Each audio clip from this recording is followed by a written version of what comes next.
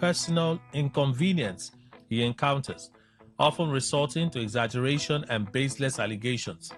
His claim that he may not be alive for the January 2027 election and that people are being pressured not to invite him to social events is nothing more than a fabricated narrative, a page from his book of lies and propaganda. These claims lack substance and are designed to attract undue sympathy and deflect attention from his credibility deficit and the problems faced by his SPV, that's Special Purpose Vehicle, and his adopted political association, the NDC. It is important to note that Mr. Obi has a substantial interest in Fidelity Bank. The institution continues to thrive as a result of the current administration's robust economic reforms. The government is certainly not targeting the bank. Rather than being hunted by the government, Mr. Obi appears to be grappling with the consequences of his litany of unfounded statements. The Tinubu government remains fully focused on consolidating its historic and beneficial reforms for the good of all Nigerians. It has neither the time nor the inclination to be distracted by Mr. Obi's self-serving narratives and lies, or by his candidacy and as he constantly diminishes himself with specious, unverifiable utterances. All right, so there you have it. The statement coming from Bayo Nanuga reacting to Peter Obi's statement. Yeah, I want to know, do you guys think they are just playing politics? For opinion poll, you think it's politics or this is more than that? Politicians say a lot when it's time for elections. They say a lot of things.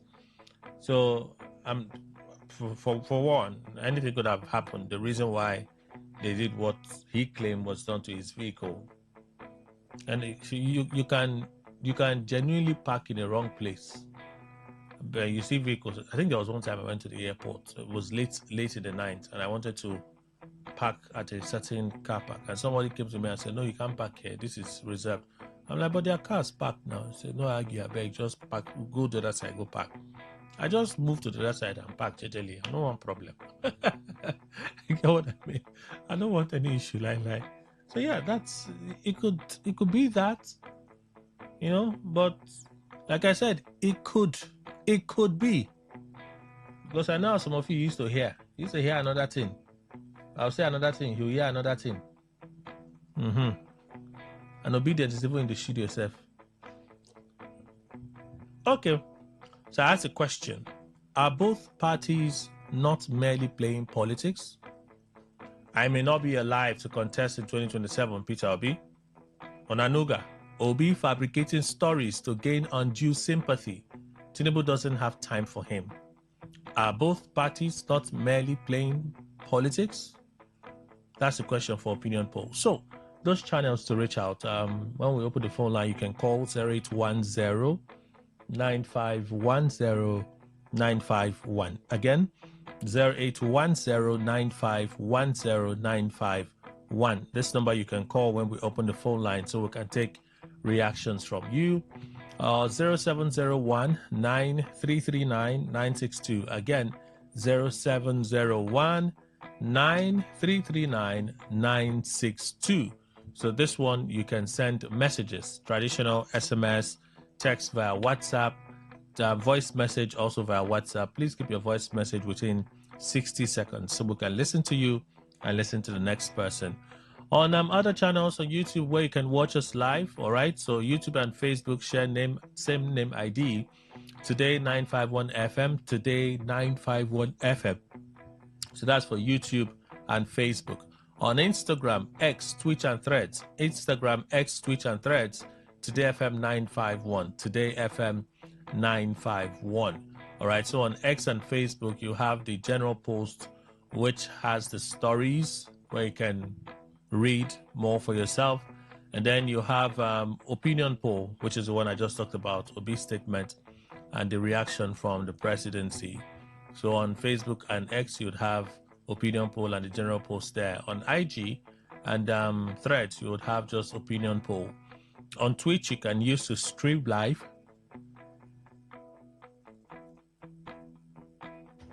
You can use Twitch to stream live.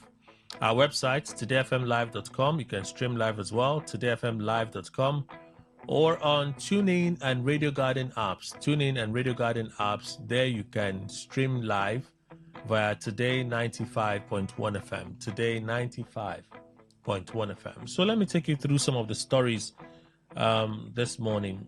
Daily Post is our first stop. Appeal Court shifts judgment in David Mark Argbeshola appeal against Federal High Court judgment. The Court of Appeal in Abuja has shifted judgment in an appeal filed by David Mark and Ralph Argbeshola against the judgment of the Abuja Federal High Court, which stopped them from dissolving the State Working Committees, SWC, of the African Democratic Congress.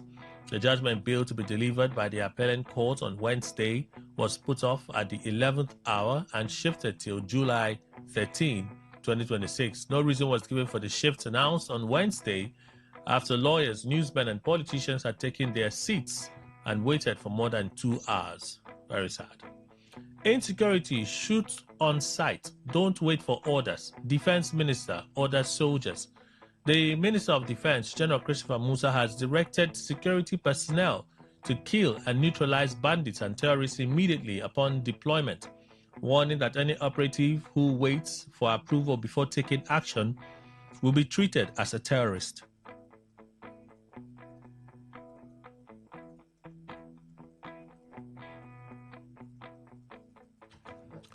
Musa gave the order on Wednesday in Sokoto State while inaugurating 62 operational vehicles and security equipment worth 27.1 billion naira procured by Sokoto State government to strengthen security operations across the state. Once you are deployed, do not wait for any order from anybody to shoot at any bandit or any terrorist. I want to make this very loud and clear. Anybody who refuses to shoot or kill any bandit or terrorist in the name of waiting for an order will treat you like a bandit. He stressed the importance of maintaining the newly acquired equipment. Says it's important for those that will handle this equipment. These equipments cost billions of naira that could have been used for other aspects, but have been dedicated to this. Let's move on. Pathological serial liar. Presidency blast Obi over alleged threat to life. Well, I read Bayo's statement. Bayo is the special advisor to President Tinubu on information and strategy. And then Tribune, why I may not be alive to contest in 2027. They are after me. Peter Obi. We listen to Peter Obi speak. So let's roll this over as well and go to other stories. Vanguard newspaper, Reps session turns rowdy as Abba stops bid to invite Tinubu. Reps session turns rowdy as Abba stops bid to invite Tinubu. So the story here is about the same thing you listened to. The incident occurred during the consideration of a motion of urgent public importance sponsored by Honorable Alex Mascot Ikwecheng of the Labour Party, Abia State, who expressed concern over inadequate funding of ministries, departments, and agencies, MDAs, and persistent delays in the release of appropriated funds. So that is the statement, yeah? So it's basically the same thing. If you want to read, you can. You'll find a link on our Facebook page. On X, you'll also find it there. The Cable. I was a victim. Benjamin Kalu says PFIPC convener misled him. Okay, so it is now he's speaking because he already is convinced that it's a fake. He's already convinced that it's a fake. Even though the ICPC, they are yet to conclude their investigation, maybe they just started their investigation, you know. The Senate decided not to have a debate on this particular issue until the ICPC concludes their investigation. That's the part of the Senate. Okay, so we listen to Benjamin Kalu speak. He was speaking yesterday during plenary at the House of Representatives. Atiku rejects ICPC probe of PFIPC, demands independent panel with ADC, PDP, NDC included.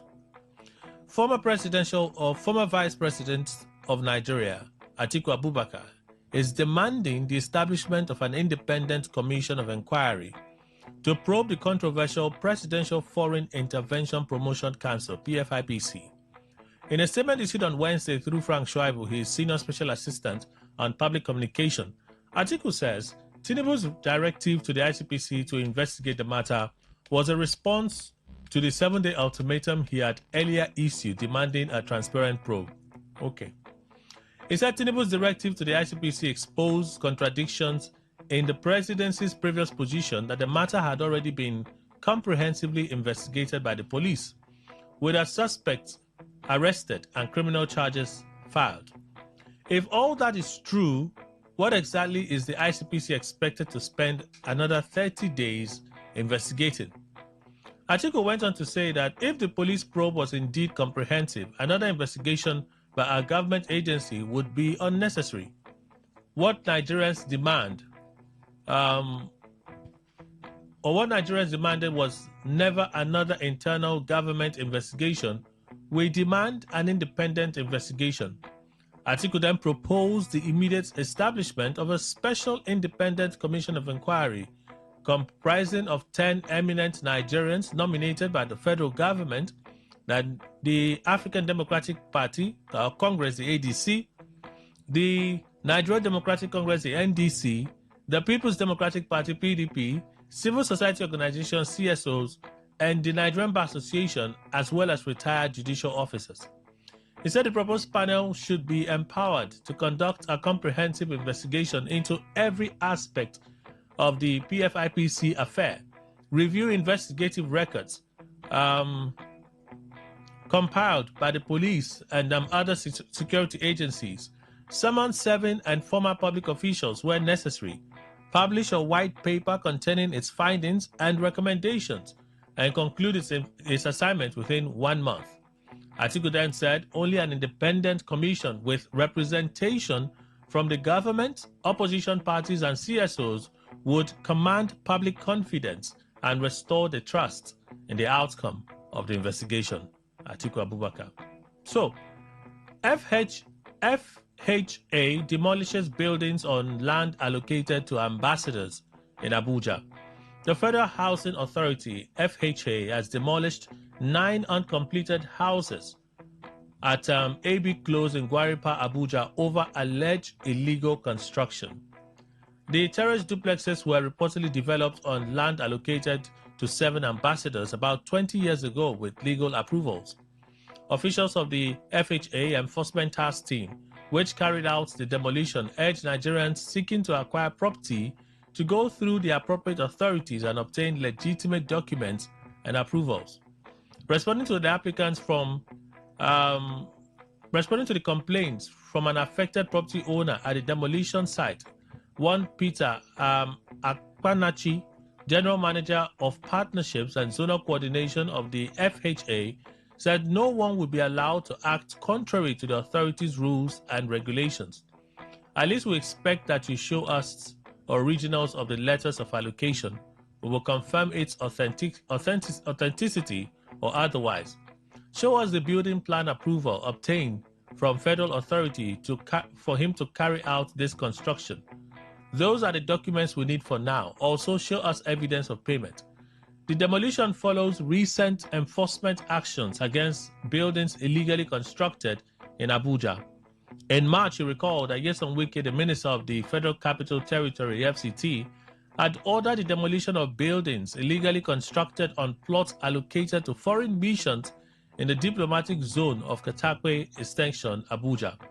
Wike said Kabiru Sahara, the developer involved, has been arrested and would face prosecution after the conclusion of the ongoing investigations by the police.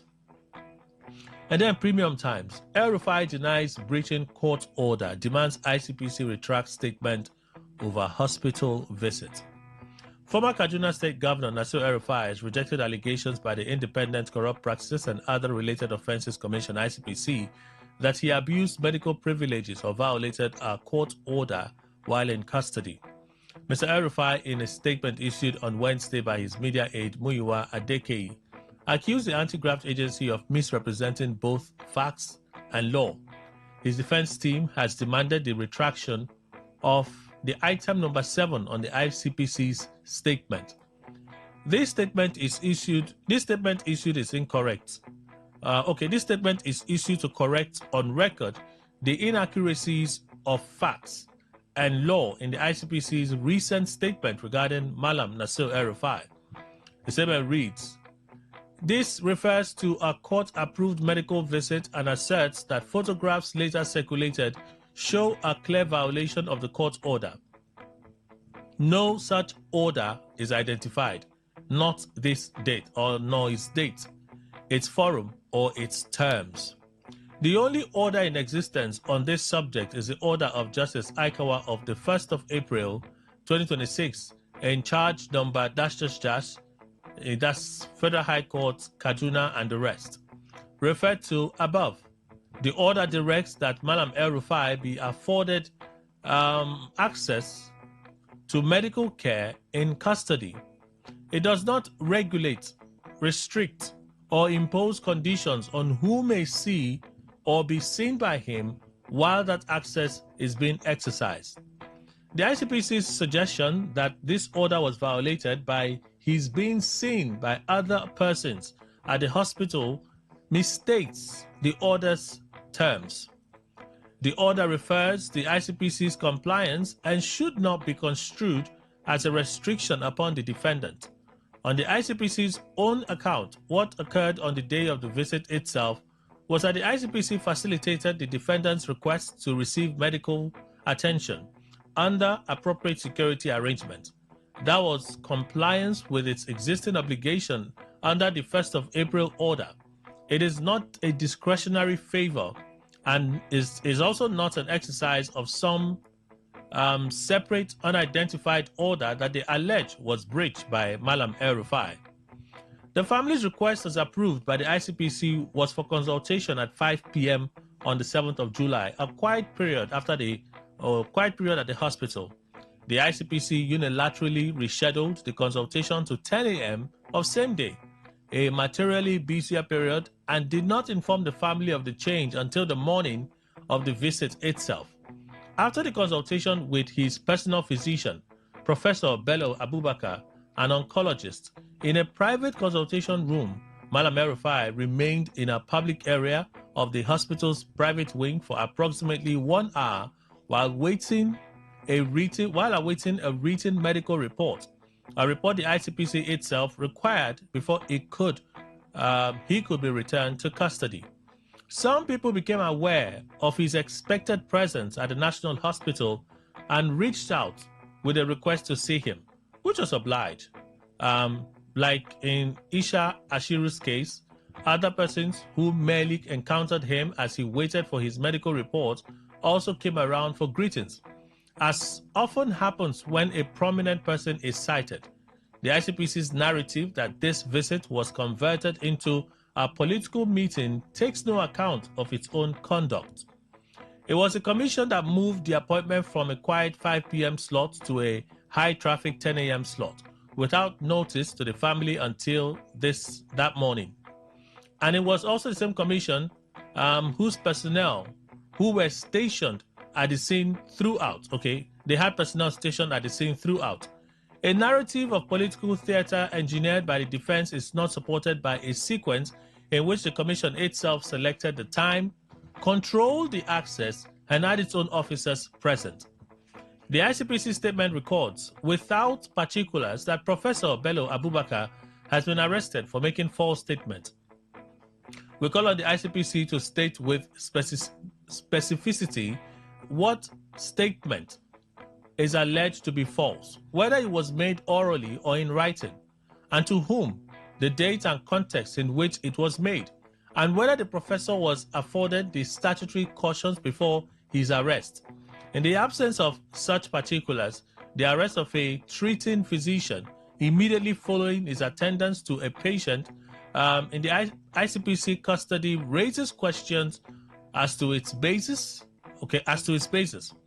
We call for Professor Abubakar's immediate and unconditional release pending the ICPC's disclosure of the specific allegation against him.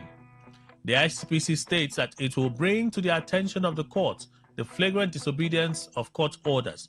No order has been disobeyed.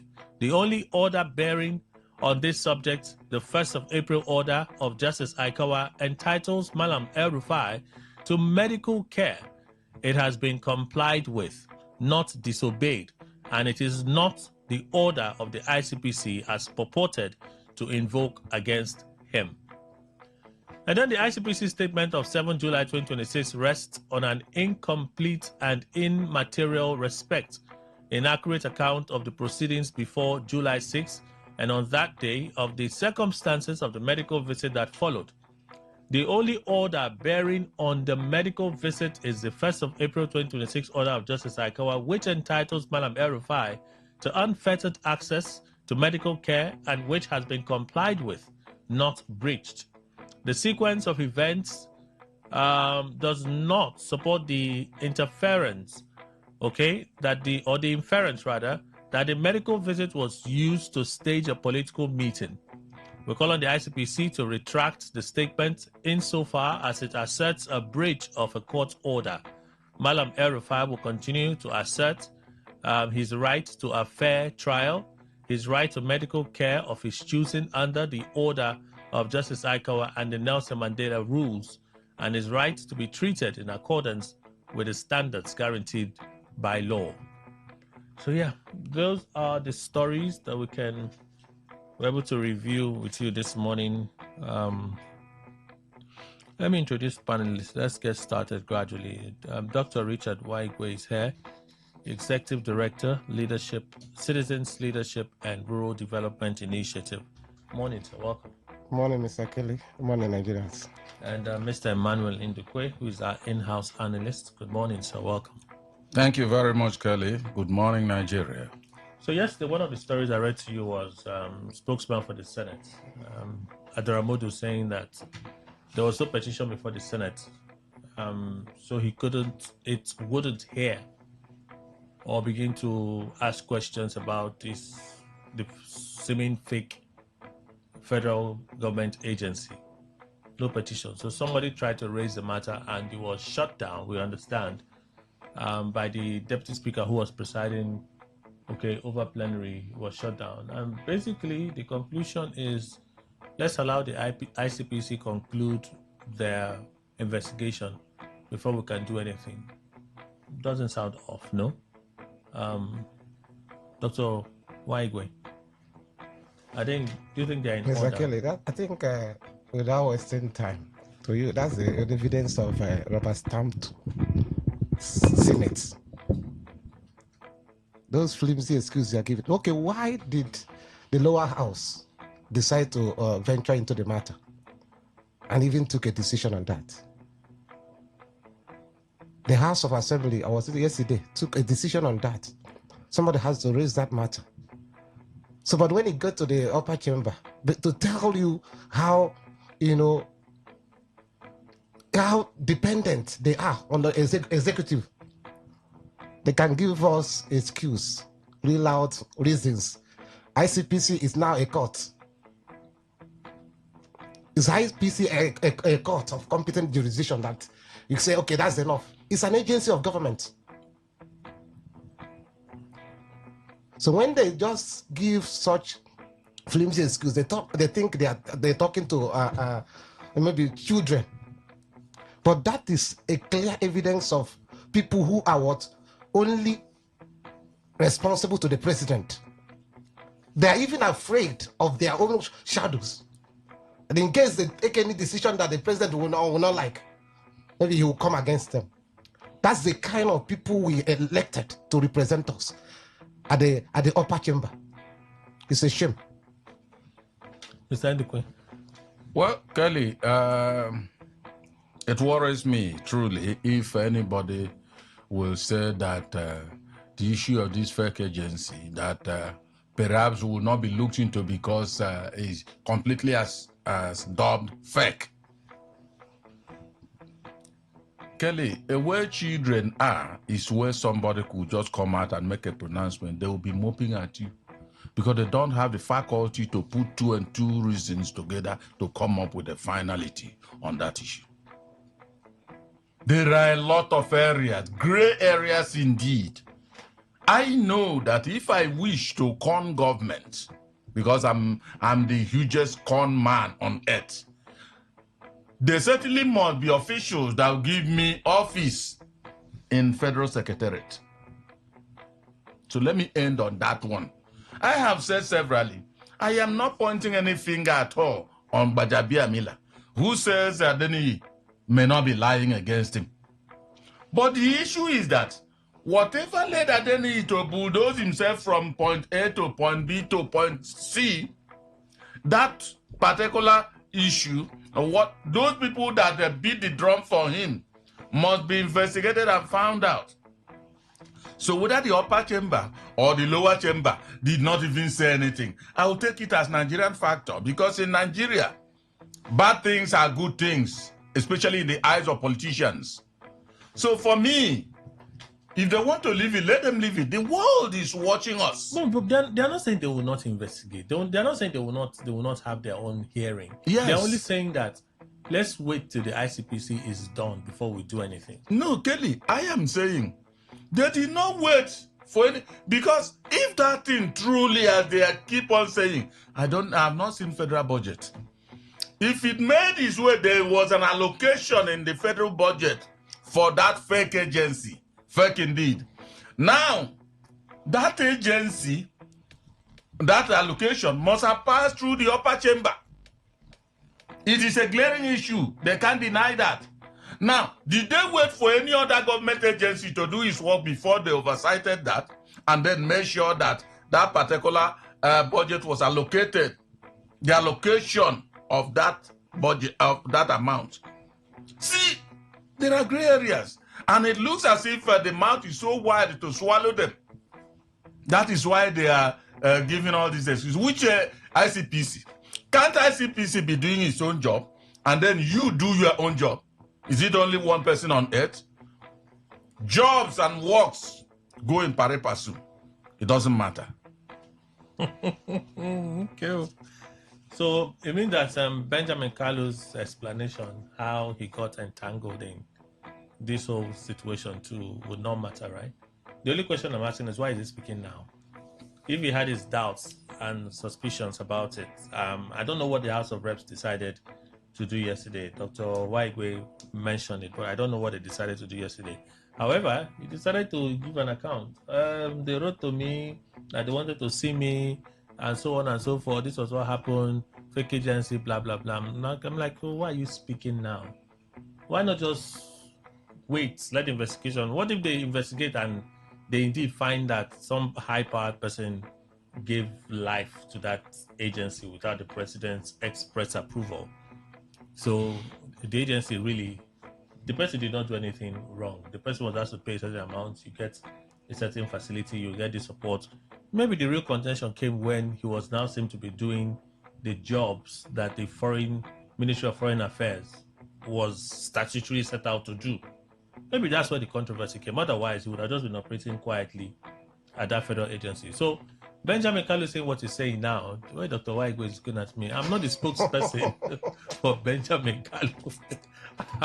I'm only giving you a chance to react to what Benjamin Kalu said, what would seem like his defense. I think, Mr. Kelly, without wasting time, I want to let you know. You know, that's why even the National Assembly members, their leaders, most times can tilt to where the pressure from the members themselves.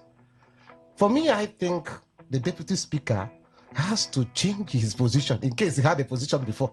Okay. Because when he now sees the overwhelming position of the generality of the entire members, of 360 members, and if they have a majority saying this is the position we want to, that this is an anathema. This is, do you know that in same claims, countries that you know that they have institutions, the president must have in fact resigned. The National Assembly members, particularly its leadership, must have resigned by now. I don't know whether I have taken. I have been listening to this station for some time now, and this matter has been going on for 2 or 3 days. And we can see that for an agency, fake agency, to operate for over 1 year and budgets made for it. The highest position in the secretariat given to it. Highest position in the What's secretariat. okay? How do I put it? That They had an office in the federal secretariat. How? You said, let's not put highest position. Okay. They had an office in the federal secretariat. How did that happen? If you follow the details of what that took place, Which details? How did an agency, a fake agency, open account with the CBN? They said the process was not complete. But they started. They can tell you anything. Have you investigated? Have you investigated? That's what somebody from the office. Have you investigated? I'm telling you what they said. Okay, now. after that, Can I tell you what they said? How did they approve? I hope you know how the process of budgeting from the agencies and from the ministries. But you also know that not everybody shows up at the National Assembly to defend their budget. But you know that, yeah? If they don't. Because that's what the Senate said, and that makes sense to me. Mr. Kelly, and that is enough for you to excuse them. It was on a... No, I'm not excusing anybody. The Ramadu's statement was, don't hold us yet for approving that budgetary allocation for that firm. Because it was on a line items from the executive. That's why we looked at it and approved. It was part of the line items from the executive. So it's not every item that they'll say, okay, this office come and defend, this office come and defend. No. For some items, somebody comes to speak for all of those items. So in that regard, I know I know a lot of Nigerians who say all of them are the same thing. It's the same, Kelly. But I try to fragment some of these things and maybe just give myself a bit of perspective. To say, okay, perhaps the budget, it was part of those line items that someone for the executive prepared and sent to them. And somebody came and made a general defense for those items. Thank you. Mr. Kelly, that's exactly what... Do you know, I was going through what the positions of the House of Reps. If you felt that happens, an oversight or whatever happens, you do it because at the end of it, you are supposed to follow due process. But in one way or the other, you give that excuse. The position you are supposed to take is exactly the position the House of Reps have taken. That this is very bad. We want to convince Nigerians that what happens was what maybe because we didn't critically follow up the process of budgeting. And since we have gotten this, we want to take it serious. That's to tell you that in one way or the other, you can excuse them. But for the Senate to say, and they're still giving you this excuse, and this matter, they say, no, because ICPC... No, but we'll pass that one away on Benjamin Carlo now. So, you've addressed that one. The point I'm saying is that Benjamin Carlo has to tilt towards the pressure of the House of Reps members. That's my own opinion. Okay. Because he got a point where they have taken a position. If he's still saying, I want to defend what the presidency is saying, he may be in trouble. Maybe in trouble. Well, Kelly, what I want to say is that, see... On Benjamin Carlo? No, not Benjamin Carlo. We have to, move a little bit to what the Senate is saying. But you talked about the Senate owner. Both of you talked about the Senate. Yes, but I just want to, because you want to add that something is against that Daramola or whatever. He's saying that the thing came from the executive. It implicates them the most. It came from the executive. You saw it. So who is that person that came for the defense? The en bloc defense of those items that must be defended in the upper chamber. Who is that individual? So why are they even doing as if it's a phantom issue? That means that budget was duly defended, that item. Because it followed the comprehensive defense. Even if it's just en bloc, one person defended all of them. There were 20 or 1 million items. But from the executive and was given executive approval in the Senate. Simple. Who is that person that defended it?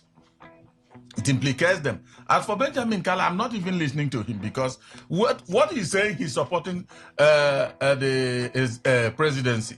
I don't know what the presidency is. If you ask me, I don't know what they said.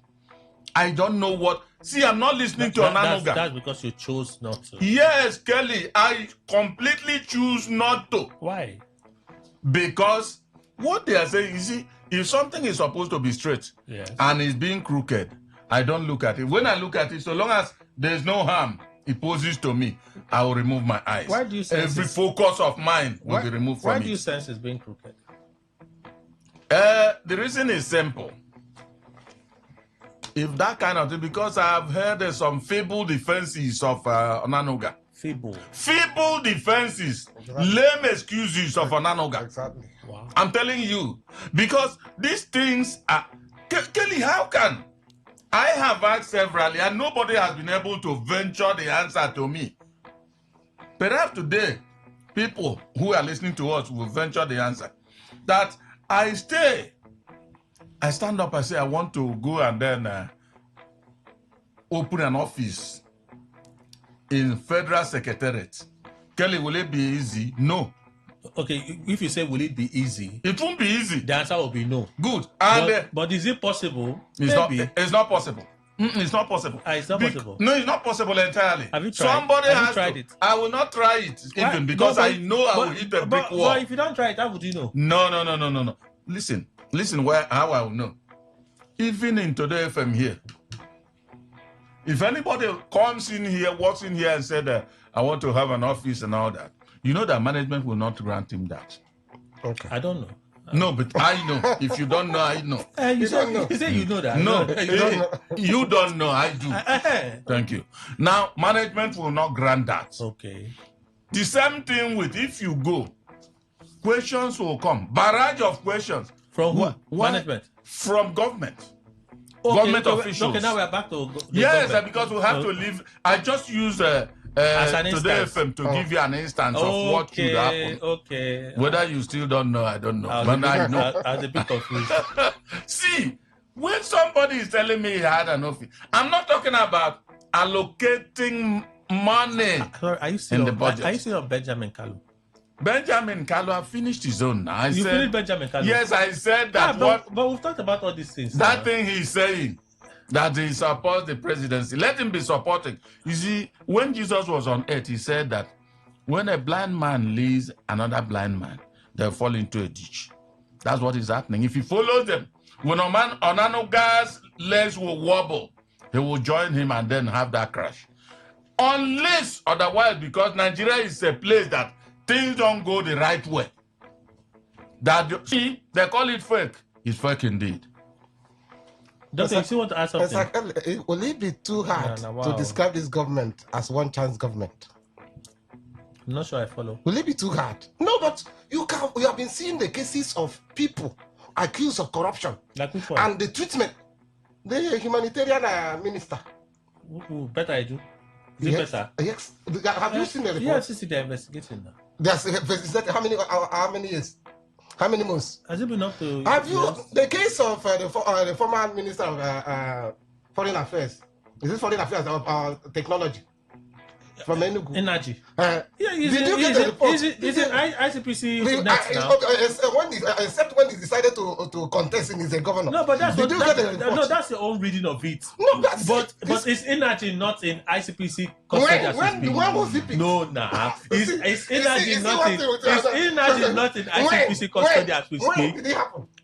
No, but he's there. Is he not there? Can you read the meaning? Oh, leave this thing. Is he not there? Which other case? The two that you mentioned are punctured them. Is there another one? See, this country is for us. If we are happy of what is going on, if we are happy, see, sometimes there's a way God works, or there's a way natural law.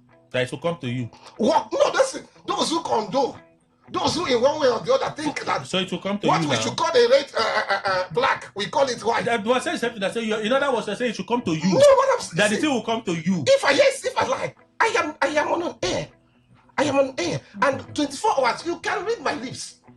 I'm not saying that. The question is evidence. It's too hard. An assignment. No, what I'm saying, evidence is overwhelming. Yes. No, see, evidence is overwhelming that this government, pretend not to address the issue of corruption, particularly when it touches the officials, his officials. This one, particularly this case, in a democracy, the president within 2 days would have taken time. 2 days. He would have ruled by now. So wait, okay, what would have given you confidence in terms of action from the president? As a president, what would have do given you know you confidence? election is around the corner? and you are bringing this thing that is. Do you know that in a functional democracy, yes, no matter the performance of the president, okay, he is almost gone. The people can do perception alone without even investigating. Will say, please, if this is the kind of thing you are giving us, please go. I said, what action would have made you happy if the president? The first thing, hello, Mr. Kelly, can you hear me? The first thing the president would have done is, no matter how close I am to the chief of staff, somebody is accusing you that why he was arrested, why this thing lasted was because you collected money, 600 million, and you are requesting, okay, 400 million, you are requesting a balance. Please, I want the relevant agents, even if you are my son, to investigate you. So that Nigerians will know that in one way or the other, do you know this is not the first time that man has been accused of corruption? Which man? The chief of staff. This is not a lot of Nigerians. I have heard about that one day, I think they said people were accusing him that he was demanding money, those ones were, but this one. He was demanding money for what? Finish it now. You started something more. He was demanding money for I don't want to dwell on a grapevine, but it was everywhere that this is not the first time he has been accused. You just said you don't want to depend on grapevine. I don't want to dwell on that. I just mentioned it. And yet you say it was everywhere. That's a contradiction now. Is it the first time you're reading that? That what? Is it the first time? No, you did not finish it now, so I don't know what you're talking about. You just mentioned two lines and you stopped. Mr. Kelly, I don't want to dwell on that. No, but Dr. White, when you mentioned two lines, you mentioned two lines and stopped. We need to play safe too. The Bible says okay, you are playing safe. See, no, you don't know this. But the question is that you are a journalist. This is not the first time. It's not about me being a journalist. Okay, now, the point is this. This case is real enough that even if it's my son, yes, he's my closest friend or whatever, please, beside inviting him, do you know that you are indicting my government? The perception alone, even though you may be innocent, what happens? Okay. So if you ask him, he said nothing happened. Please, you say, okay, this agent, please, in one way or the other, you can step down for 2 months. After I have the right to call you back. All right. Please step down for 2 months. Let them investigate so that Nigerians will know that I know way. This is the right way to go.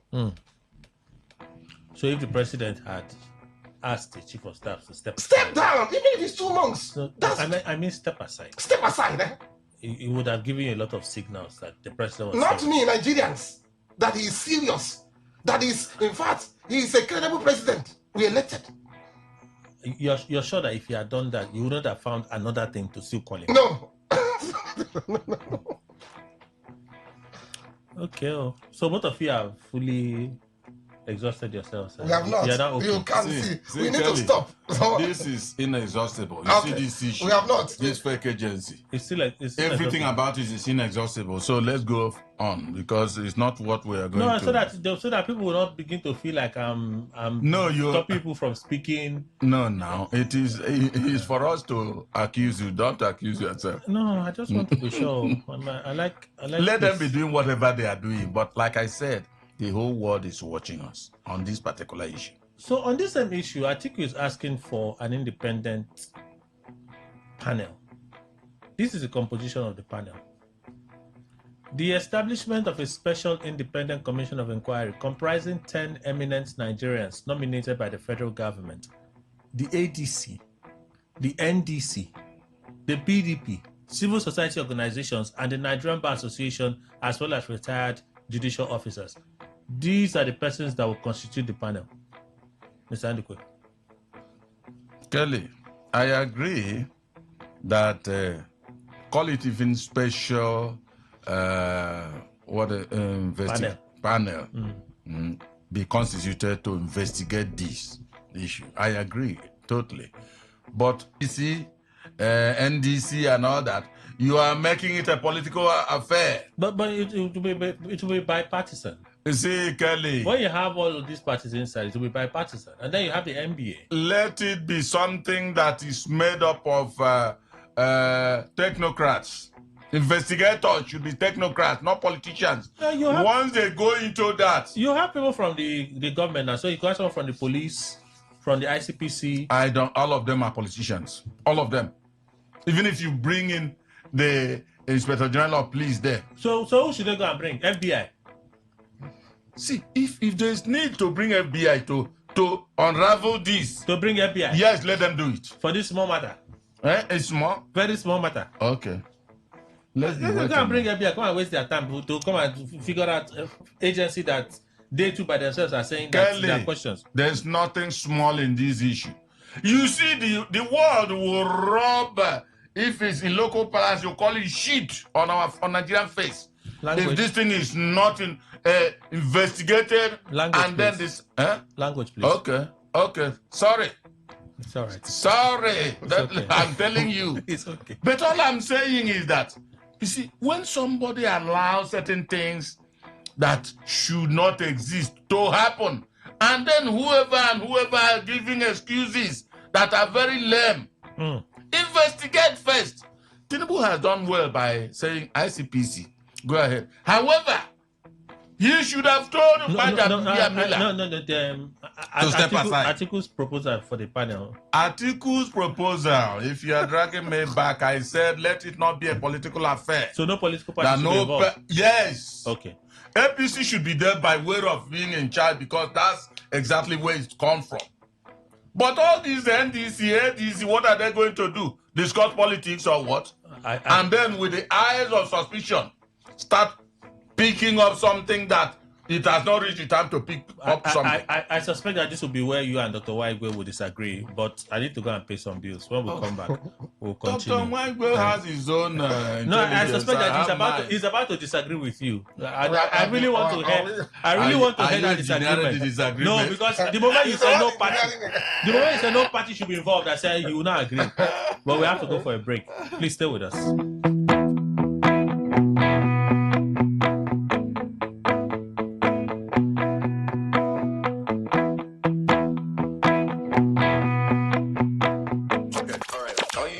This one is that 95.1 FM. Such a unique dial. All right, thank you all for staying with us. Mr. Harrison from Non's Luxury Homes joins us at this time. Hello, sir. Good morning. Yeah, good morning. Tell us what you do at Non's Luxury Homes. All right. Good morning, my people of River State. How on a day? We, the Non's Luxury Homes Limited, they say a very big thank you to all our clients. We buy land from Non's Garden Estate and Non's Flourish Estate Phase 2, Phase 1. We really appreciate Una and we say may God bless you all. My name is Harrison and we dey introduce to Una brand new estates where we dey launch. The name na Non's Flourish Estate Phase 2 and Phase 3. Where dey for Imogu community in Omagwa, near Cattle's Filling Station. Now 5 minutes drive from airport roundabout. Non's Flourish Estate. This land na correct dry land where you go buy and build immediately. And as you dey buy from us, we dey give you free deed of conveyance and instant allocation. We dey launch am with a promo price of 1.8 million naira. Yes, so now 1.8 million naira for outright payment. And as you dey buy from us, we dey give you free deed of conveyance and instant allocation. If you no get the complete money, you can start as low as 1 million naira, then we go help you spread the balance for 3 months.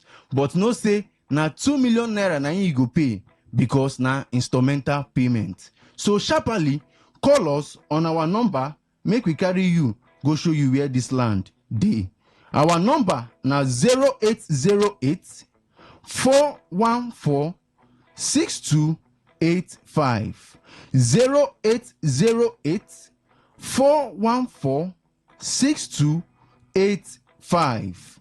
Our second number na 0913 238 2724. 0913 238 2724. And our office there for number 120 Airport Road, Igritali. Non's Flourish Estate Phase 2. Na correct dry land no be waterlog. And as you dey buy from us, we dey give you instant allocation. We no dey wait make you wait dey for 2 weeks or 1 month. As you dey pay, our surveyor dey on ground to map out your land for you. But if you no get the complete money, you can start as low as 1 million naira, then we go help you spread the balance for 3 months. But no say na 2.2 million naira na you go pay, because na instrumental payment. And our inspection days na from Monday to Saturday from 10 a.m. to 4 p.m. That's our inspection days. We get able team wey go carry you go show you where this land dey. So what are you waiting for? Come to our office wey dey for number 120 Airport Road, Igritali, or you call us on 0808 414 6285. 0808 414 6285. Our second number na 0913 238 2724. 0913 238 2724. No forget, our office dey for number 120 Airport Road, Igritali. Another estate wey we dey launch na Nons Flourish Estate Phase 3. This one na the oga kpatakpata dey of them all, and we dey launch am for promo price of 2.2 million naira. Yes, so na 2.2 million naira for outright payment. But if you no get the complete money, you can start as low as 1 million naira, then we go help you spread the balance for 3 months. But no say na 2.5 million naira na you go pay, because na instrumental payment. Nons Flourish Estates wey dey for Imogu community in Omagwa near Cattle's Filling Station, selling for the promo price of 2.2 million naira. This land na correct dry land o, no be waterlog. E dey for good road network, electricity dey. Na just buy and build, and I promise you, you will love it, because they don fence am round already. So what are you waiting for? Call us on our number, or you visit our office wey dey for number 120 Airport Road, Igritali. Come, we get able teams wey go use our vehicle carry you go show you where this land dey. So call us on 0808 414 6285.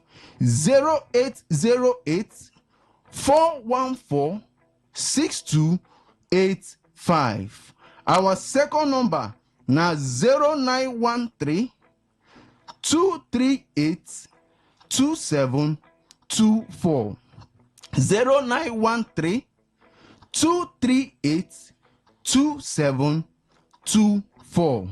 Our address na for 120 Airport Road, Igritali. And remember, land no dey wait for you. The more you are taking your time, the more it's getting higher. So why not take advantage of this promo wey dey go on now at Nons Luxury Homes Limited? With 1.8 million naira, you can get yourself a land in Nons Flourish Estate Phase 2. And with 2.2 million naira, you can get yourself a land in Nons Flourish Estate Phase 3, where they don fence already. So come and see for yourself and thank us later. And remember, our inspection days now from Monday to Saturday from 10 a.m. to 4 p.m. Thank you, and we look forward to see you. Okay, so how long is this promo lasting for? For now, it's just lasting for a month. Just a month? Yes, after a month, it increases. The price is increasing. So we are launching for the promo price of 1.8 million naira and 2.2 million naira. All right, those with less money but are interested. Okay, if you no get the complete money, you can start as low as 1 million naira. Okay. Then we go help you spread the balance for 3 months. But no say, if you dey buy for Nons Luxury from Nons Flourish Estate Phase 2, will be 1.8, na 2 million naira na you go pay, because na instrumental payment. While a Nons Flourish Estate Phase 3 will be 2.2 million naira, you go pay 2.5 million naira, cause na instrumental payment. The documents that you give. Okay, once you buy land from us, we give you free deed of conveyance. We dey give you free deed of conveyance and instant allocation. Okay. Nobody does that if not Non-Luxury Homes Limited. How about your inspection days? Our inspection days now from Monday to Saturday from 10 a.m. to 4 p.m. That's our inspection days. All right. Lastly, why should people trust and buy from nuns? People should buy from nuns because now we be the only real estate we could give you rest of mind. And as you dey buy from us, as you dey make payment, we know they wait for weeks before we allocate you. We dey allocate you immediately once you make payment, and you can start whatever you want to do in your land, and nobody go worry you. And in Non-Luxury Homes Limited, we don't just sell land. We help you build a foundation for a great future. All right. Phone numbers, physical address, and final words before we go. Okay, our number now 0808 414 6285. 0808 414 6285. Our second number now 0913 238 2724. 0913 238 2724. Our inspection days now from Monday to Saturday from 10 a.m. to 4 p.m. At Non-Luxury Homes Limited, we dey give you better dry land where you go love, and I promise you, you will love it. And not say the best investment is land. Why not come to our office today? Let's find a piece of it for you.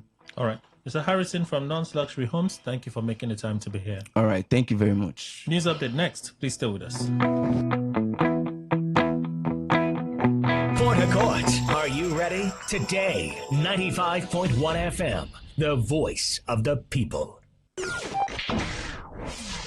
Today, 95.1 FM, Port Harcourt. News update.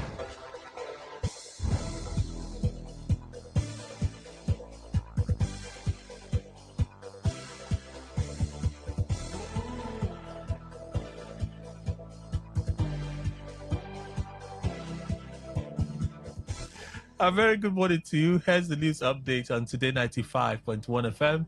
I am Kelly Ikemenjima. Minister of Defense, retired General Christopher Musa, has directed security personnel not to hesitate in confronting bandits and terrorists, declaring that any operative who fails to neutralize criminals under the excuse of awaiting orders will be treated as collaborating with them.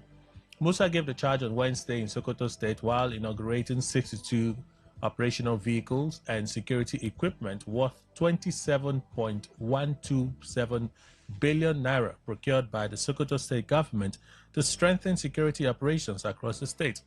The minister described the intervention as a demonstration of strategic leadership and praised Governor Ahmed Aliyu for consistently supporting security agencies with logistics and operational equipment. Musa, who described himself as a proud son of Sokoto, said the state had remained one of the most peaceful in the country due to collaboration among the government and security agencies as well as residents. He noted that the newly inaugurated armored vehicles and tactical equipment would improve operational mobility, intelligence gathering, and force protection in the fight against banditry, terrorism, and kidnapping. The Minister of Defense, however, cautioned security personnel against neglecting the acquired assets.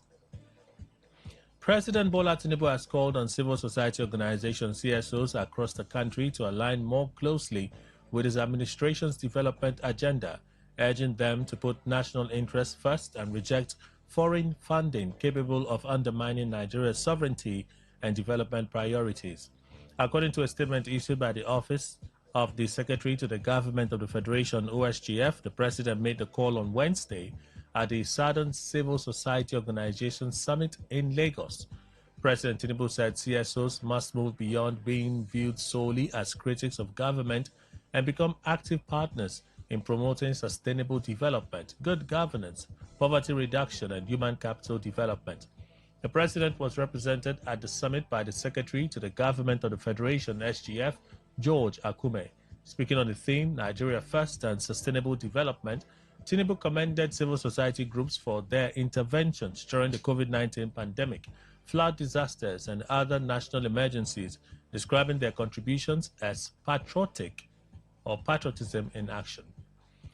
A bill seeking to strengthen the legal framework against counterfeit medicines, fake drugs, and unsafe processed foods by introducing stiffer penalties, enhanced enforcement measures, and stricter regulatory controls has scaled second reading in the Senate. The proposed legislation titled Counterfeit Medical Products, Fake Drugs, and Unwholesome Processed Foods, that is Prohibition and Control Bill 2026, sponsored by Senator Umar Suleiman, was subsequently referred to the Senate Committee on Health, Secondary and Tertiary with a directive to submit its report within 4 weeks. Leading the debate, Suleiman said the bill seeks to repeal the obsolete Counterfeit and Fake Drugs and Unwholesome Processed Foods Act laws of the Federation of Nigeria, 2004, replacing it with a modern legal framework capable of addressing emerging threats posed by counterfeit medicines, adulterated cosmetics, mislabeled chemicals, and unsafe processed foods. According to him, technological advancements, online marketing, cross-border trafficking, and the activities of organized criminal networks have exposed the inadequacies of the existing law in tackling the growing menace of counterfeit products. He said the proposed legislation is designed to protect Nigerians from preventable death and disabilities caused by fake medicines, restore confidence in the healthcare system, and strengthen the country's pharmaceutical industry. Among its key provisions, the bill criminalizes the production, importation, manufacture, transportation, distribution, sale, possession, and facilitation of counterfeit medical products, fake drugs, and unwholesome processed foods. It also prohibits the manufacture or possession of labels, wrappers, packaging materials, and equipment intended for the production of counterfeit products. The legislation further outlaws the sale and hawking of drugs in unauthorized locations, including markets, motor parks, roadside stores, buses, ferries, and unlicensed online platforms. It prescribes penalties of up to 15 years imprisonment for serious offenses, alongside heavy fines, compensation for victims or their families, and sanctions against corporate organizations and their directors found guilty of violating the law. And that's the news update on Today 95.1 FM. Good morning. Thank you for your time.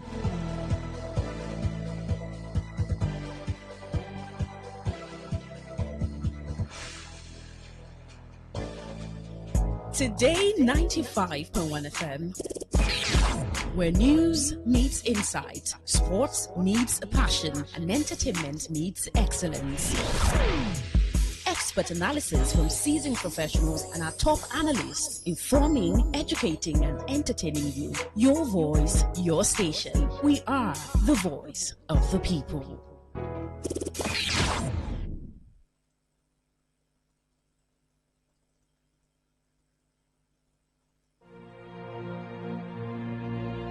Today is business. Today is a new trend for your businesses. We give you all the information you need to grow your business, new ideas and innovations that keep you earning more and staying relevant. Every day, we engage in business, buying and selling, trading, and exchanging of services as individuals or as a country. Money goes round, it goes up and down. But have you ever wondered what business is all about? And have you ever wondered how you can stand out in your business? Today FM has got you covered every Wednesday between the hours of 1 p.m. to 2 p.m. Learn all you need from professionals on how the country runs its business affairs and how you can be an outstanding entrepreneur and grow your business. Business Today. Okay, all right. All you need to know about this one is that 95.1 FM. Love that wish above all things that thou mayest prosper and be in good health. You see, the gift of health is naturally not a luxury, it's a gift from God. But however, it has to be nurtured. You see, preventive medicine, when compared with curative medicine, which is more expensive, you don't go to a pharmaceutical store and say, can I have a drug that will make me not to be sick? Rather, You talk about when you're sick, you go there to the counter, you get some drugs for yourself. And of course, you're always told, "Oh, make sure you use your drugs." In other words, make sure you buy. Because none of those drugs is absolutely free. Think about it. The internal generated revenue as a nation from most of the drugs we take. Imagine how much is made from malaria drugs. Imagine how much is made from hypertension drugs. Billions and billions of naira, of course. So think about that. Preventive medicine is, think about it. So it means that one of the key things to preventive medicine is knowledge, what you know. Ignorance is expensive. I can tell you the truth. No disease. It says, oh, she doesn't know, therefore, let's us not just attack the person. Knowledge is very powerful. So it means that if you talk about preventive medicine, it's rooted upon the foundations of proper education, informing people and educating people on what to do, what to eat, how to eat, where to do, how to do what they do, even including even simple things as posture, how to walk. These are very powerful things when you look about your health. You see, no matter how much you make, you don't want to become so rich that you made a lot of money only to spend the money in the hospital just with treatment up and down because you're becoming so sick, because you use your youthful energy, you use your 30s and 40s, made a lot of money, then in your 50s you jumped into sickness. Think about that. Now, recently I met with someone and I was introduced to a cutting edge technological device which works with the principle of grounding. And I had some persons who were having serious pain, arthritis, and the rest of them, and they got relieved. The principle of grounding. Think about it. Now, if I ask you to walk barefoot, would you say you would do that? Of course, you will not do that. But we do not know that. Look at your feet. It's designed in such a way that it's supposed to be walked upon. But well, it's somehow, if you walk with your feet barefoot, without putting on a shoe and nice sneakers, you understand. But then, health-wise, it's supposed to be so.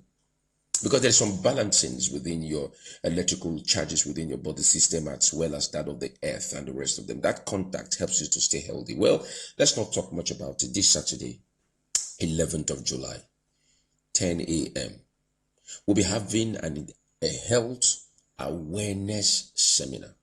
Talk about being healthy. So we'll be having Talatu coming around to speak, and we'll be having Zainab Adamu as well as myself, the great Sam.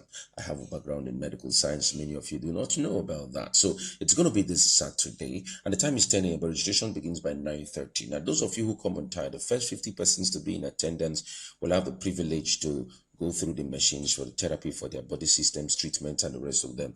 And it's going to be free for the first 50 persons. Now, the seminar is free, but the use of the machine is paid for. But however, the first 50 persons in attendance will use the machine free. So registration starts exactly by what time?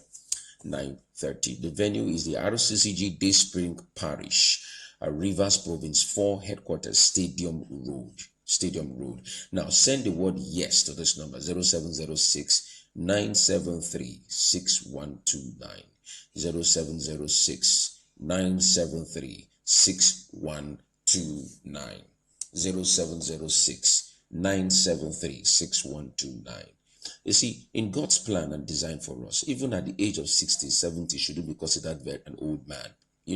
But look at what is happening today. I was talking to some group of persons and say, if care is not taken, the lifespan of people will be cut down, that at the age of 50, somebody will become very old, truly speaking, because of the kind of things we are consuming every day. So join us this Saturday by 10 a.m. Registration starts 9:30, and the first 50 to be in attendance get to be treated for free. So the venue is RCCG Day Spring Parish, Rivers Province 4 Headquarters, Stadium Road. Just send the word yes to this number, 0706 973 6129. 0706 973 6129. My name is... Tune in for a journey beyond the ordinary. Fasten your seatbelts. We are not just a station, we are the station. Today, 95.1 FM, the voice of the people.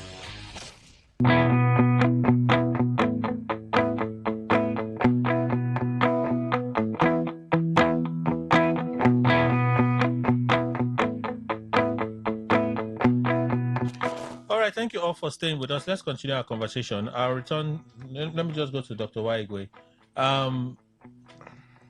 The composition of the panel that Atiku is proposing, with the inclusion of his party, the ADC, the NDC, your party, I suppose, My party. Do I have a party?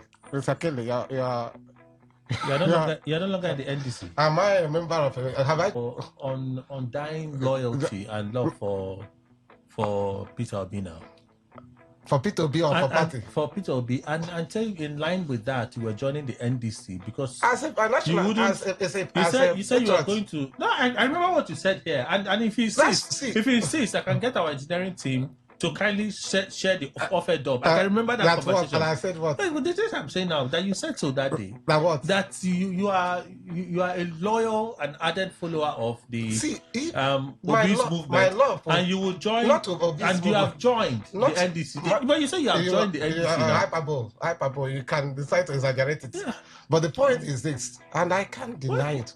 If Obi, the personality of Obi, so you have not joined the NDC. I told you the last time that I'm not a member of a party, any party at all, for now. Oh, so you're partyless? Yes. But you're obedient?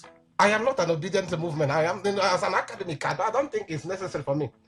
But if they make a point, it's so when I let's come back to this one. Okay, no, let me. No, if you want to praise Obi, you pay for airtime. But for this one, let's come back to this one now. Thank you. Okay, so you set it rolling. I thought he said those things when we had that conversation. But now he's going a different direction. So let me leave it. I think Atiku is prescribing the extreme.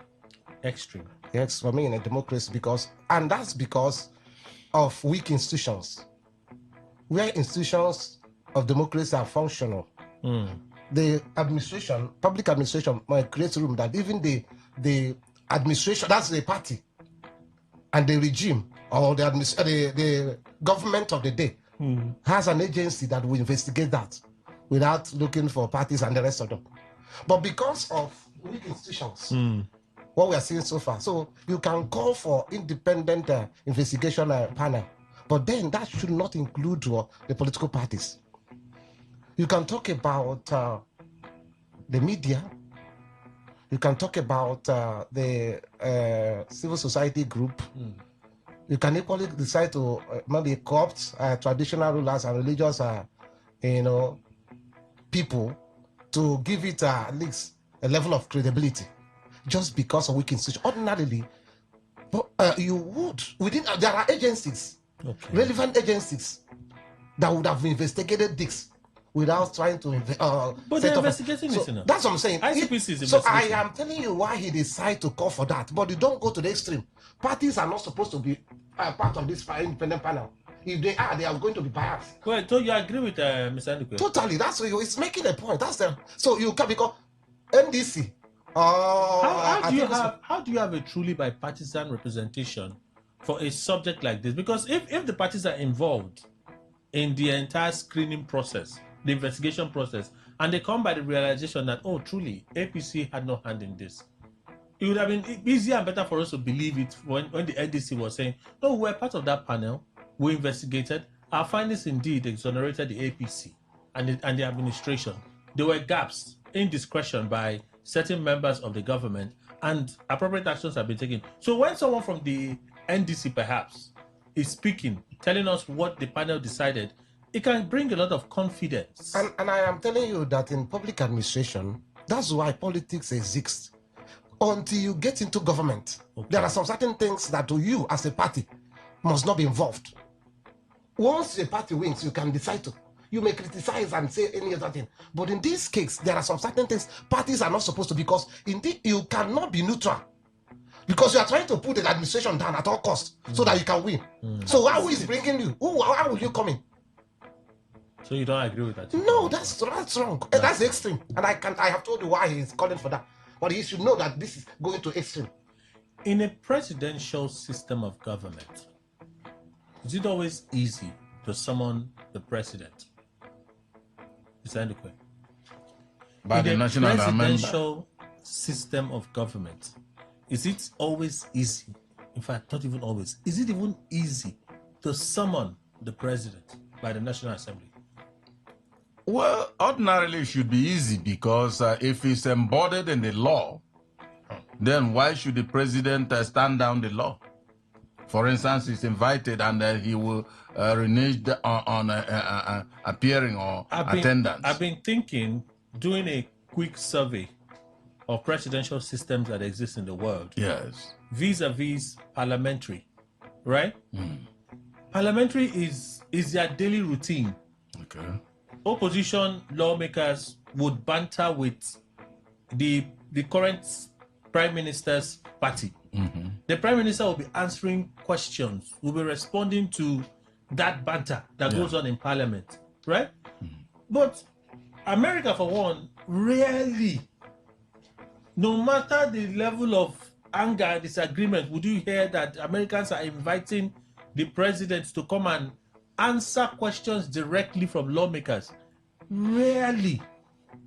Instead, it's his appointees that show up before Congress and their special committees giving response to different questions and concerns that lawmakers may be receiving from their constituents, and then they pass on to these people to answer.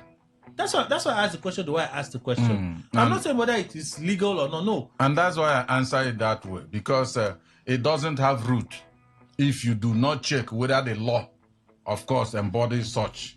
If the law is in favor of the legislators to invite the president should oblige them. He should go when invited. But if the law does not, then the president will keep quiet.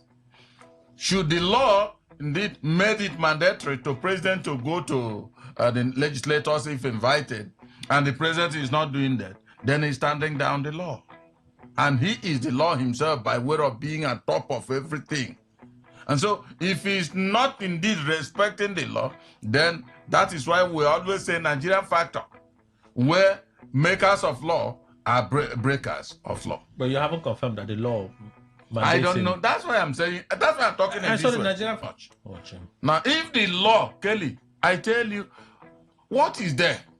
If the law said the president can be impeached by the legislators, and it's happened severally in some places, then if the legislators impeach him, won't he indeed leave office?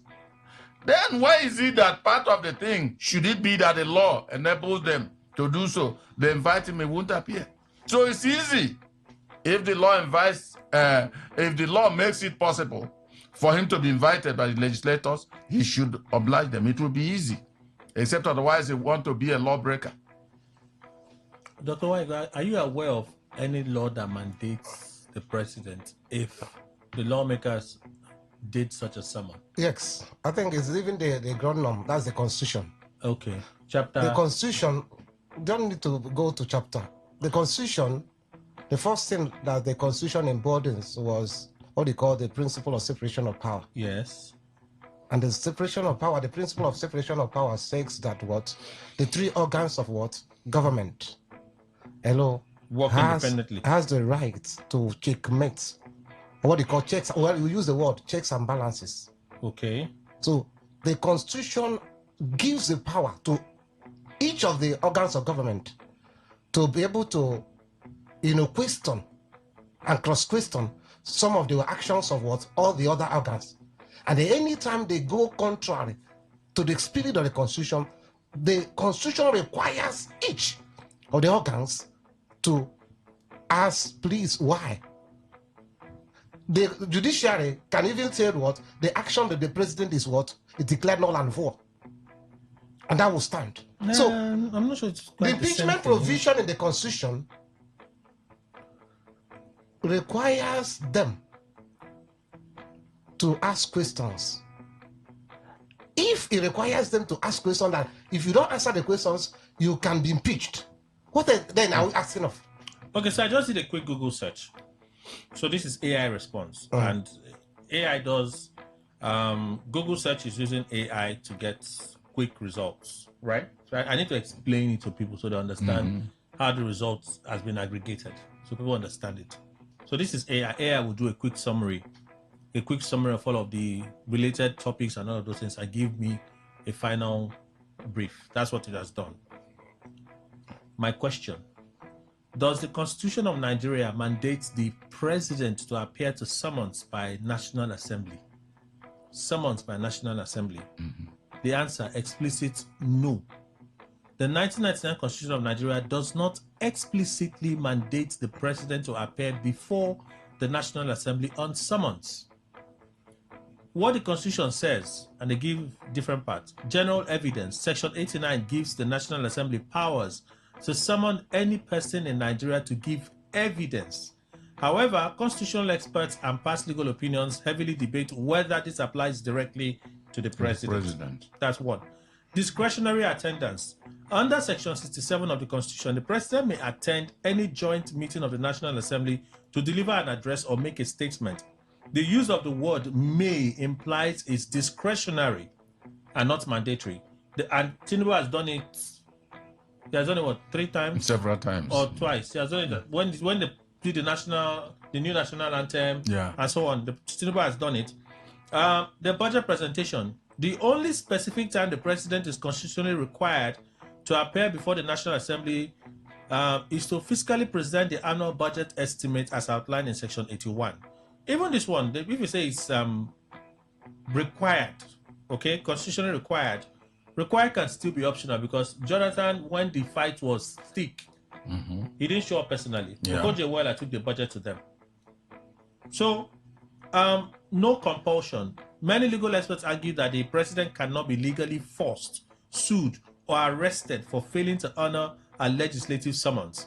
The president's immunity under Section 308 further protects the office. And then there's a push for change. So when you have this reality, Kelly, I don't think there's a law that... You are using AI. You are saying you don't think. Thank God they mentioned you through that AI. The AI is referencing reports. That's what I'm saying. Thank God you mentioned. Do you know they said even the section you mentioned that is debatable among scholars. Yes. Whether that's implicitly. Yes, no. Because I have told you what the Constitution requires. Separation of theory. This theory requires that requires that the president you can do it out of respect. Out of respect, they can say, "Sir, please, you send anybody to represent you." But they have the right to invite him to come. If he refuses, that's why that provision says you can be impeached for whatever reason. So, out of courtesy. So you're saying, you're saying that a president's refusal, I don't want to say Tinubu now, a president's refusal in our case to attend to legislative summons is an impeachable offense. That's exactly what it is. No, so what I'm saying is... I seriously doubt it. No, what I'm saying is if you cannot summon a president if it's not a serious offense. That cannot... No, let us that just cannot common sense. Let us what they call there's a particular term they call it. There's a term that constitutes the offenses that are what's it called? Impeachable offenses. That's what there are certain offenses. No, there are certain offenses. Those ones are spelled out clearly. Conduct has been, they are the one that interpret No, gross misconduct has been interpreted by the courts on certain cases where some governors were under that cloak impeached, and when the governors went there, even though the judgment, you are not holding brief for the government. That's what people always say. But I don't have a problem with that. When you ask a question, we should be able to engage on some of these things. See, that's the point. So let's engage. Without you trying to accuse me of holding brief for the government. Please, I don't know what I'm saying. Just accuse me of holding brief for the government. I'm saying, don't appear to be holding brief. Don't appear. I said, don't appear to be holding brief. Yes, no, that's what I'm saying is this. Was it even in the case of a River State here? People are saying that I have seen somebody, even analysts says the House, whether the House of Assembly or the Senate or House of Reps, can interpret what constitutes gross misconduct. But if you are not satisfied as the person, you can go to court. Now it's within the ambit of the court now to decide whether what you call gross misconduct, based on the spirit of the Constitution, whether it amounts to it. But that's what I was trying to tell you. That's the same thing I was trying to tell you. That in cases where some governors were said to have been impeached under that guise of gross misconduct, the court knocked it down to say, no, these allegations do not constitute offenses under the gross misconduct. That's exactly what. That's why the gross misconduct has already been interpreted by the courts. That's what I'm telling you. The gross misconduct has already been interpreted by the courts. We just need to go back to some of those cases to reference them. Mr. Kelly, at the end of it, has the court decided specifically these are the offenses that constitute gross misconduct? Those interpretations. We have to go back to those cases now to point them out. Okay, now the point I'm making, without going to the point I'm making is that within these points, for a house to say we want to summon, remember, out of convention, excessive respect for the president, for them to summon the president, it must be a serious offense. And my opinion is that such offense must fall within the realm of gross misconduct. Okay, so if we want to settle that, would non-release of funds for the execution of the capital components of the budget, yes, fall under gross misconduct? Yes, because that's corruption. In fact, political. This one, the extreme. For instance, in this case, now, been on for 3 years now. For whatever reasons, this administration have been given reasons why they should carry over budgets. But the constitution did not envisage that every budget will be carried over. The House. So the House can decide and say this is an indirect way of the executive trying to invest money. No, but the House has been approving those extensions. Every time the executive wrote to them to extend, the House, the National Assembly, they have been approving those extensions. That's the wisdom. That is one. You call it their wisdom, no problem. But they have been approving it. Yes, right? That's what I'm saying. It is also their duty to perform oversight of the executive. Yes. Right? It's in their duty. If at a point they are inviting government officials and the responses they're getting from government officials is not satisfactory, okay, the House has a right to get into a full inquiry as to what is happening with their budgets. Okay. Isn't that correct? Yes. They have a right to do that.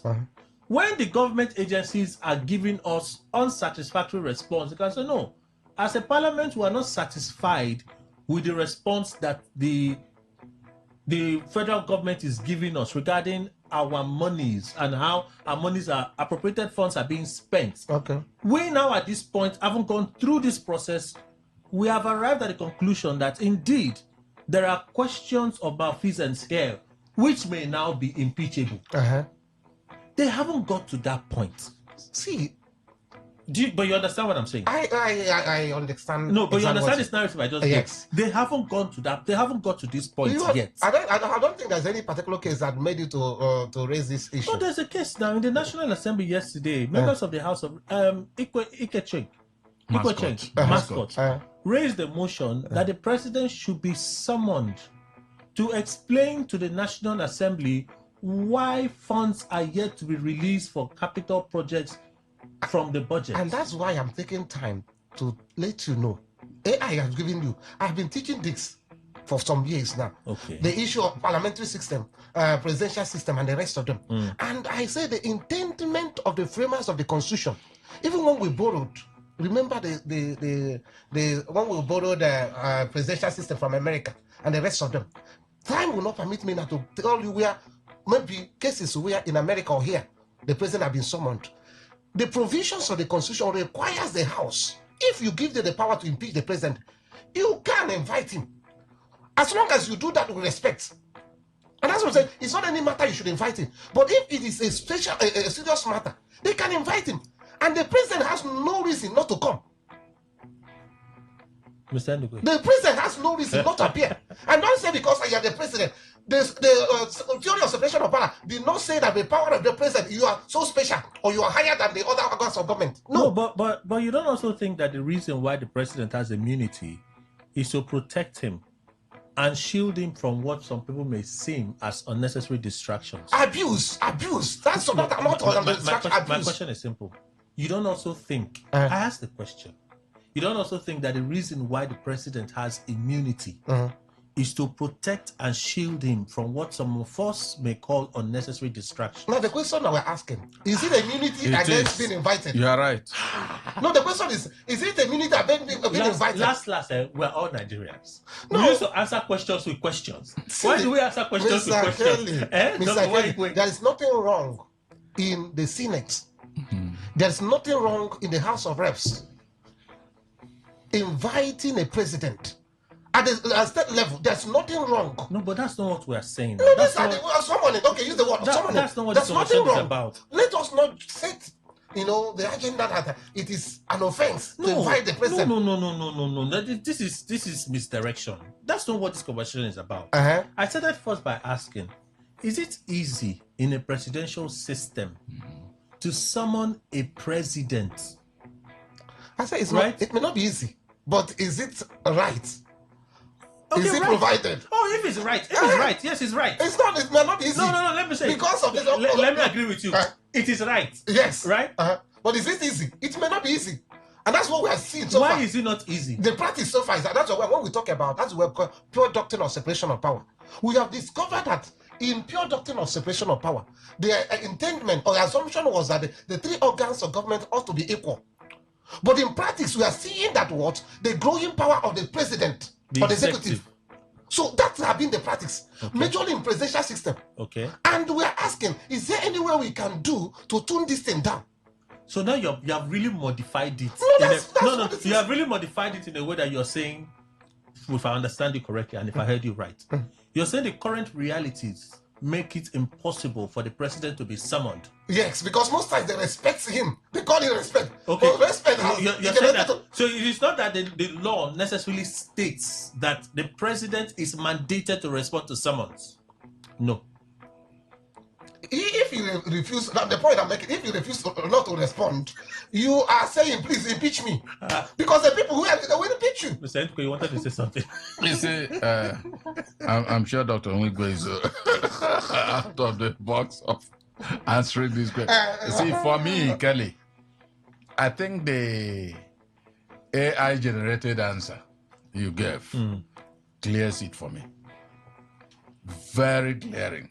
You know, my question, I said, it's easy if there is law backing it. That states it clearly. Good. And he mentioned the provision of the Constitution. Thank you very There's much. no provision that mandates it. That is explicit. Wait. No provision. It's mentioned as well. No provision. No provision. The answer he read to us, there's no specificity in terms of it's mandatory for the president to be invited and he must attend. No. If, for instance, it's not bad or wrong, maybe to invite him. But should he not attend, nothing follows it. No consequence. Simple. No consequence. No consequence. According to that thing I listened to. None. And I'm not sure AI just went over the constitution of Togo and brought it. It's 1999 constitution, 99 constitution. So for me, the difference I have, which is a problem to me, is that this mascot Ikwechege that said that the president should be summoned. I think it's Abbas that presided over the good.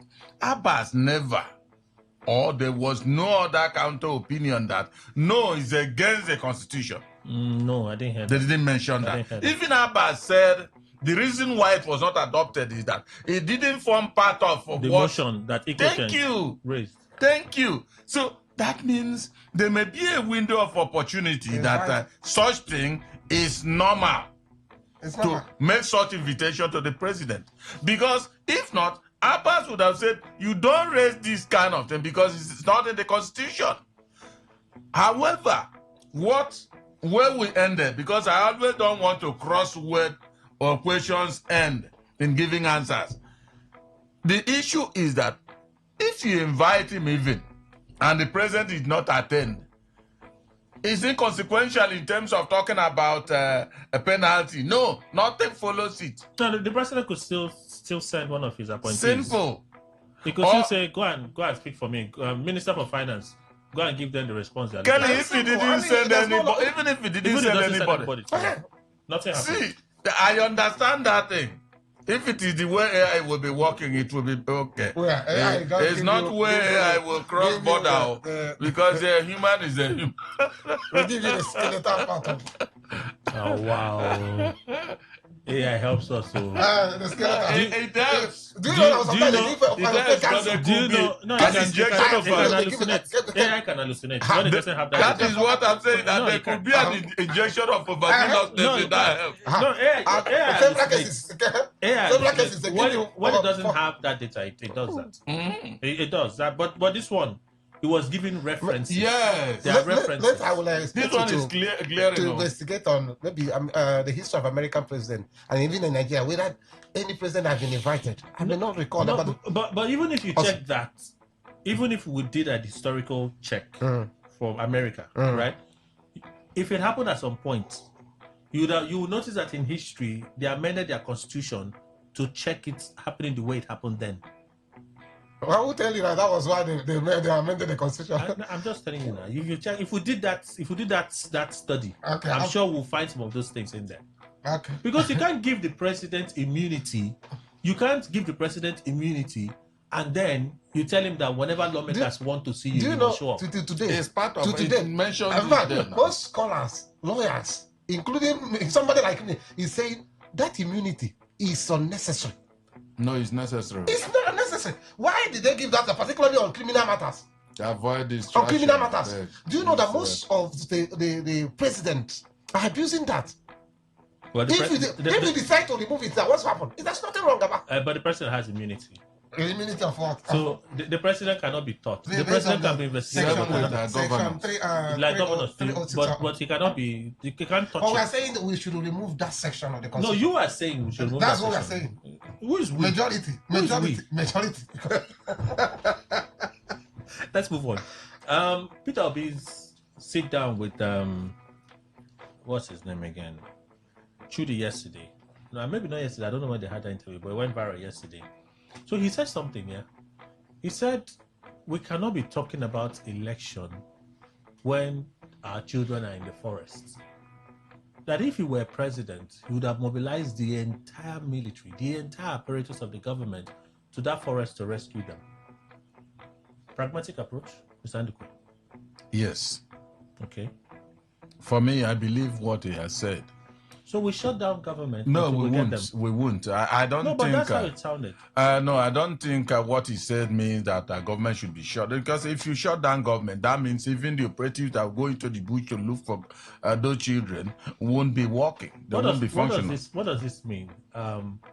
We can't be talking about election. Yes. When our girls are in the forest. Good. What does that mean? What it means is that government should indeed apportion a sizable number of operatives or measures to bring out our girls before we concentrate on whatever that will lead to election, because election certainly must be held. So if the government is claiming at this point that they are already doing that, it's not enough now. That's why they are not out.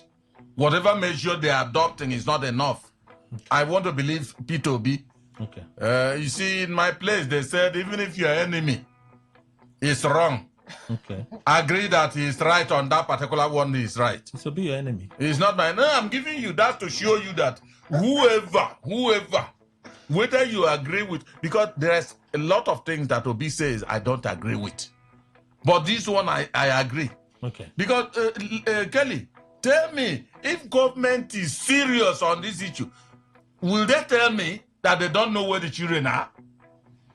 Why would the children be there and then every time they are talking? See, Nigerian government is always focusing on elections and not any other thing that will benefit the populace. What kind of thing is this? The children are suffering. And I hate the small ones are there. Maybe about either 2 or 3 years or so.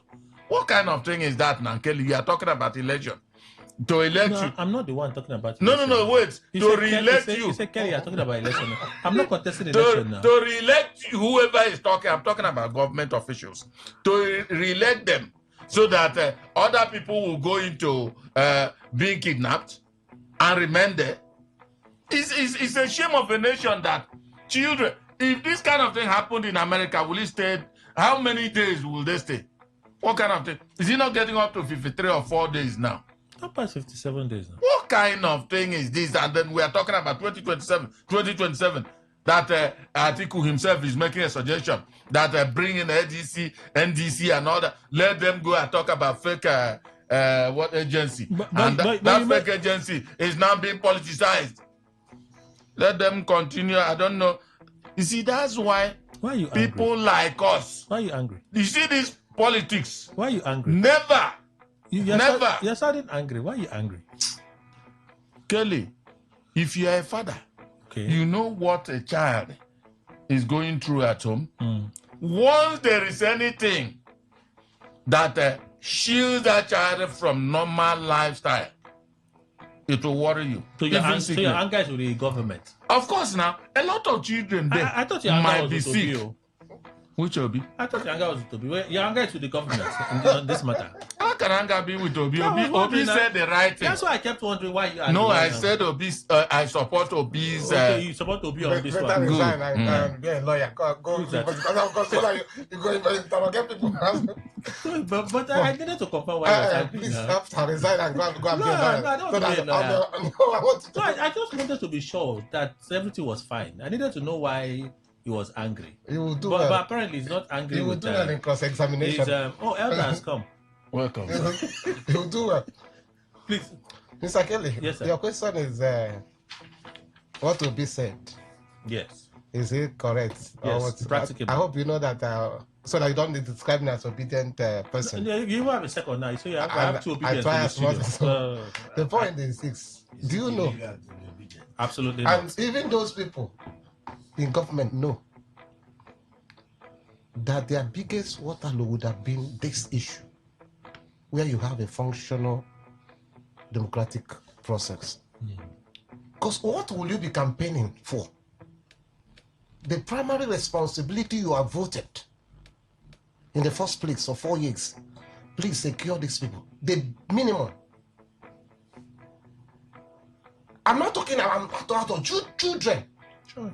The image of those children is enough. In fact, if we have conscience, that I'm not saying that any administration will be perfect in terms of security and the rest of them. You will still see some of them. But for it to be so obvious to the point, how many of them, children, and you have the temerity, you have the guts to be moving up and down, you are campaigning. What are you campaigning? You are campaigning because that's Nigeria. Of that state. You said it again in this interview. You have not even called that to tell you. So how serious? How do you demonstrate seriousness? No, but as a president? But you sent a high-powered delegation to that state. But you sent a high-powered delegation to that state. How? The Inspector General of Police. How? He sent them as a high-powered delegation. Are you sure that they even met the governor? I don't know if they met the governor. The governor was not. You don't know. The governor was not seen as part of that entourage. But I'm just saying. But that's what we say. In presidential system, in the federal system of government, yes, these are the minimum you expect a president. And when you vote a president, no matter the differences, no matter your weak point, do you know sometimes even your advisors can make you to what, even infuse yourself the things you don't have. They must have advised you, please. It's important that you call the governor. Okay. Because these are how you'll be somebody will say, he has tried his best. Right. Nobody's saying that you're perfect, you're a spirit. But some of the things on ground will show that I have tried my best. After I have done all. Papa Adeboye said he has tried his best, and Obi agreed with Papa Adeboye. That's what? Obi said he agrees with Papa Adeboye that indeed Adeboye was right. Obi would not be in the normal sense to say he agreed with the respected man of God. I played it now. Obi said he agreed with Pastor Adeboye. Why are you bringing the issues together? No, that Tinubu has. And I'm telling you that he cannot be in his normal self to say that. Are you saying that Obi was under influence when he said what he said? I am.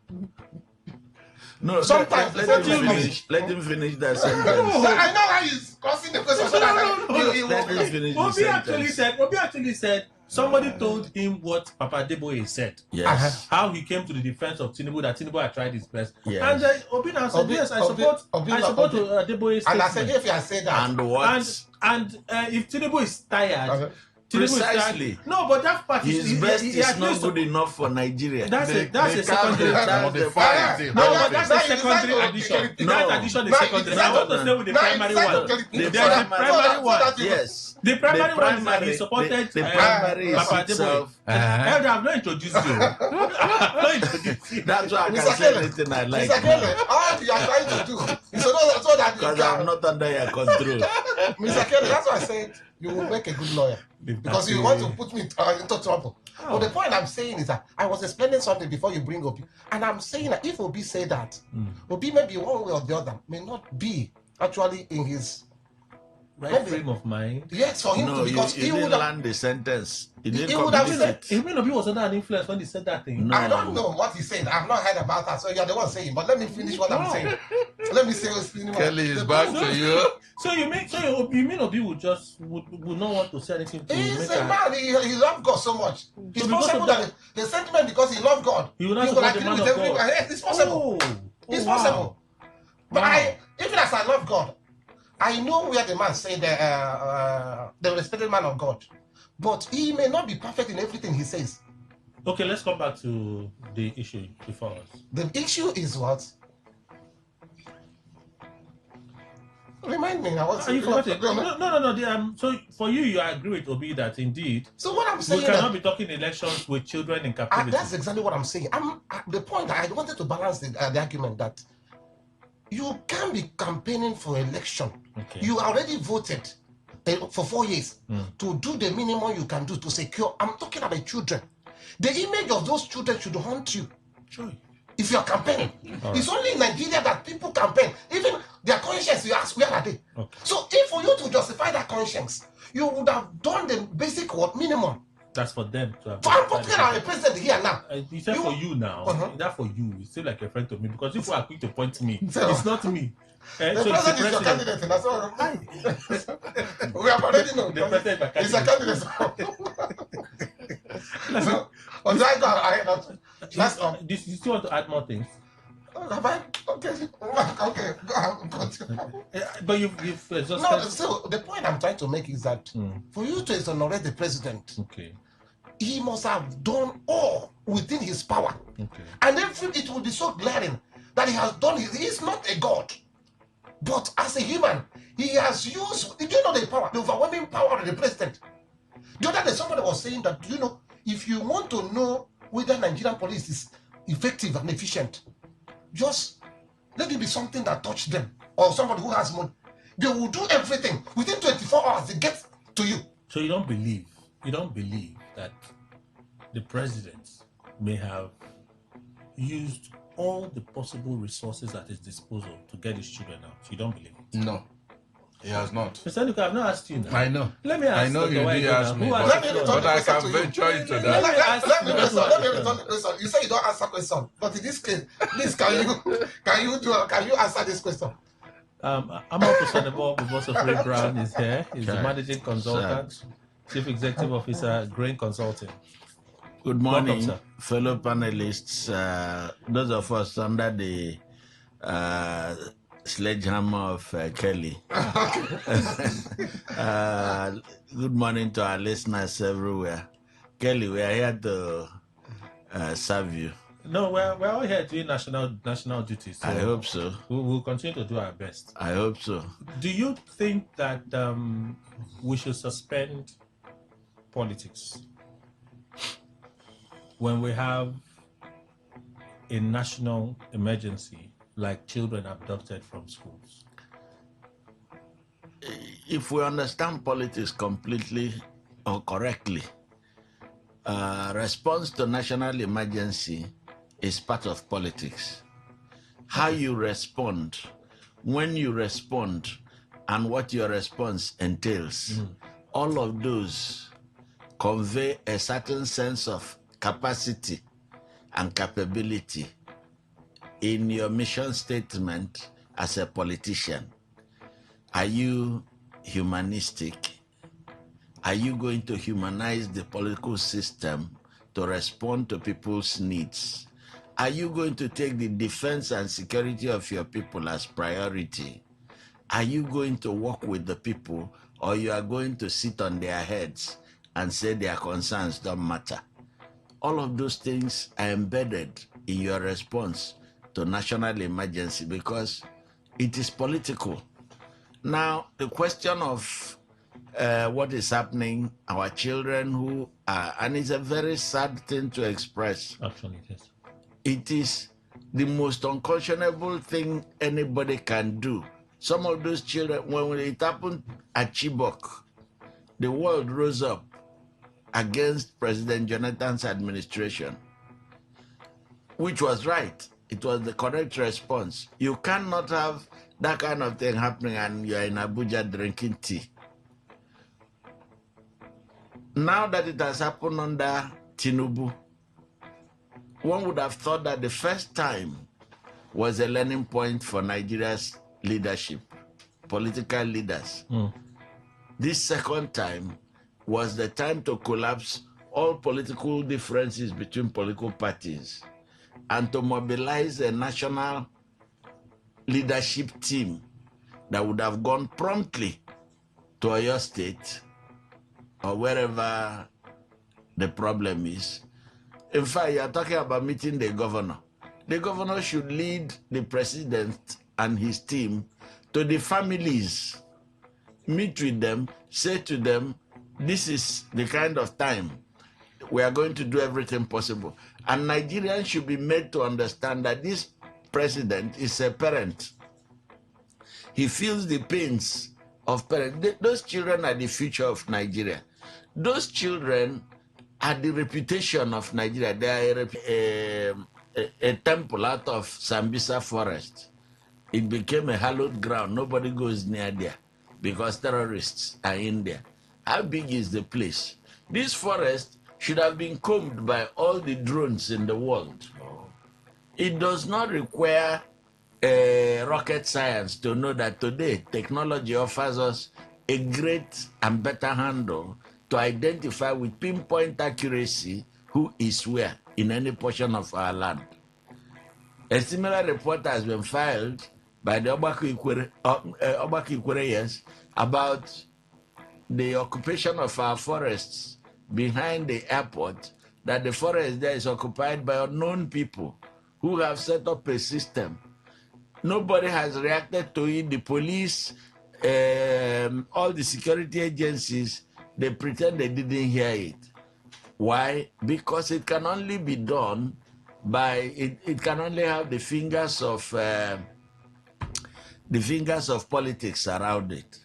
We have been surrounded by hired agents waiting for political instruction at our own loss. So, Mr. President, please be a father for once. Care about these children. In fact, I still remember the image of President Joe Biden in the US when a child lost the father, due to police, civilian controversy. Okay. We haven't seen that in Nigeria. We haven't seen it in Nigeria. People are attacked, their villages burnt, human beings dead, and our president is still sitting in Abuja. That is not how we expect Nigeria to be run. Okay. We have to go for the news. When we come back, we'll look at the other side of what Obi said and the response from the presidency. Please stay with us. Seasoned professionals and our top analysts, informing, educating, and entertaining you. Your voice, your station. We are the voice of the people.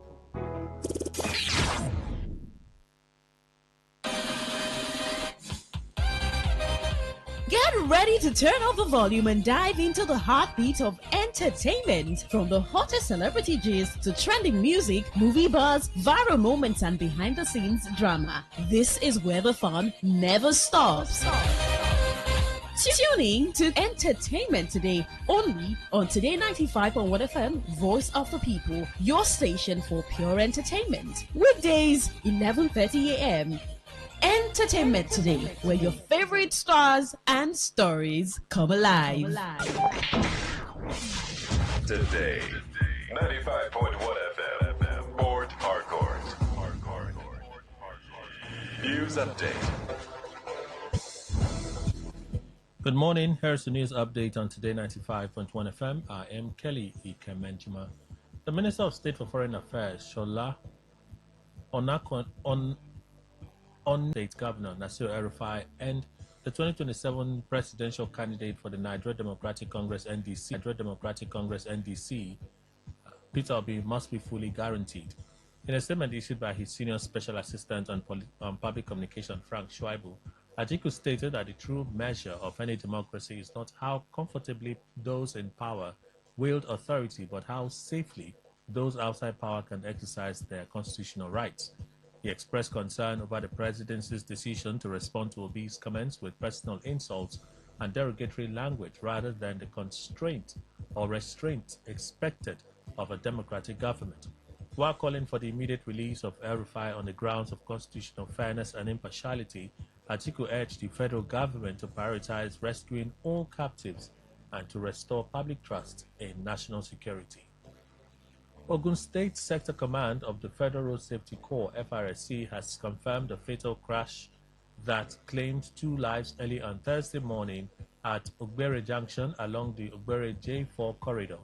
The accident, which occurred, involved a white Smart truck and an orange Peugeot bus, which resulted to 2 deaths at the scene, while the remaining 2 escaped completely unhurt. According to command spokesperson Afolabi Odunsi, the crash was caused by excessive speeding and route violation, which resulted in the Peugeot J5 bus catching fire and burning. Ended his condolences to the victims' families and strongly warned motorists against dangerous driving behaviors. He further stressed on the dangers of speeding and reiterated the command's commitment to ensuring safer roads through strict enforcement and prompt rescue operations. The World Health Organization has revealed that cancer kills over 26,000 people daily all over the world. In its latest report, the organization lamented the disease's crushing financial and human impact, noting that the patient's chances of survival vary drastically between rich and poor countries. Experts say although people in Europe and North America face a higher risk of developing cancer, their survival rates are significantly better than those in sub-Saharan Africa, where limited access to early diagnosis and treatment leads to far worse outcomes based on purely geography. WHO therefore warned that unless urgent action is taken to improve global care, expand prevention, and fix treatment inequalities, annual cancer diagnosis could skyrocket to nearly 35 million by 2050, up from the current estimate of 20.6 million cases and 10 million deaths each year. And that's the news update on Today 95.1 FM. Good morning. Thank you for your time. Port Harcourt, are you ready? Today, 95.1 FM, the voice of the people. The alarms are off. The football world is awake. Every goal, every upset, every unforgettable moment lives here. There's a goal for the world! This is Peak Global Football Breakfast Show.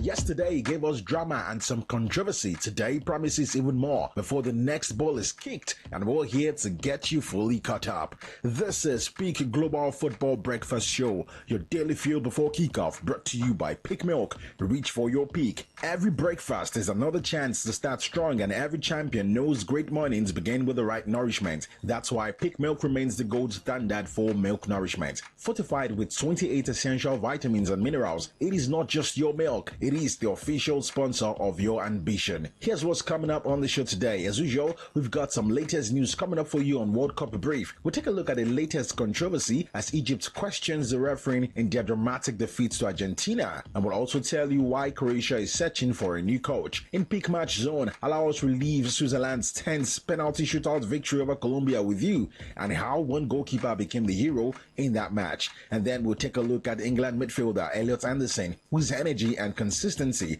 have quietly made him one of England's most important players in this tournament, and also earning him a place today on our peak superstar. And then there's peak numbers, where the statistics reveal just how special the World Cup has been, including another historic milestone for Argentina. We will wrap up the show with Road to Glory, and we ask one big question: can Switzerland shock Lionel Messi and Argentina in the quarterfinals? It's all coming together here on Peak Global Football Breakfast Show, your daily fuel before kickoff, brought to you by Peak Milk. Reach for your peak. Peak brings the goodness to every kind of morning. This is Peak Global Football Breakfast Show.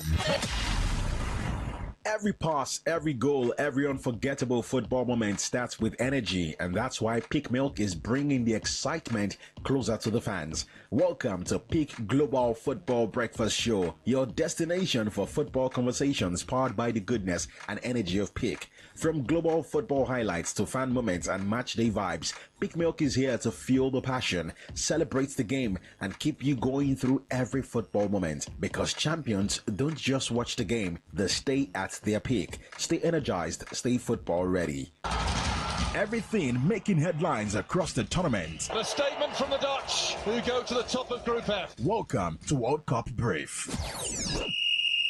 We kickstart the show here with World Cup Brief in case you're wondering where this is. This is Peak Global Football Breakfast Show, your daily fuel before kickoff, brought to you by Peak Milk. Reach for your peak. Egypt's dramatic World Cup exit is still making headlines, but this time it is not just because of the football. Egyptian Football Federation has officially complained about the refereeing in their dramatic 3-2 defeat to Argentina. I'm sure you remember that match. Egypt were leading 2-0 before Argentina produced an incredible late comeback to reach the quarterfinals, but Egypt believe several key decisions went against them. In a statement, the federation said it could not remain silent over what it described as questionable refereeing and the failure to properly use VAR during crucial moments of the game. Tempers boiled over after Enzo Fernandez scored Argentina's winning goal deep into stoppage time. The celebrations sparked angry reactions from the Egyptian bench, with goalkeeping coach Safan El-Sager shown a red card after confronting the referee. Several members of the Egyptian team also received yellow cards as emotions spilled over after the final whistle. Egypt coach Hosam Hassan suggested that FIFA wanted Lionel Messi to remain in the tournament, a comment that has sparked plenty of debate across the football world. Whether anything comes from Egypt's complaint remains to be seen, but one thing is certain: the controversy surrounding that match isn't going away anytime soon. In another major development, Croatia will have a new man in charge of the team. Head coach Zlatko Dalic has stepped down following Croatia's World Cup exit. His departure brings an end to one of the most successful periods in Croatian football history. Dalic took charge of the team in 2017 and guided Croatia to the World Cup final in 2018, a third-place finish in 2022, and a UEFA Nations League final in 2023. In a farewell message, he described leading his country as the greatest honor of his coaching career. The Croatian Football Federation thanked him for an unforgettable journey and a proud chapter in the nation's football history. Replacing a coach who delivered some of Croatia's greatest achievements won't be easy, but the search for the next manager now begins. This is Peak Global Football Breakfast Show. If you're wondering where you are this morning, it's an exciting place to be. This is Peak Global Breakfast Football Show, your daily fuel before kickoff, brought to you by Peak Milk. Reach for your peak. Peak brings you the goodness every morning. Yes, that's why Peak Milk proudly brings you the Peak Global Football Radio Show, a space where football fans connect, celebrate every moment, and stay inspired by the game they love. From big match conversations to unforgettable football stories, Peak continues to fuel moments that matters. So stay connected, stay energized, and stay at your peak. Feel the goals.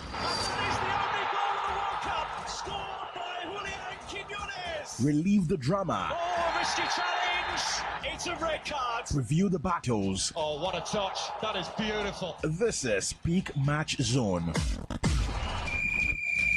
Some matches are decided by brilliant goals, others are decided by nerves. Switzerland's meeting with Colombia belonged to the second category. After 120 minutes of football, neither side could find a breakthrough, and the quarterfinal ticket had to be decided by the penalty shootout. It was tense from the first whistle. Colombia almost struck first when Gustavo Puerta called a beautiful effort towards goal.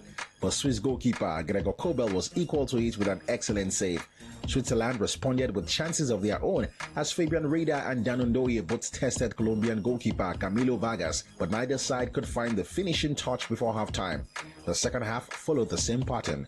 Switzerland enjoyed more of the ball while Colombia looked dangerous on the counter-attack. Fabian Reda came close again with a free kick that crashed into the side netting, while Luis Suarez wasted a golden opportunity after winning possession high up the pitch. Then came the biggest chance of the entire match. 5 minutes from the end of extra time, Colombia's campers found themselves with the goal at his mercy after a defensive mistake by Granit Xhaka. But with the whole stadium expecting the nets to ripple, he blasted his efforts over the crossbar. It was a miss Colombia would live to regret. The match went to penalties eventually. Both teams kept their composure early on before Colombia blinked first when Davison Sanchez smashed his penalty against the crossbar. Switzerland looked to be in control until Manuel Akonji fired his own spot kick high over the bar, giving Colombia renewed hope. But the decisive moment belonged to Gregor Kobel. The Swiss goalkeeper guessed correctly, dived low and saved Cucho Hernandez's penalty to hand Switzerland the advantage. That will now leave substitute Ruben Vargas with just one job. He calmly stepped up and buried the winning penalty for Switzerland. The European side will go on to win the shootout 4-3, booking a place in the World Cup quarterfinals for the first time since the 1954 edition. Now they have an even bigger challenge in front of them. Next up is Lionel Messi and Argentina. Can the Swiss go one step further? We'll find out soon. This is Peak Global Football Breakfast Show.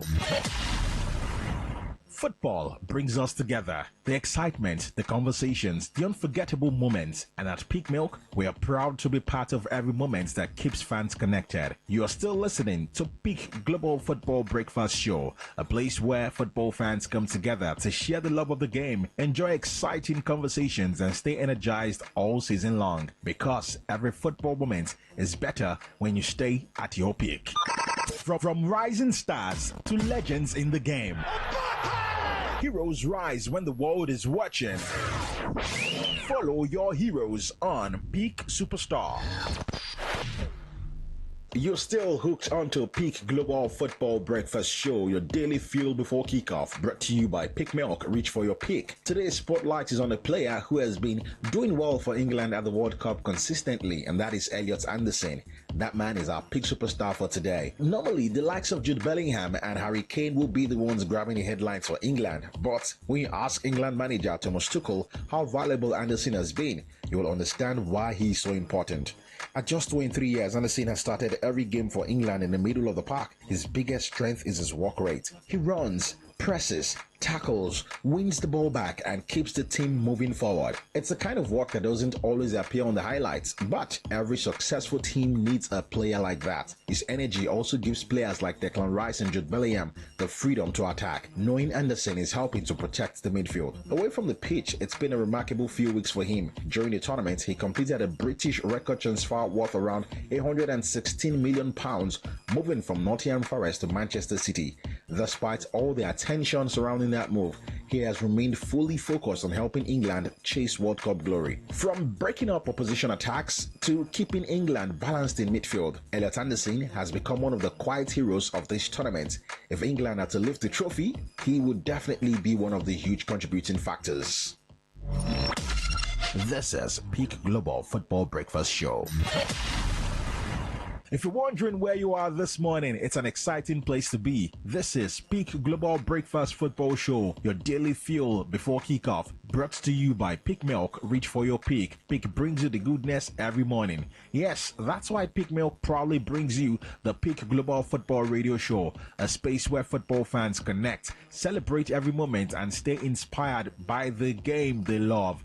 From big match conversations to unforgettable football stories, Peak continues to fuel moments that matters. So stay connected, stay energized, and stay at your peak. Goals, records, A mirror slant closer. Goal number 16 in his World Cup career. milestones. It is now a record defeat for Brazil. Feel the starts on Peak Numbers.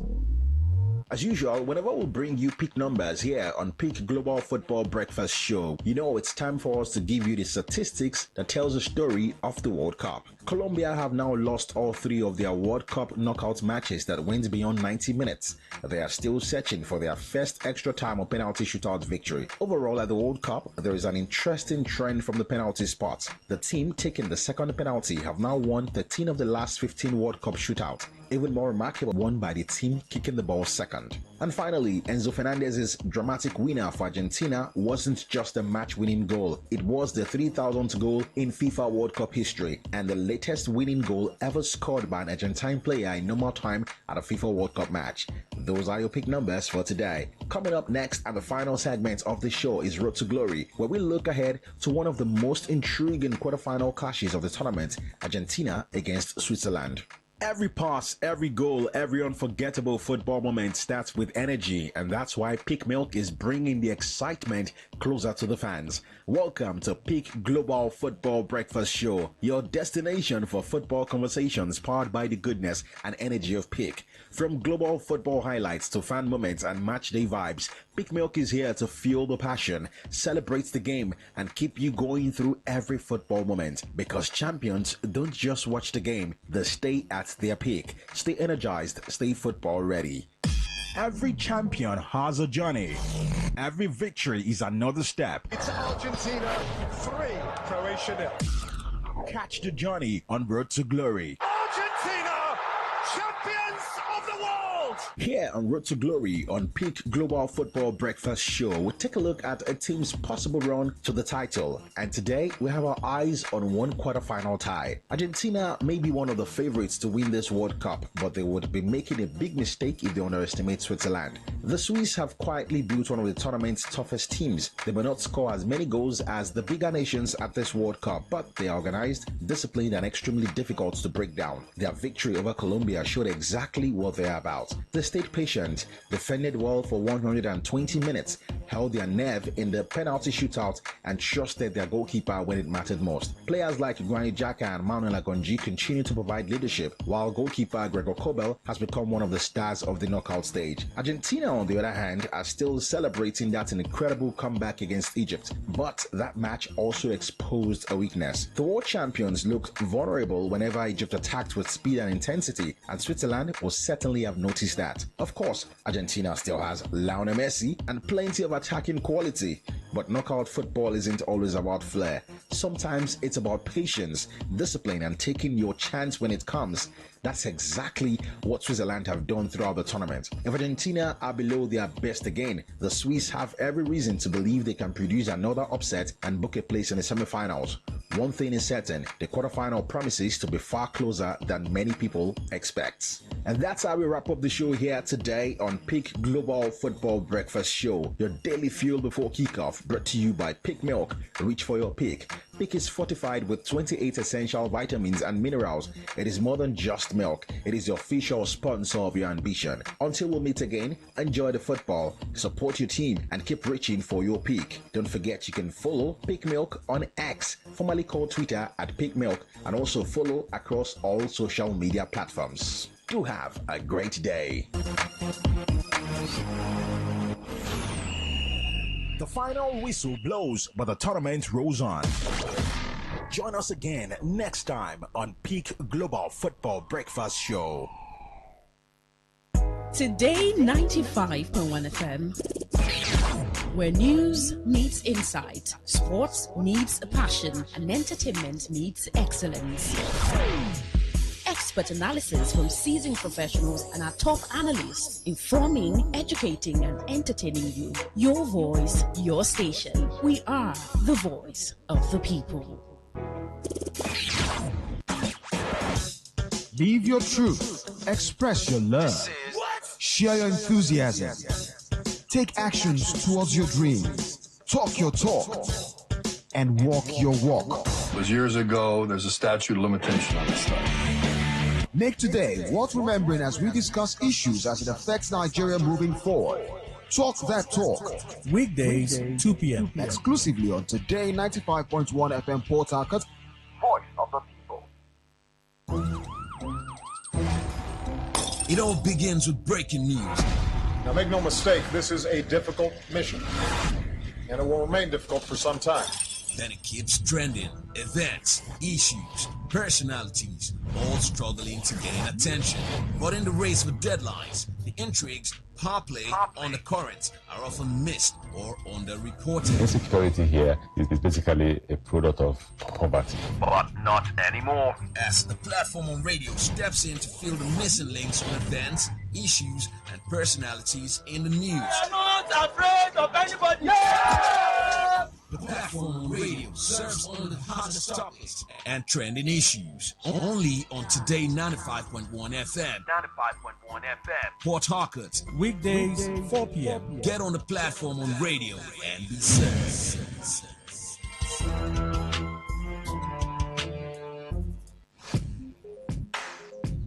Looking to grow your business? Ready to elevate your brand and reach the right audience? This is your moment to take your brand to the next level with Today 95.1 FM. Your trusted voice, reaching thousands of listeners every single day. From startups to established brands, we create powerful advertising solutions that boost your visibility and drive real growth. Our affordable advertising packages are designed to give your business maximum visibility and real results. Don't just advertise where people are listening. Call us today on 0818-389-2850 or visit our station to book your slot now at Today FM Drive off East West Road, Obiapo. Today FM 95.1. Your voice, your market, your success.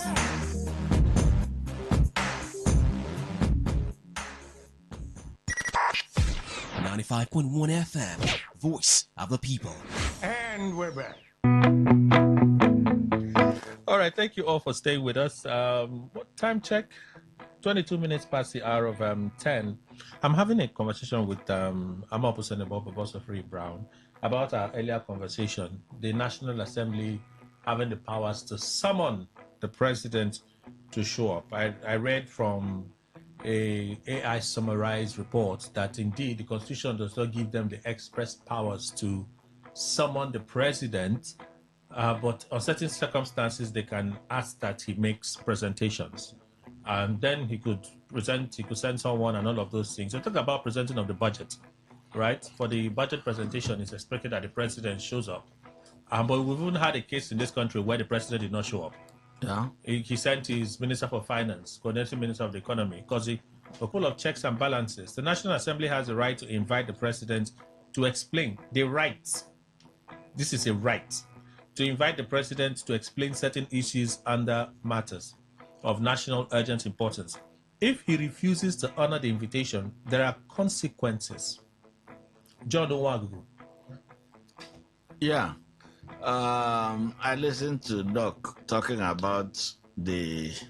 So intently, he was very passionate about the relationship management between the legislature and the executive, especially in the presidential system.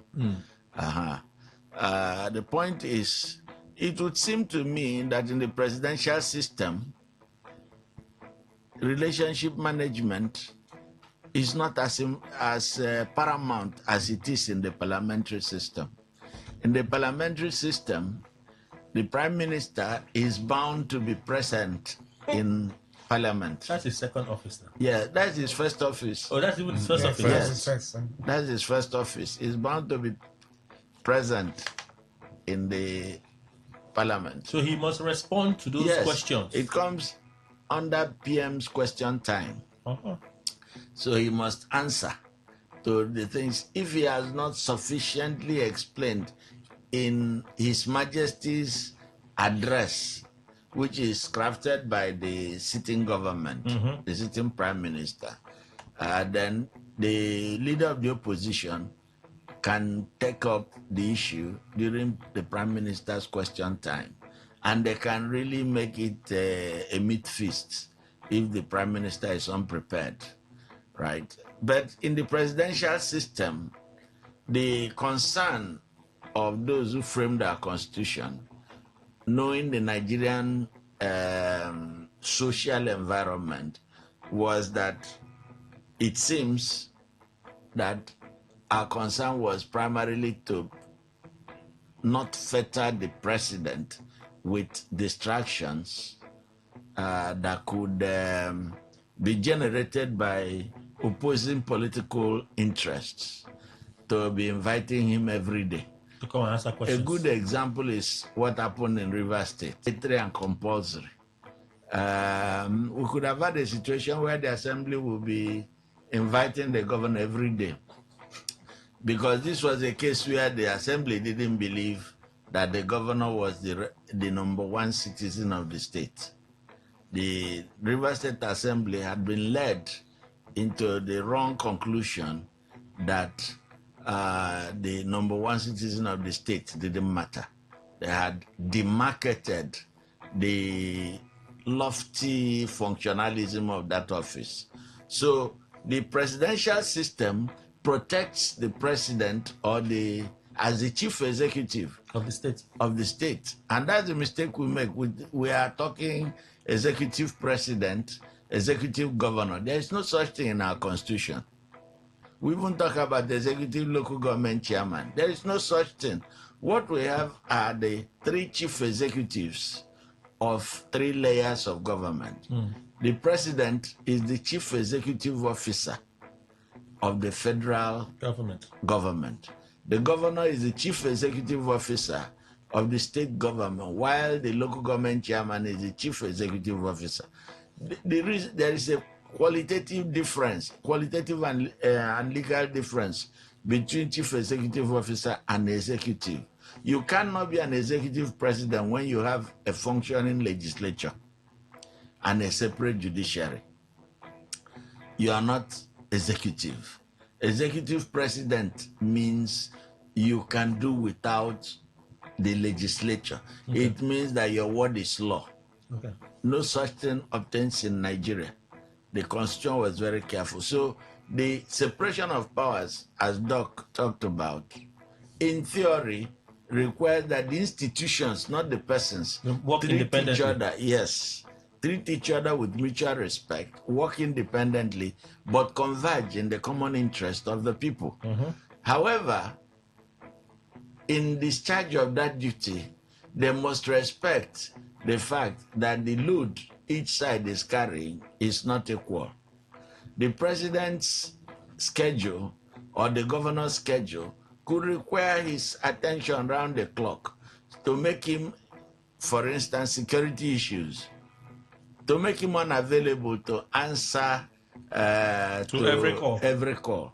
So he is allowed, he's at liberty to send representatives to stand in for him where the legislature or the judiciary would want him. The difference we need to be careful about is the distinction between institutions and personalities. It is not the president as a person that is important. It is the presidential powers around the president, the institution he represents. So yes, there are consequences. In the reign of the National Assembly under the leadership of several Senate presidents, we have seen... I can recall Bukola Saraki. Yes, I remember that of Okadibo. Okay. Late Dr. Chuba Okadibo, Senate president. The kind of rough relationship between him and the then president, His Excellency Chief Olusegun Obasanjo. Even though that rough was there, the relationship between the presidency and the National Assembly, led by the Senate, did not translate into hostility between the individuals who were occupants of those offices. There are consequences if the president ignores the National Assembly's call. For instance, refuses to send anybody or refuses to treat the matter with any seriousness, their invitation, that is. There are consequences, because at that point, you will be planting mutual disrespect as a seed. And they can also reply by looking at turning the other way when you send any bill. They can That's a consequence. Yeah, that's one. They can delay executive They requests. can, in fact, insist on subjecting all your appointees to proper scrutiny. Extra proper scrutiny, you know. So the mutual goodwill that can help government move makes it that cordiality. Yes, it requires that the president, the legislature must treat each other with cordial attention. But his non-appearance can't be impeachable. No, his non-appearance is not an impeachable offense. We have to move. That's the consequence that we're talking about. That's the consequence we're talking about. But there are other consequences, like you just mentioned. There are other consequences. So those consequences could really hurt the executive. Yeah. It could really hurt. Buhari complained now. Buhari kept complaining about Bukola Saraki and what's his name again? The Bauchi State man, the Speaker of the House of Reps. Dogara. He kept complaining how they were dragging his budget, how they were doing this, they were delaying his appointments, and so on and so on. Bukola kept a straight face. Like, don't worry. That's when we had a National Assembly. Oh, okay. Not now. There you have it. So let's move on. Not even a candidate. I might not even be alive. I'm telling you. Peter will be speaking on that podcast. Responding to a question on whether there was a possibility he might not be the NDC's presidential candidate in 2027, Obi said the issue went beyond his candidacy. Not even as a candidate, I might not even be alive. I'm telling you, every single thing I do for a living, this government is frustrating it.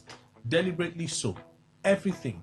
So there is even a possibility, if they have the opportunity, I will not be alive. It's not an accusation. I know I get frustrated every day because you do things that you think would be normal. They are not normal anymore. They won't come directly and say, oh, we're doing this. But you can see their hand in virtually everything. And then he talked about his vehicle in Lagos and how they wanted to do something to his vehicle. Let me see if I can. I had a case recently at the airport where people who work in the airport came cars of other people, and you could see them talking to each other as if, who is this one? Okay, so he talked about that. Bayo, in his reaction, let me just read it, referred to Obi as a pathological serial liar. That is just one of those streaks. Tinubu government remains fully focused on consolidating its historic and beneficial reforms for the good people of all Nigerians. For the good of all Nigerians, it has neither the time nor the inclination to be distracted by Mr. Obi's self-serving narratives and lies by his candidacy, as he constantly diminishes himself with unverifiable utterances and so on and so forth. It is important to note that Mr. Obi has a substantial interest in Fidelity Bank. The institution continues to thrive as a result of the current administration's robust economic reforms. The government is certainly not targeting the bank. Rather than being hunted by the government, Mr. Obi appears to be grappling with the consequences of his litany of unfounded statements. May I ask the question, couldn't this just be mere politics? Dr. Waigwe? Your question is... It's all this not just politics? I think it's beyond politics. But then, major part of it is politics. But then, if you read the statement of Obi, he who wears the shoes knows where he's pinching. You can see that. And you don't even need much explanation to know that the kind of politics we play here, and for you to see a candidate of Obi's capacity, the popularity, and the rest of them, the style of the sitting government, forget about Onaoga, we know him. So it's not something that you just throw, just wish away. He's making a point. Obi is making a point. He's making a point, but the way he puts the statement, for me, I was not totally comfortable with that. I may not even be, that's a better way you would have played. It's possible they may go against his business. No, they have said they're not going So after the his- nature of At least they mentioned in fact, a business interest. he will put up a defense. It's normal. He can put up a defense. But what I'm saying that I even salute his courage. Who will be? Yes, for you, because at this point in time, for you to be moving up and down, going, your life is maybe at risk too. Because it's not in America where you say it's when you are alive before you become a president. Why is Atiku not complaining of this? Atiku, I told you, Atiku is not as popular as Okay. I told you. So Okay. most times they're not. So even the main contest for them the is main Obi? Is Obi. Okay. Because they know that once you allow a level playing field, Okay. the youth may go for this guy. Okay. Okay. All right. So that's what they are going after. So Oh. they will do everything to frustrate him. But he need to be courageous enough. He has shown that by his movement. But saying that I may not, trying to confirm, it may be self-prophecy.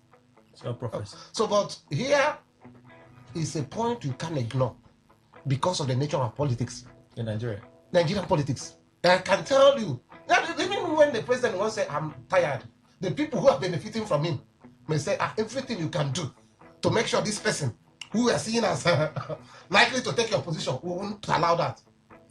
Mr. Ndukwe. Kelly, I think Obi is even right in saying that he might not be alive. Very correct. See, if you are witnessing exactly what you feel and believe that is coming from his persecution from the state, what else will you say? Is it your life that they can't take? No, they can take it if they want.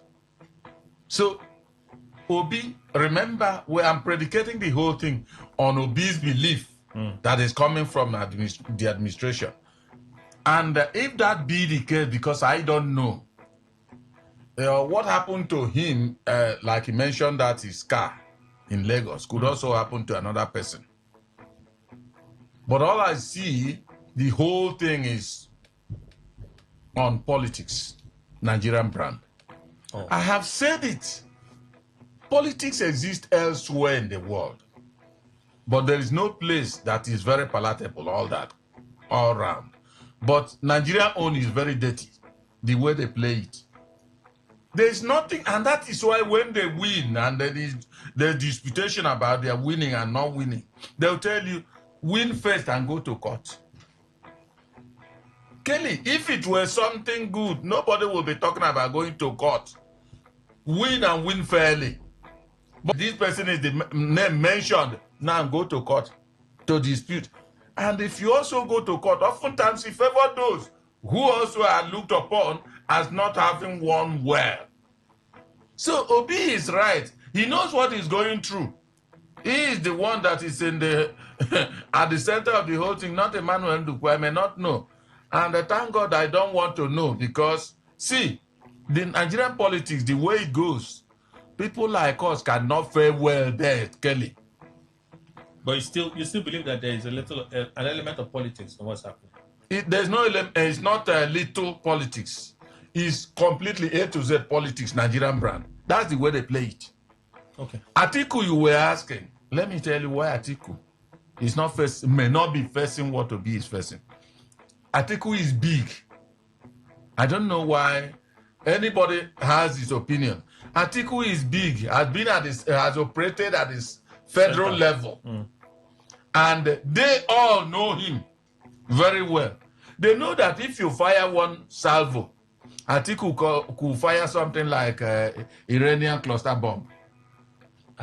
Yes. What I mean is the politics. No, Atiku is big. See, you know that was it in Buhari's time or also that he lost, removed certain things about? No, but everybody, except the president, everybody can be picked. Okay, so I understand that one. But even at that, there are those that you plan they are picking for 1 week. And there's somebody, now for instance, if they mention Emmanuel Ndukwe, they will come immediately, they mention me and pick me. That easy? Yes. But if they mention Atiku Abubakar, you plan it for at least more than 1 month even. They will be planning and then looking for a way to wheel him in and all that. So, and finally they will see a way. So it's not because Atiku is not popular. It's just because it will cost them more to go after Atiku. Yes, that's one point. Obi. Yes. See, Kelly, when we talk about Obi, you see, in terms of political propriety, Obi may be better. But that's not where Nigeria is focusing its attention. Nigeria is focusing its attention on what the military do, what they call a show of power. I will show you that I will overwhelm you. And tell me, what can you do when the federal might comes up on you? There's nothing you can do. I'm up to Yes. The problem is we need to look at this in two dimensions. One is the system, a systemic analysis. The other one is ground level analysis. At the systemic analysis level, we're looking at a feudal system that represents the stage of capitalism in Nigeria. And the stage of capitalism in Nigeria today, unfortunately, has not progressed. We are still at the level of primitive accumulation. People are stealing for stealing's sake, stealing for themselves and security agencies, so that, they steal and they make provision for security agencies, they make provision for court cases, so they go back and steal some more. Those who have access to steal, those who are close to the treasury at any of the three levels of government. Why do they do that? It's because it is systemic. The feudal system has created a type of capitalism that is not progressing. It is not making progress in terms of industrialization. It is not making progress in terms of capacity building and competitive environment where everybody's interest more and more will be accommodated so that people can be hopeful.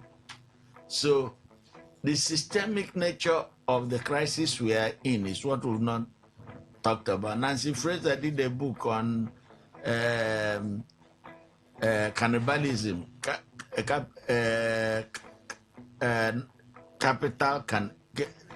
cannibalism of capitalism. What she didn't talk about, how capitalism gets to the point where it begins to eat up institutions in the system, in order where capitalism, this kind of capitalism at primitive accumulation level, begins to take us backwards. We are now in the stage of capitalism regression. We need to understand that certain things we thought Nigeria had passed, like eating fellow human beings, this regard for sacredness of life, the issue of identity crisis. Those were things we thought we left behind in the 1940s and 50s, when Nigerians were beginning to find each other after the 1946 regionalization law. We began to find each other and to see areas of cooperation and integration.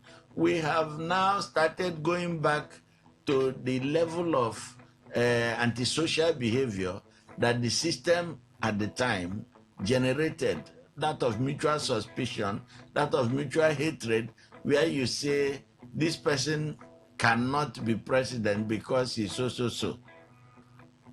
We are in a state of regression because the feudal system has created for us a capitalist process that is not making progress. So this is for the system. Yes, that's the systemic level. So Obi is right. In a political system that is making progress, you would see that once you're a presidential candidate, the state provides you security. In the US, in other parts of the world, once you are a presidential candidate, a governorship candidate, you are provided security by the state. You may add your own security apparatus to it, but at least the primary recognition of who you are to the state is guaranteed. And that means that every arm of the state will extend due protocol and respect to you. Not so in Nigeria. The various arms of the state are out to crush you because you are a threat to their privileged position around whoever is in government, since the system is about one strong man and his cronies monopolizing everything within the society, including the right to life. They determine who should live and who should not live, right? That's systemic. Now you look at the ground level, what the Americans will call the ground game. The ground game is such that the reality on the street on a daily basis is 10 times worse than the system itself would have contemplated, but it is the system that triggers it. It reminds me of 2008. We had a program, was it 2008? We had a program at Hotel Presidential. No, it was 2007. We had a program at Hotel Presidential, and we were carrying posters. You know, some of my colleague team members who were working with us were carrying posters we wanted to go and put up. And some touts caught us on the road. Say, open your boot, open your boot. They saw the posters we had, including the names of those they thought were opponents of the government of the day, just for having their names as part of the speakers. Oh, that warranted unnecessary attention and hostility towards us. We were luckily in 3 cars. So I drove up to them. I said, what is the matter? They said, no, this vehicle cannot move. They are charging it for 59 infringements on the law. I said, okay, I'll make it 60. That the names you've seen here, in fact, we cleared it from the government house. The governor himself is coming to give their... They said, are you sure the governor is coming? I said, look at the number 1 photograph there now. The governor is coming to give the address. So it is agreed that these people should come to... I say, okay, it's good you've told us. That's the ground reality. Those who benefit from the system do not want it to change. In fact, they appropriate the right to act, to conduct illegalities in the name of the system or in trying to defend the system. So it may not be government expressly doing things against Obi. Yeah, but the government is also not trying to stop it. But people can be who benefit from the government. The government can be making their thinking effort. that it's a process of outsourcing of violence, outsourcing of hostility and enmity. The system creates that possibility for government to outsource those antisocial behaviors at ground level. So Obi is right. If those 2 levels had their opportunity from 2023, he would have been gone. But the thing is, the government also needs to be an Atiku. I hear my fellow panelists here wondering whether it is Atiku or Obi that is more expendable. The government needs the 2 of them. President Tinubu's calculation is that 2 of them make it safe for him to win the election again if we go by the way it was done the first time, because they will come with the same old argument that the opposition split their votes. They will come with the same old trick of writing the election results and blaming it on lack of unity amongst opposition. So anything it would take to sustain Atiku and Peter Obi in the race, yes, could work in favor of President Tinubu. All right, let's take your reactions. You have the number 081095109151. That is the number to call so we can take contributions. 60 seconds, yeah? 60 seconds. Good morning, Today 95.1. Welcome. Good morning, Kelly. Hello, Frank. Yeah, I greet all our guests in the studio. Hey, Good thank you morning. very much. Good morning. Military. Shoot at terrorists. Don't delay. I think Musa has said it all. These people have wasted a lot of innocent Nigerian lives, and some are in an IDP camp, some are in the hospital. They should not give them chance. If you give them chance, they will take chances. The meeting should shoot them. Then for the government for Obi, I don't think whether President Tinubu is after Obi or anyone is after Obi. Obi should concentrate to tell Nigeria what he will do for them rather than trying to malign President Tinubu or whoever he thinks that is maligning. It's not good. Let him play politics. The world that play politics. Nobody is after him. Please. Thank you and God bless you, Kelly. Frank, thank you. Good morning, Today 95.1. Welcome. Yeah, good morning, Kelly. Morning. I'm Chirinze by name. Looking at what Mr. Peter Obi said, they are hard for me because Obi is known by every Nigerian today as far as Nigeria politics is concerned. And somebody will not go to his car where he parked his car in the airport and lock it and say go. And somebody will justify it saying that nobody is after him. Only that one alone is a threat to Nigeria democracy. Talking about his business and every other thing that they are doing. You hear somebody that even vowed that if Obi did not take permission for coming to his state, that anything that he should take. So everybody that wants to enter to any state will take permission from the governor. All right, 2 minutes. That's your time. Thank you. Good morning, Today 95.1. Welcome. Good morning, Kelly. Man, the guest. Good morning. Good morning. This lesson from the greater.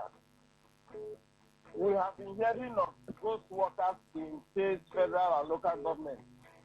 But this Tinubu administration have changed the dimension to we now have ghost agency. And until, if you look at the narrative and all the surroundings, you will discover that this thing comes from the inside. Because if it did not come from the inside, like some of the analysis people are giving, how can me or an individual without an insider push for this thing to be to the point that not in an ordinary parastatus of federal government, they now have their own agency in the presidency. And if they want to do it right, even people are calling for Badabila to step aside. Okay. Even though he step aside, Nigerian factor will still play in. Thank you. Good morning, Today 95.1. Welcome. Kelly, good morning. Good morning. Good morning. Good morning. I'm calling from Port Harcourt. Kelly, for me, I think Obi might be right and Obi might be wrong. Where I say this right is that the government of the day will do anything and everything possible to frustrate Obi and his candidature. Because I believe that as far as this coming election is concerned, Obi is of more threat to them than any other person. And why I say it might be wrong, you know, sometimes if you go to facility like airport and you park your car in a place that they are not supposed to, if somebody approaches you because of his capacity as a person, he might think that the government is fighting him. And for the all right, Clever Gerald. Minister, That's the time. 60 seconds. Good morning, Today 95.1. Welcome. Good morning, Kelly and the panelists. Good morning. Thank you, I'm Dr. Chris. As for Obi, me, Nigeria as presently constituted is not worth dying for. Obi, well, I pity him. He so much loved Nigeria because for me, all Obi have said makes sense, you know. And then, you know, when you talk about Bajabi, Amila, and co, it's the same Baja that accused one time of having been convicted in U.S. with his master. And these two people working together, what do you expect? It's expected that Baja should have resigned. CBN governor stepped down. Ababio himself stepped down. The one in the House Speaker stepped down. So many of them should just shift. Let this investigation be concluded. But Nigeria, be it what it is, anything goes in Nigeria. It's unfortunate. Thank you to all of you. Good morning, Today 95.1. Welcome. Yeah, good morning, Kelly. Morning. Yeah, this is Matthew calling from Woji. Yes, concerning Obi, I think Obi is trying to feel threatened because he's not seeing himself as potential winner of this election. So he's trying to look for every means to derive sympathy from the public. And that's not the way they play election. They do election. If you know that you are capable of winning election, you should go to the field. They have given you a playing ground, a level playing ground for you to come in, even when the court say your party is not capable. But yes, you're still looking for one means or the other to feel that they are suppressing you. It's wrong. Like for the Pajabia Miller or something, I think we should blame the ministry mostly because they are the ones that causing all this. This is calling from my phone. I want to respond to the statement of Ubi. Again, it is what we call in political communication. In that political communication, we have propaganda. And in that election, Ubi made a similar statement that he was afraid of the life of his wife. And he's making the similar statement again. He's just trying to draw public sympathy. Hello. What Ubi is doing. Thank you. All right. So for you, it's propaganda, yeah? Good morning, Today 95.1. Welcome. Hello, good morning. Morning, sir. I'm calling from Owerri. For the longest time, I'm sorry. You know what? Sorry. I think I suspect who is calling. The network has not improved. So sorry. Good morning, Today 95.1. Welcome. Good morning, Kelly and the family. My name is Madam Rita. I'm calling from Emo. I want to talk about Obi, talking about the president contesting an election, talking about election, why the children are in the bush. I think Obi is very right. He's right. Because I don't know how they see. They don't even talk about it. They don't even do anything. They are not talking about it. They talk about election, how to win election, how to contest election, how to go, how to clear their opposition. That is what they are all about. They don't talk about this.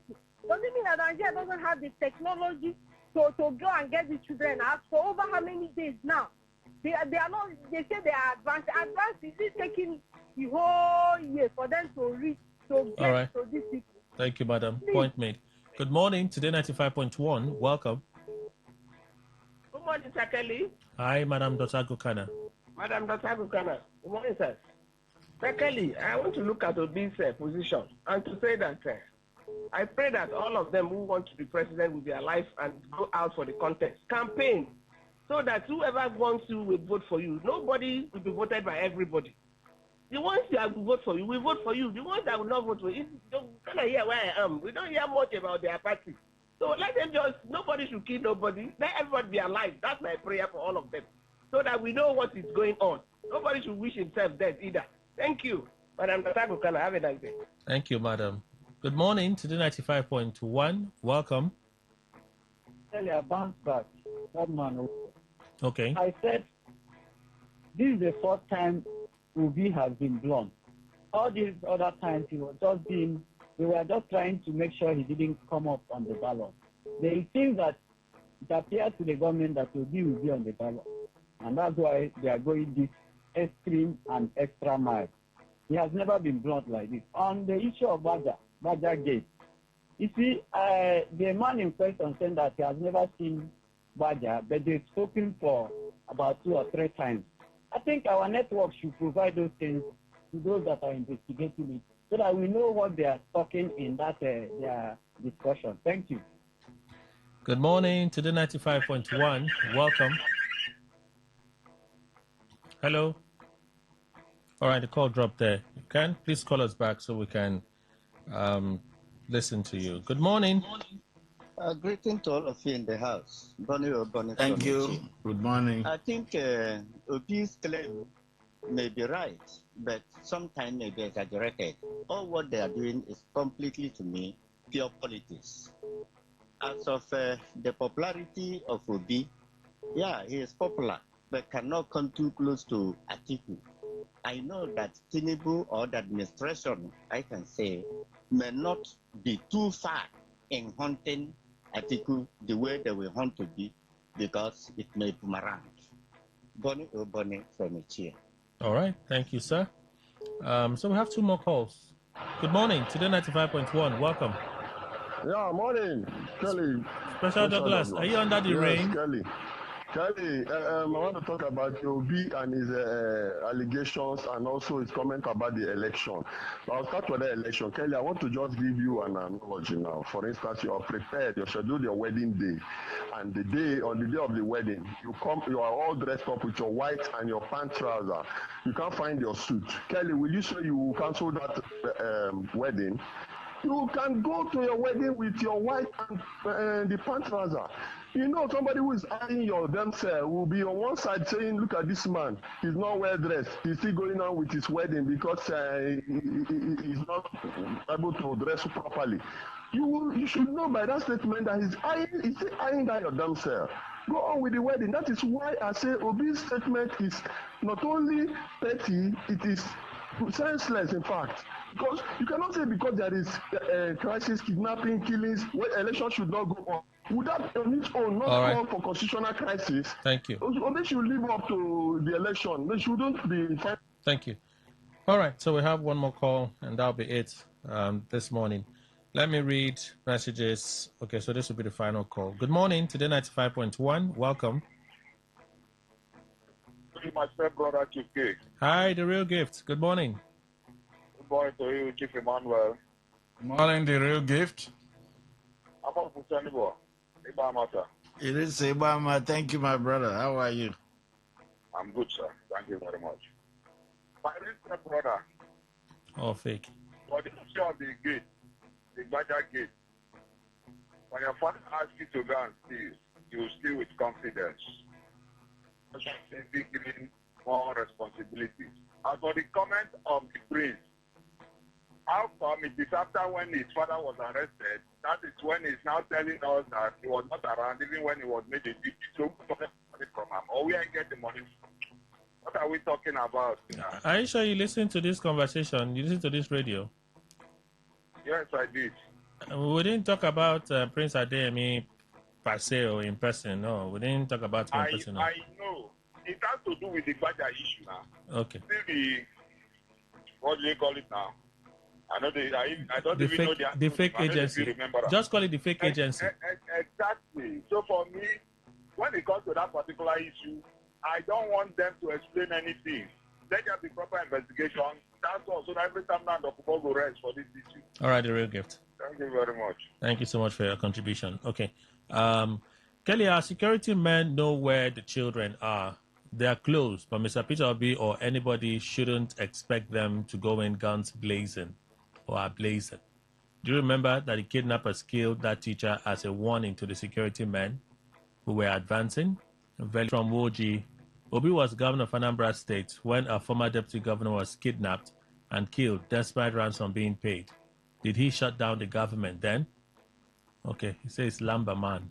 What does that mean? What's if we suspend the elections and face national issues, my question is the president still going to be the president since we are facing national issues? And by that time, his tenure had elapsed. Is he going to still be the president then? Let's move on. Good morning, Kelly, and the guest, Gift Joseph. Peter Obi is very correct. This government is not supposed to be talking about elections while the children of common Nigerians are still in the forest under rain. My God, this government, they are heartless. Gift Joseph, that is your contribution. Thank you. Winnie, don't mind Dr. Waigwe. Just the gist. Bewitched lawyer. May I leave that in? Good morning, Kelly. I align with MOB on this one. During off-cycle elections, thousands of personnel from various agencies are deployed to a single data for an election as if they're at war. Okay. If the government is serious, they can deploy same number to the national park where they say the children and their teachers are. Worst case scenario, there will be collateral damage. Okay, thank you. Didn't tell us your name though. I don't still believe that the fake agency is a fake agency. This scandal should be investigated by independent investigators to guarantee transparency and justice. The scandal has revealed the National Assembly's failing oversight duty. If you are blaming Gbajabiamila, we should also blame the National Assembly. Thank God ability attribute. That is your contribution. Thank you. I wonder how a failed state would look like outside what we have in our hands right now. Fake ministry being captured in a national budget, scaling through all hurdles from SGF, okay, to AG, to CBN, and the Senate. All right, you said there was a country. Chief Oke Buzwe from Rumudara. Thank you, Chief, for your contribution. So shameful that we have a system and a people who glorify corruption. The fight against El Rufai is just political, and moreover, it's just to distract the people from accusations of fake agency that does not exist, where billions were budgeted. Instead of arresting the perpetrators, the government has gone ahead to arrest the whistleblower's father. What a funny system. Kelly from Port Harcourt, that is your contribution. Paul from Port Harcourt, the weather is chilly. Just have some rest. I think you need to sleep. Drink some water and sleep. You'll feel better when you wake up. Don't worry, I won't read what you said. It's not necessary, eh? Thank you. You can plan to listen tomorrow. So by the time you sleep, you feel better later in the day. Wake up in the morning, just position by a radio. God willing, we'll be here. We'll not die. We'll be here tomorrow. Good morning, Mr. Kelly Kemejima and members of the panel, House of Representatives, to summon President Tinubu. It is a constitutional function of the National Assembly to invite the President, Vice President, any person in the government, in addition, other heads of federal institutions for questioning. I believe the House of Representatives invitation is in order. Nobody is above the law of the land. Omanate Clinton West, that is your contribution. All right, so I see that the rest are voice messages, so let's begin listening to them early. So from here, we'll go to traditional SMS channel, read some of the messages from Facebook before we skid out of the studio. Give us a moment.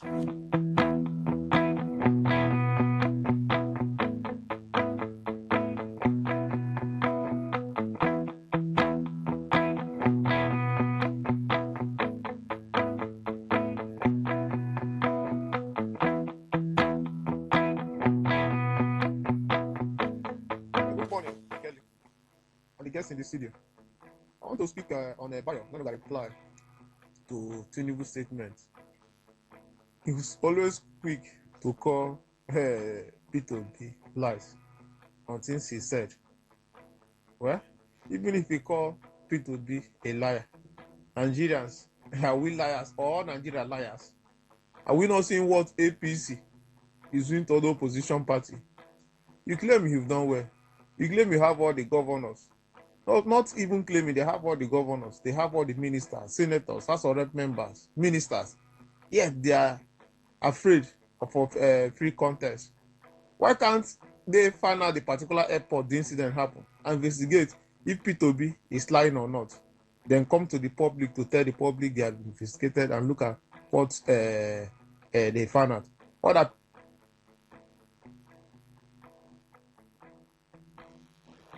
Mr. Kelly, good morning. This is Mr. Godwin calling you from Obigbo. The statement of Obi and the response from Onanuga. You know, when somebody raises alarm over threatening of his life or whatever, he's not supposed to be maybe on the look. You will need to be serious about it. Thank God that he raised the alarm. If anything happened tomorrow, it will not be something new again, because it's already giving us the information, giving us the everything concerning his life. Because the response from Onanugana, I don't know whether those people, they are not serious for whom when a person talking about his life.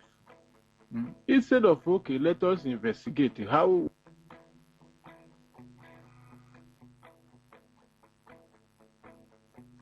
morning, a television, and all respective guests. Concerning fake agency saga, for me, I think federal government needs to set up an independent body to investigate this issue, because I believe we still have other fake agency apart from this one. For Collins Onu and Darlington Oji joining the Rainbow Coalition, for me, that is the way to go, because there is no other.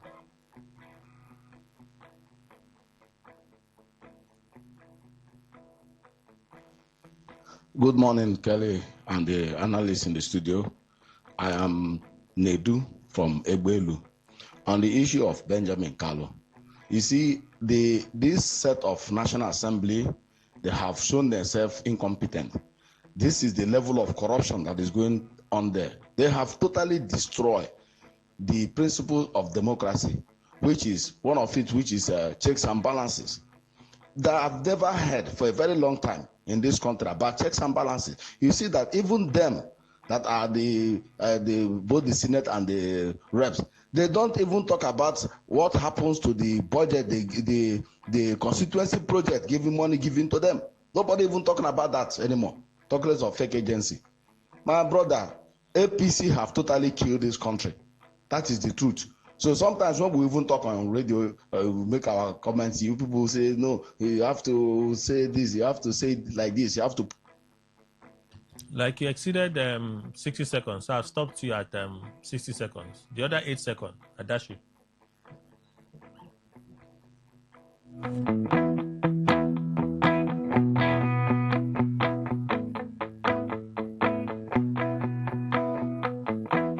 Good morning, Kelly and the panelists. As regards the fake agency, I am saying that the president has done what he is supposed to do by bringing in ICPC, who has the power to probe and prosecute. So we need to exercise patience. Let's hear from them and see how Mr. President will handle it before we start commenting again or lamenting. Please, we Nigerians, we don't have patience. Let's have patience. 30 days is not too much. So that, let's see the Mr. President will do. There we know what to do. That's my conclusion. Thank you. We'll begin talk again. Bye-bye. Good morning, Mr. Kelly. Good morning, guests in the studio. Mr. Kelly, my name is Ezekiel. On this Erufai's case now, with what you read out to us, I now understand that these people, they don't have any business sentencing this man. Okay, if you people let a chance on him that he wiretapped somebody soon, why not prosecute him? At least there's a provision in the law that wiretapping is a crime. Why not use that to just sentence him at once, or give him a bail or fine if you want to?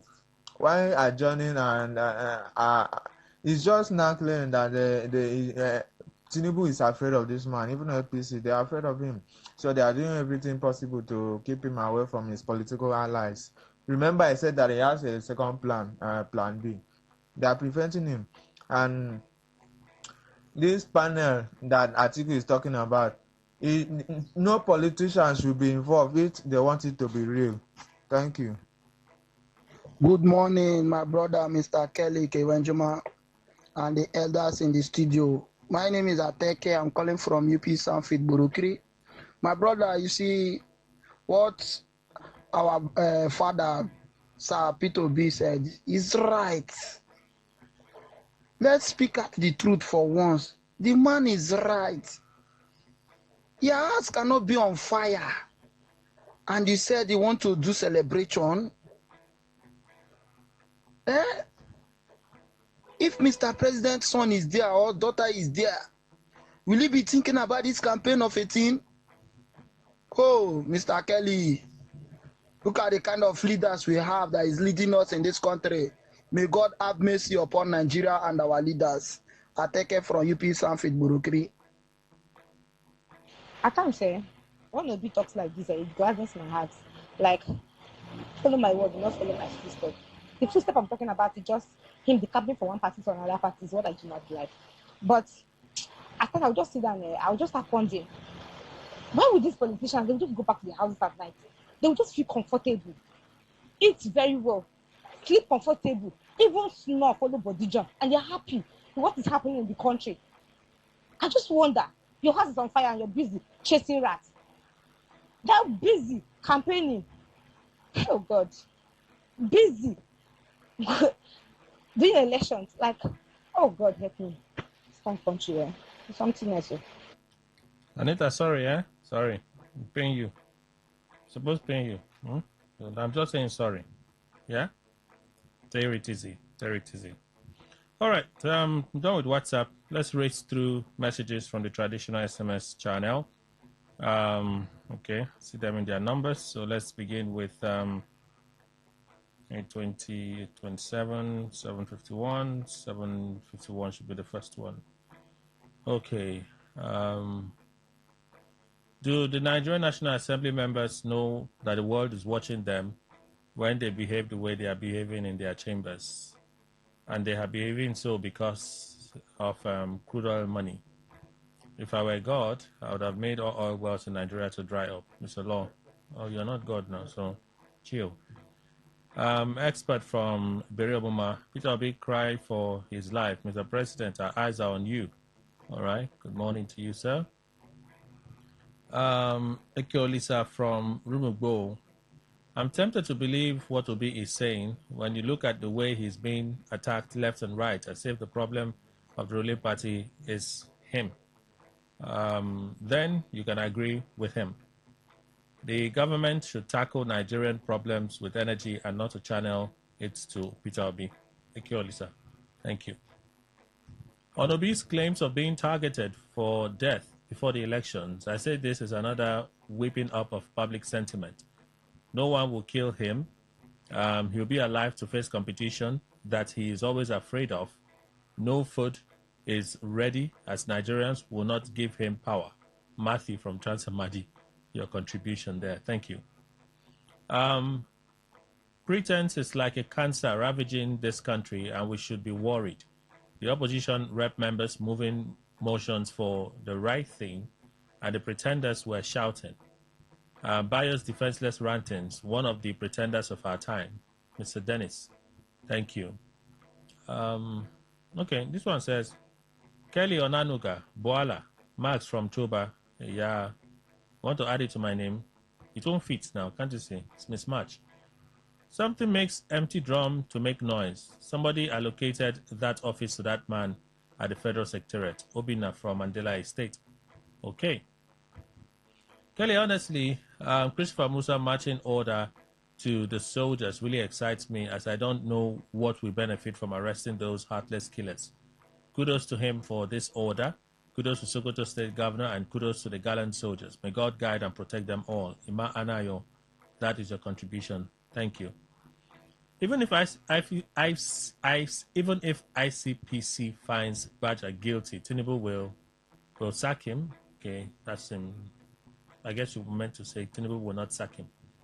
If doing so would threaten his re-election in 2027 for second term, if Tinubu is serious, he should hire PWID. Is that Price Waters? Huh? Yes. To investigate Bajabiamila, because for the person to be investigated is Bajabiamila. Okay. Your name is Savior. At least that one is clear.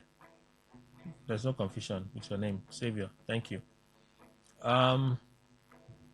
Law, I read the message from you already, so let's move on. If it's a house that has lawmakers than that of the presidency, they can summon the president or even impeach him if he's found culpable. Okay, I don't see a name here. Kelly from Port Harcourt. Oh, I read the message from you already. Okay. I absolutely concur with what Peter Obi has said. Tinubu has failed us as a people. Rashid Lawal from NTA Road in Boba. And then the last one.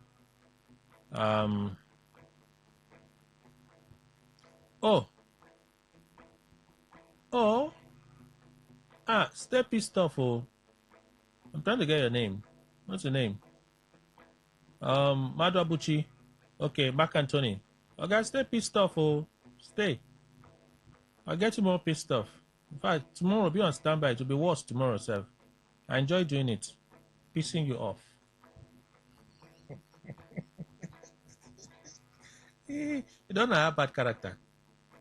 It's just the God in me that puts me under check. Don't have bad character. Okay, peace well. Be very pissed off. After the rain self they fall. You know go hot like that for body.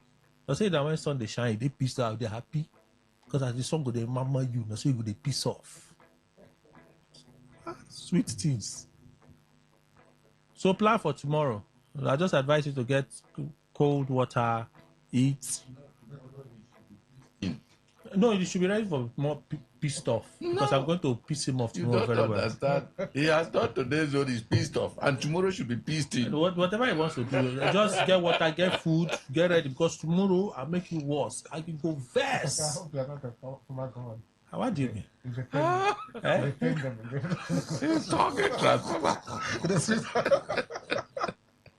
I don't understand. Somebody is doing this job, you're getting pissed off. Even though you're pissing me off. I'm going to be pissed off. Tomorrow you're pissing me. I'm going to be pissed off. See me as I be like this. Very, very serious bad character like this. Don't know. All right, let me read those contributions from the traditional. Okay, this is Facebook now. We've gone through all of those channels. Hello, John. Good morning, Kelly and the panelists. For me, Peter Obi is absolutely true, going by the antecedents of Tinubu and the APC government in trying to silence or totally obliterate opposition ahead of the 2027 election. Israel and Abali. It's not just the government that's on his case. The international community aren't comfortable with his candidacy. You mean him. Sambo Dumio. Good morning, Mr. Kelly and other panelists. No, sir. Mr. Gregory Obi is just telling us the truth. What is going on? Let it not happen before we take him serious. We know that this APC government led by Tinubu is capable of doing anything. Okay, I don't know. So when you say we, I just hear from you. AGF4 Oinshi, good morning, Kelly and the rest. That's the panelists. I totally agree 100% with what Peter Obi has said. I believe every reasonable person would agree with that. So those that don't agree, they're not reasonable. Wow. His own choice. Wow.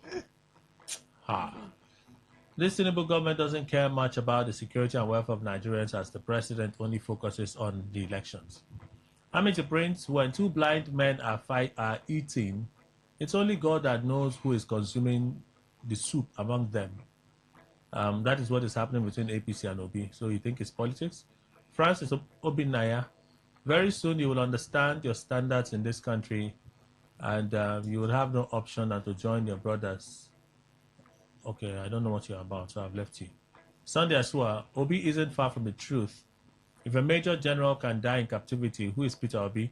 We've seen businesses shut down as a result of the policies of this present government. We are just at the mercy of God. All right. And then General Post, Skillful Bureau, the order given by the defense minister is a welcome call. My question is, won't they compromise it? Amity Prince, El-Rufai denies breaching court order. Rufai's case is like that of El Zakzaki, Dasuki, Ulisa Metu, and Emefiele. Alas, nothing will happen. Well, we wish we could mention Emefiele, because Emefiele is still in court. So the case can go either ways. But we have to go. Thank you all for being part of the show. Those that are not pissed off, thank you. Those that are pissed off, we also say thank you. Tomorrow we'll come back again. See, we're not dying. So I'll be here tomorrow. And the last time I checked, I've not done something that my boss will now sack me. So I'll come tomorrow. I'll piss you off again. Let me greet Chief. If you like go and do juju, I'm going to pray. As I finish, I go with my father. I say, hey, juju, battle said that. So you're into that business. Don't know human beings. They like to go and do something. You got as you enter that place, as you just enter fire, go just burn you. Wow. If you enter Nigerian politics, you will find trouble. No, as you just enter that place, you will do Kelly. As you just do, you don't even come to fire will not burn you. Wow. You hear my voice smooth, so black boy, get power. Never say something. I'm up with the Professor Free Brown, Managing Consultant, CEO Green Consulting. Thank you, sir. My pleasure. It's been a great time with our people. Please, let's get organized. We can tackle this era of enslavement from each unit, from each ward. But we must get organized to resist. The resistance must start now. Dr. Richard Waigwe, Executive Director, Citizens Leadership and Rural Development Initiative, CLADI. Doctor, thank you. Thank you. Thank Today FM for inviting me. I wish that this government will factor Nigeria into the equation. For 3 years, and they have been doing their own thing for their selfish interests. I wish they can consider Nigerians. Okay. At least the sustenance of a Nigerian sovereignty, even if for not any other reason. Okay. And Mr. Emmanuel Indukwe, our in-house analyst. Thank you, sir. Thank you very much, Kelly. Thank you, Nigerians. Peace, everyone. Hola.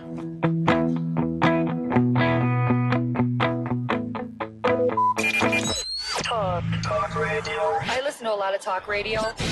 95.1 FM.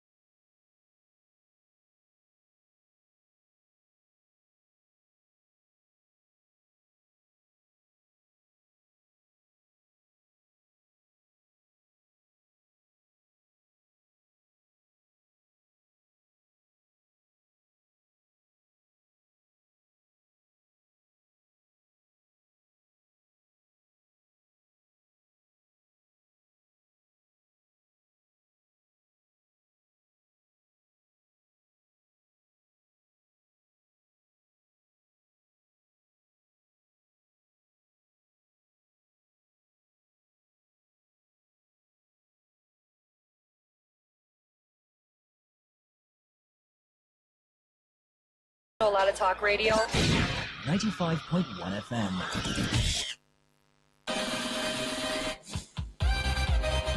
Get ready to turn up the volume and dive into the heartbeat of entertainment. From the hottest celebrity gist to trending music, movie buzz, viral moments, and behind-the-scenes drama. This is where the fun never stops.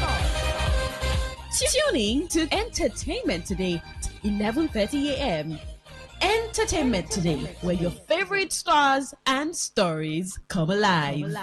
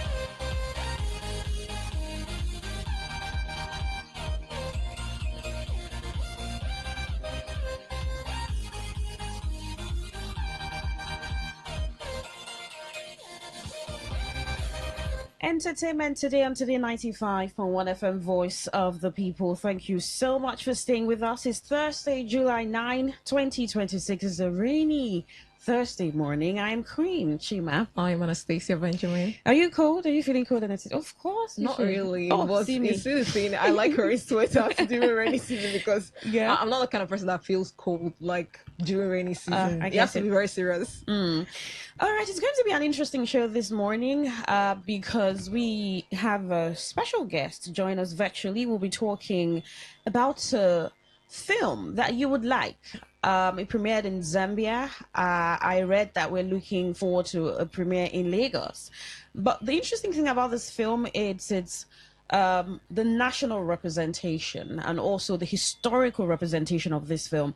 We'll get into details, all of that, and talk about it and ask a number of questions as we are being joined virtually by the co-producers of the film. I'm talking about 77, The Festac Conspiracy. But before that, let's get to see what's happening on the foreign scene and of course here in Nigeria on the news. We just take some stories this morning and we get straight into talking to our guest. Well, Taylor Swift fans have paid $25 for pieces of trash, including cigarette butts and ovulation test kit collector near the U.S. pop queen's wedding to NFL star Travis Kelce. A New York artist picked up the garbage last Friday from city streets around Madison Square Garden, where the couple staged a glamorous event for hundreds of celebrity guests amid a global frenzy. All of the items sold individually were snatched up by Wednesday within 24 hours of sales starting. Water bottle caps, Ringo pop, candy, police caution tape, straws, utensils, as well as a single left air pod. It's getting a lot of Swifties who just want a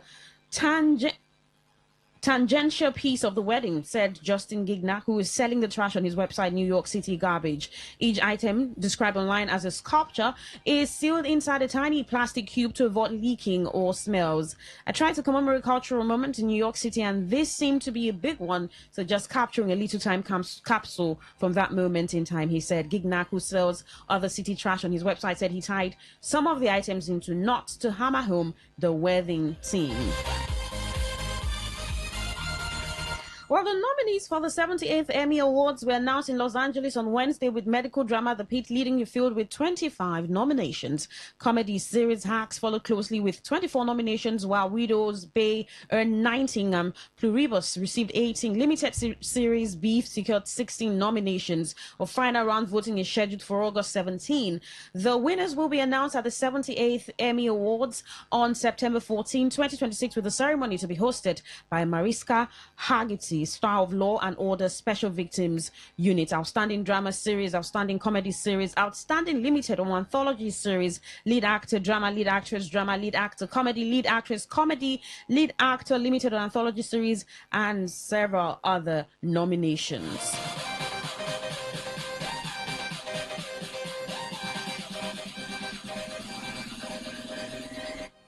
Justin Bieber has joined the star-studded list of halftime performers who will close out the 2026 World Cup in New York. The Canadian pop star will perform alongside Madonna, Shakira, and K-pop ensemble BTS during the tournament's first ever Super Bowl-style halftime show on the 19th of July.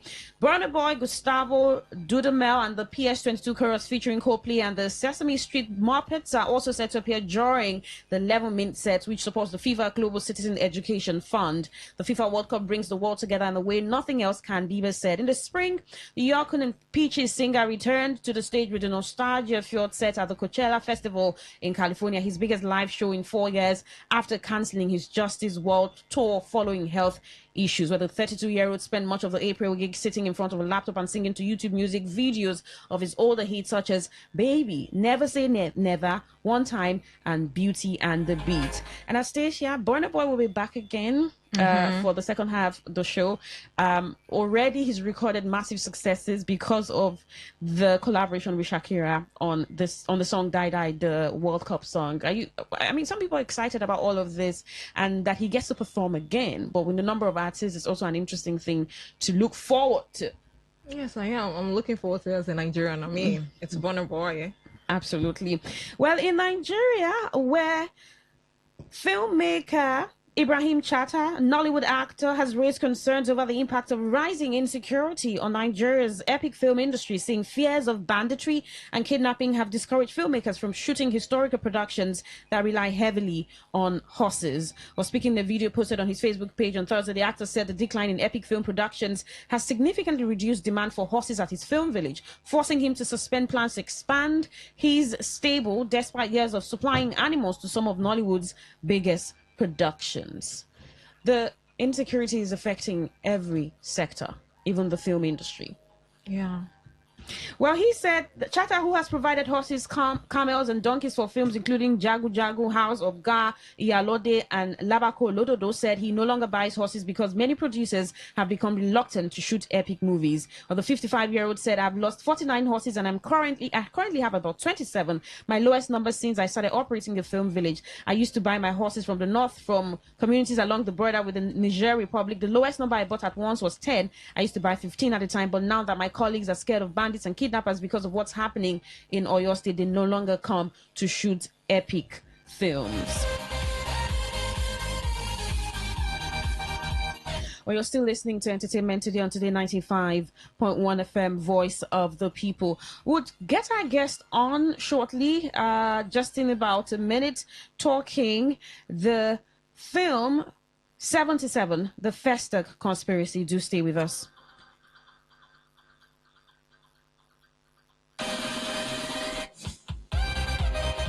Get ready to turn up the volume and dive into the heartbeat of entertainment. From the hottest celebrity gist to trending music, movie buzz, viral moments, and behind-the-scenes drama. This is where the fun never stops. Tune in to Entertainment Today, only on Today 95.1 FM, Voice of the People, your station for pure entertainment. Weekdays, 11:30 a.m. Entertainment Today, where your favorite stars and stories come alive.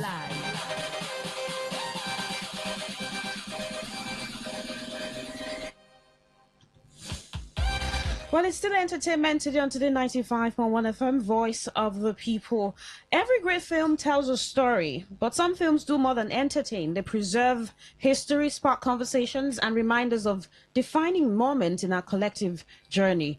Today we're talking about a film that takes us back to one of Africa's biggest cultural events, Festac 77.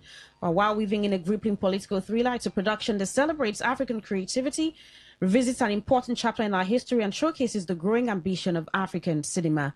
Joining us this morning is a co-producer of 77, The Festa Conspiracy. We'll be discussing the inspiration behind the film, the challenges of bringing history to the screen, and what audiences should expect from this remarkable project. Well, thank you for joining us. We're being joined this morning by co-producer of the film 77, The Festa Conspiracy, Adonijah Aworiwa. Good morning, Adonijah. It's good to have you join us on Entertainment today.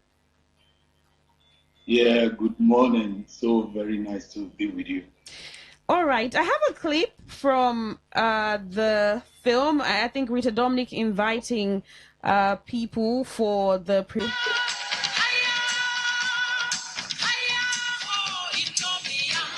Hey Zambia, it's Rita Dominic, and I have something truly exciting to share with you all.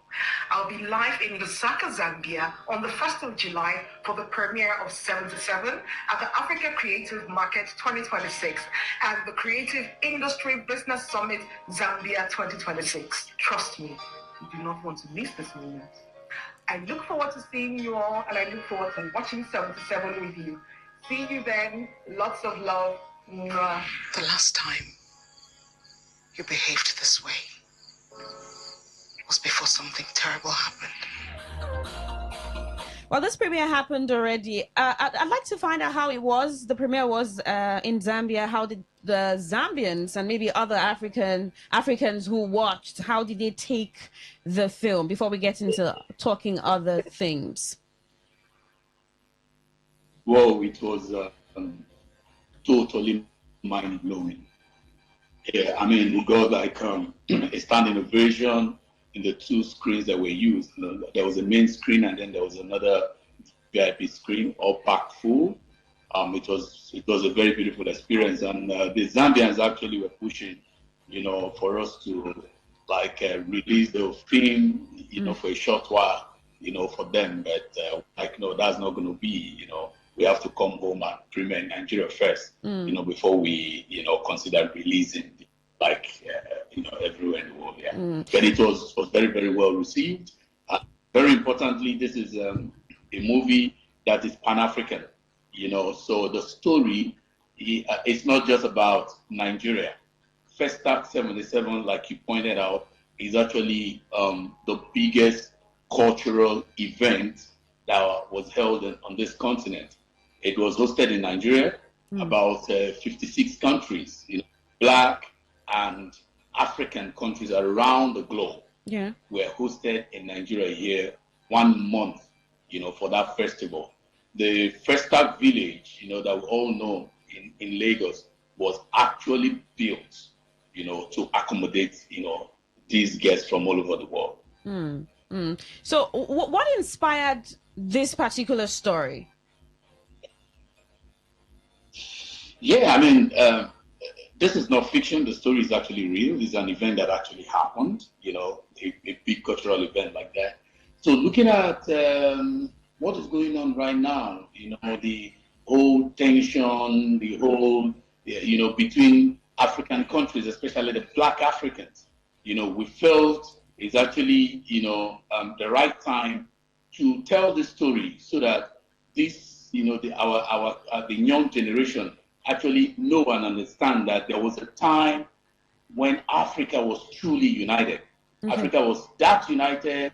Every country was looking out for the other country in Africa, not, you know, the kind of things that we're seeing today. So we just felt it's actually the right time, you know, to bring this story to the fore. So, you know, I mean, today they don't teach history anymore in our schools, right?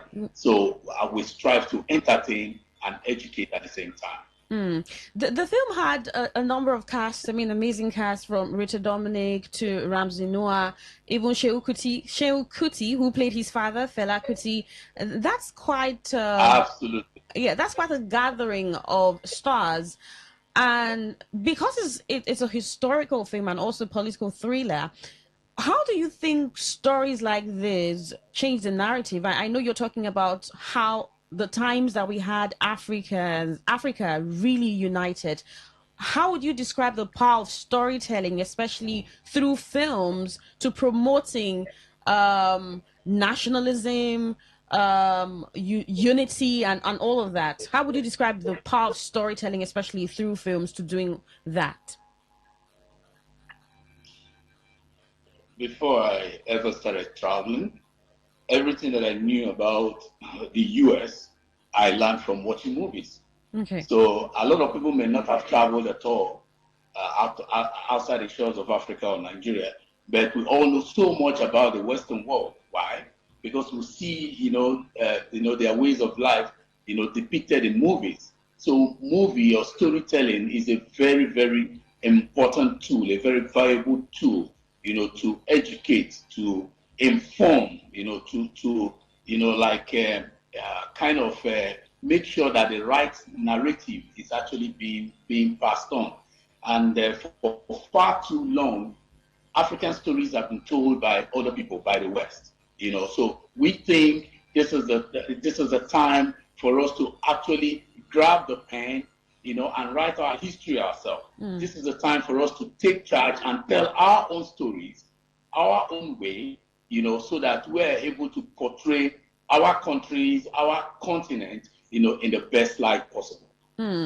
What makes 77, the Festa Conspiracy, stand out from other historical films? I can just count a number. I think I remember October 1 off the top of my head, done by Kunle Afolayan. I can't remember others now. But what really makes 77 Festa Conspiracy stand out amongst other historical films? Yeah, you should also remember 76, right? Yes. The movie that we made just for this one, exactly. So basically, it is the sequel to 76. So if you've not seen 76, it's still streaming on Netflix right now. So 76 too was a historical piece based on, real events, based on the assassination of the then head of state, Murtala Mohammed. And then this, as a sequel, the first year 77 happened. So we decided to tell this, story of 77, this very important cultural event, all-important cultural event that happened in Nigeria here, as a sequel to the story that we already told about the assassination of the then head of state. No, interesting. You talked about the premiere in Lagos. Do we get to know when that's happening, or it's still in the works? Yeah, it's still in the works. You're going to know very soon, yes. All right. So very soon, yeah, we're going to let it out. All right. Before we let you go, what advice would you give to young Nigerian filmmakers who want to tell authentic African stories? Maybe not filmmakers, storytellers, writers, across the creative industry, who want to continue telling African stories or even tell African stories. What advice would you give to them? Yeah, it is not easy. Here we play with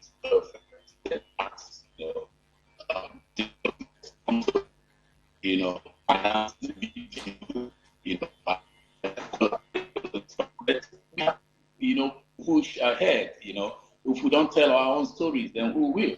If we continue to allow other people to tell our stories, they are going to tell our stories from their own lenses. They're going to tell our stories the way it suits them. Maybe not with the right nuances, not exactly the way the stories are supposed to be told. So yes, there are a lot of challenges. Like in production of 77, we collaborated with CIBA, the Center for Black and African Arts and Culture. Okay. They are the custodians of the footage, all the live footage of the real events. So, they gave us access to that. They were very, very helpful and all that. But we had a challenge. The big challenge of, in recreating a period piece like this. Yeah. The challenge we had in this particular one was getting vintage vehicles. Vintage vehicles that are in good order. Okay. Vintage vehicles that actually represent that era, that period. So we couldn't really assemble, the much that we needed, to.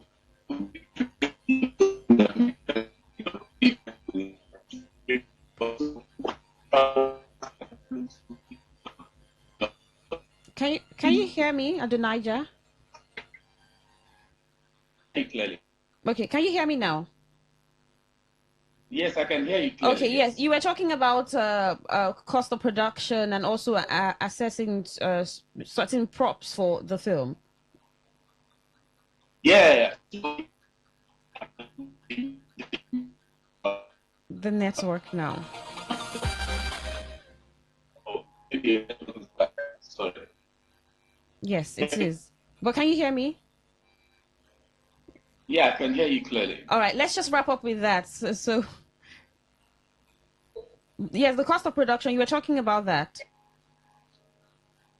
No, the cost of production wasn't an issue. The challenge we had was assembling the vintage vehicles, that we needed to actually depict that era. So we couldn't assemble enough, here in Nigeria. We had to travel with cast and crew to Lebanon, for about 2 weeks just to get that aspect of the production right. To, put in the work just to make sure that we're telling this story, like as authentically as possible. All right. So after the premiere in Lagos, where do you think it will be accessible for Nigerians or Africans to watch, and what would you want them to take out from the film?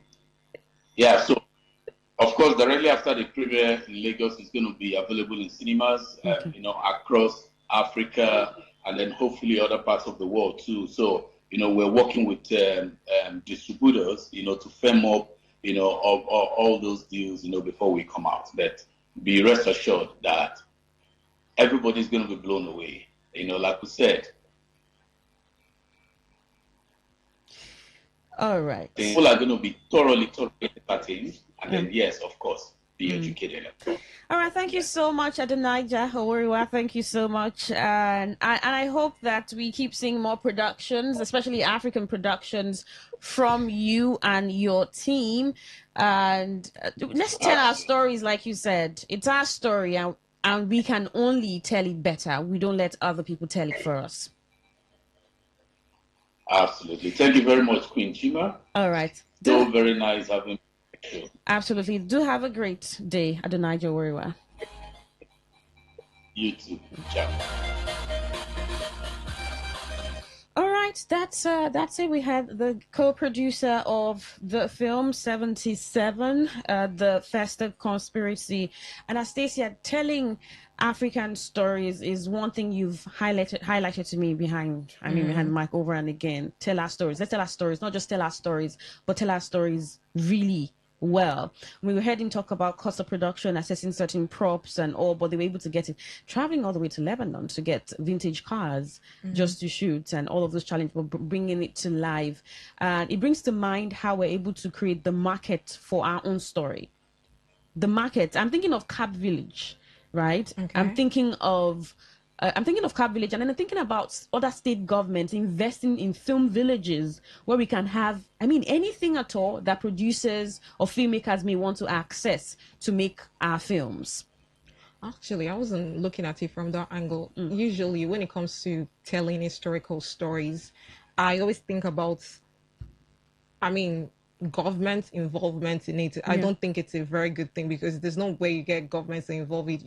They start detecting how the story should be. There's no authenticity in the story. So sometimes when I read historical fiction, I feel like they sometimes have to mix it with fiction. There's no true historical story out there. The completeness. There has to mix it with fiction. So that's the whole thing. I'm actually looking forward to this thing. How are they able to navigate the story and not make it sound so, in a way, because you can't actually read up, someone can actually pick a film and watch and get the history of a place or something. It's not truly or fully embedded in that. So away from that, on a lighter note, before we go, there's a video that's trending online of Nigerian goalkeeper Maduka Okoye spotted looking cozy at Paris Fashion Week with Cardi B. Of course, Nigerians been talking. We've been talking about this. And I don't know. I like love. So why were you quickly to just say this is love? Remember when I told you about Timini and what's her name? I don't know. I don't want to sound like not love. It wasn't giving love. I like when. Maybe I should just say I like a pandemic kind of love story where there's a lot of money involved in it. So just like we're talking about Maduka here, we're talking about Cardi B. So okay, Maduka. But I'm not saying too many or something is not really working for me. I'm just saying the friendship. The love story isn't given what you were all about. So money. Money is. I mean, it looks like a good thing. Maduka Is it- and Cardi B. See Looks the like way- a good combo. See the way you're blushing. I mean, what can You I must- say? You must be a helpless romantic disco. But then I saw this video where the video was talking about. Let's just take a listen to this. Shall we? Meant to be the main girl. She was in like some pageant thing. So I'm about to shoot, and our manager was like, "Oh, stop. They just called from the pageant that she's under contract, and we cannot use the girl for the video. She's not. I mean, she's thinking like, how can you guys do this? Like, being in this video is way bigger than the pageant. Yeah. Bro, we looked around like, bro, we cannot reschedule. We've driven 5 hours. It's in like the bush. Yeah. Bro, we had to use her makeup artist. And then the video became so huge and they fell out. It was so crazy. Look at you, breaking up relationships, friendships. Telling you, they fell out like, that was meant to be me. You took my... What you want me to do? David, don't say come out. Okay. What are they talking about? So the music video, there was a girl that they were supposed to use, a model, and Okay. her management said she was under contract, so they had to negotiate and everything. So they used the girl's makeup artist to shoot the video. So when the video became that big and everybody was watching it, the girl and her makeup artist fell out and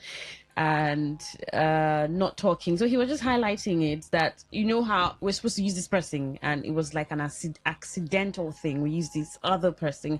But well, what's most important, it was a great shoot and good movie. I don't even know what to say. Who would even know? Who would not even know who was supposed to be used in the video or not? People have been talking about Brandy and that she's losing a lot of weight. And people saying social media is mocking Brandy the same way that they all mocked Chadwick Boseman, sending up legit prayers. Like, sometimes you don't know what these celebrities are going through. She looks Talk radio. I listen to a lot of talk radio. 95.1 FM. Whether it's happening in Port Harcourt, South South, Nigeria, or around the world, we've got you covered. On air, online, delivering balanced news and unbiased analysis. Today, 95.1 FM.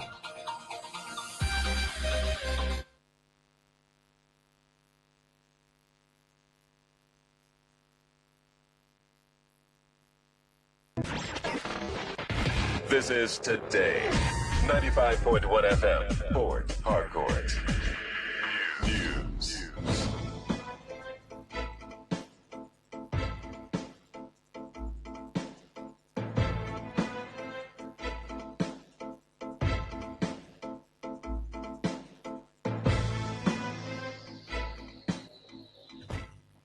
Good afternoon. This is the World News on your premium talk station, Today 95.1 FM. I'm Dawn Wilson. Today in the headlines. Suspected Boko Haram militants launch coordinated attack in Borno State. Rivers residents raise concerns over PHEDC billing systems.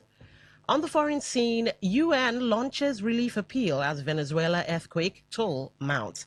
Details in a moment. Stay with us. Welcome back, and now the news in detail. Suspected Boko Haram militants have carried out a coordinated assault on the Logomani community within Ngala local government area of Borno State. The attack resulted in the death of a soldier and severe damage to public infrastructure, including 2 classrooms, a primary healthcare center, and a police outpost. Confirming the encounter, Operation Hadinkai's acting military information officer, Mohammed Goni, noted that despite facing losses in both personnel and equipment, troops managed to successfully push back the insurgents.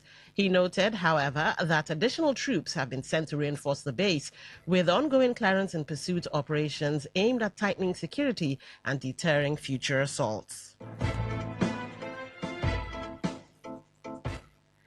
The Ogun State Sector Command of the Federal Road Safety Corps, FRSC, has confirmed a fatal road crash that claimed 2 lives early Thursday morning at Ugbere Junction along the Ugbere J4 corridor. The accident, which occurred, involved a white Mack truck and an orange Peugeot bus, which resulted to 2 deaths at the scene, while the remaining 2 escaped completely unhurt. According to command spokesperson Afolabi Odunsi, the crash was caused by excessive speeding and route violation, which resulted in the Peugeot J5 bus catching fire and burning in front section. Reacting to the incident, Sector Commander Oludare Ogunjobi extended his condolences to the victims' families and strongly warned motorists against dangerous driving behaviors. He further stressed on the dangers of speeding and reiterating the FRSC's commitment to ensuring safer roads through strict enforcement and prompt rescue operations.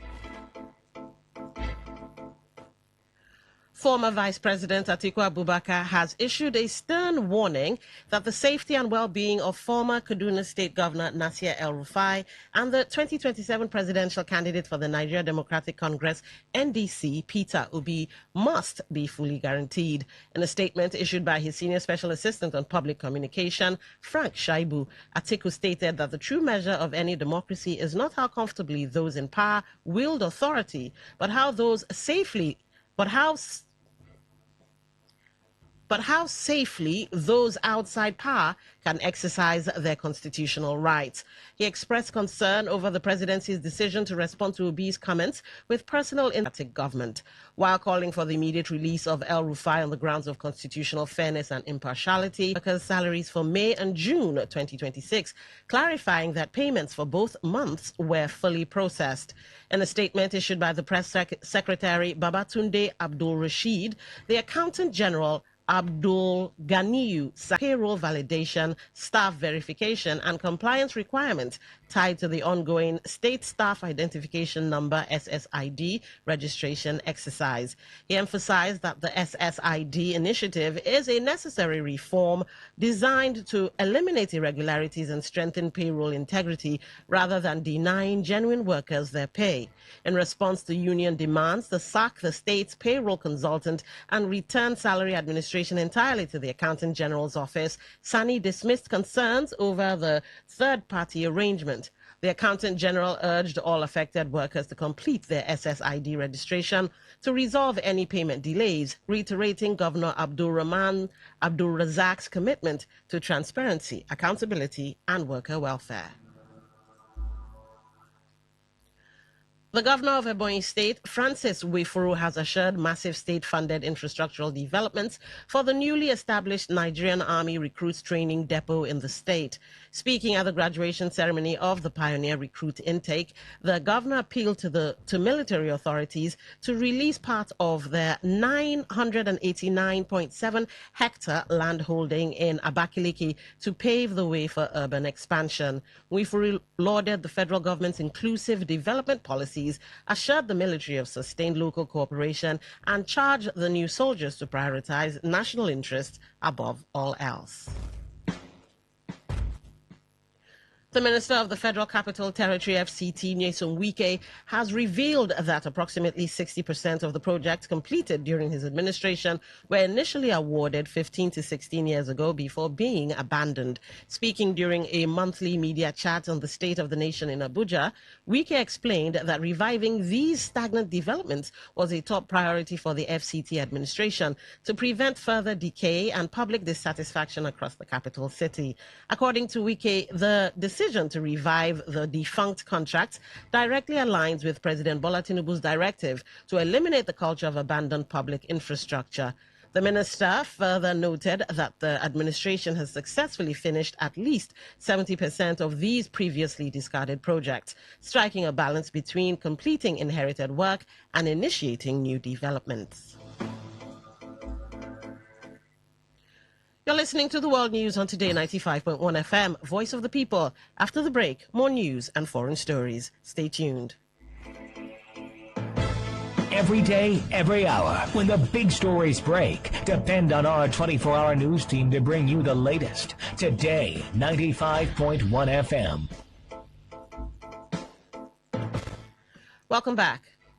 The All Progressives Congress, APC, House of Representatives candidate for Asari Toru, Akoku Toru Federal Constituency, Isobo Jack, has urged eligible residents to take advantage of the ongoing continuous voter registration CVR exercise being conducted by the Independent National Electoral Commission, INEC.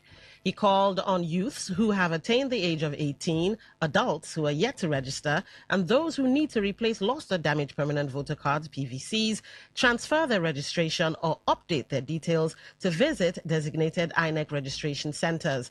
Jack, in a statement by his media office, described voter registration as a vital civic responsibility and the first step toward participating in the democratic process, noting that obtaining a PVC empowers citizens to influence leadership decisions and contribute to the development of Asari Toro, Akuku Toro, River State, and Nigeria. He also appealed to traditional rulers, community leaders, youth and women groups, and other stakeholders to encourage eligible residents to register, stressing that increased participation will strengthen democracy and ensure the constituency's voice is fully represented. A federal high court sitting in Port Harcourt has dismissed suit against a Nigeria Democratic Congress chairman of NDC, Independent National Electoral Commission, INEC, and governorship candidate of NDC, Chief Dumolulu Briggs. One of the NDC members, Kings Unwe Awaji, had approached the court with an originating summons challenging the emergence of Chief Dumolulu Briggs as governorship candidate of the party and his alleged exclusion during the party governorship primary. Ibim Dokubo, who is the counsel to Dumolulu Briggs, in his reply to the originating summon, challenged the jurisdiction of the court to entertain the suit and lack of local standing of the plaintiff to institute the action. Today FM's Uchendo Ejowo reports that when the matter came up in court, the plaintiff, Kings Unwe Awaji, through his counsel, filed an application to discontinue the matter, and his application was not opposed by the defendants, and the presiding judge, Justice Mohammed Turaki, in his ruling, dismissed the suit. Addressing newsmen outside the courtroom, counsel to Dumolulu Briggs, Ibim Dokubo, after narrating the issue in contention and what transpired in court, said with the ruling of the court, the coast is clear for his client to contest the 2027 general elections. Our position was that the court obviously was bereft of jurisdiction to hear and determine the matter on the ground, first, that the action was commenced after the mandatory 14 days as prescribed by the Constitution, and again, that having not participated in the primaries, so he didn't have the local standard to have filed the action in the first place. And these are the major prongs of our preliminary objection. But we also filed a very robust response to the originating summons. But thankfully, for some good reasons, he decided to discontinue the matter. The coast is clear for him to prepare himself and go for the general election in 2027. Speaking in an interview with newsmen at the court premises, the governorship candidate of NDC, Chief Dumolulu Briggs, expressed happiness over the outcome of the legal battle, a situation which he described as the beginning of his victory in the 2027 general elections. Lulu Briggs said he will win the 2027 governorship election in River State, and that when he wins, even his oppositions and enemies will be happy with the transformation that will be recorded in the state. Residents of River State have expressed mixed reactions to the Port Harcourt Electricity Distribution Company, PHEDC's billing system, the need for constant recharging and sudden outages which completely leaves them in darkness.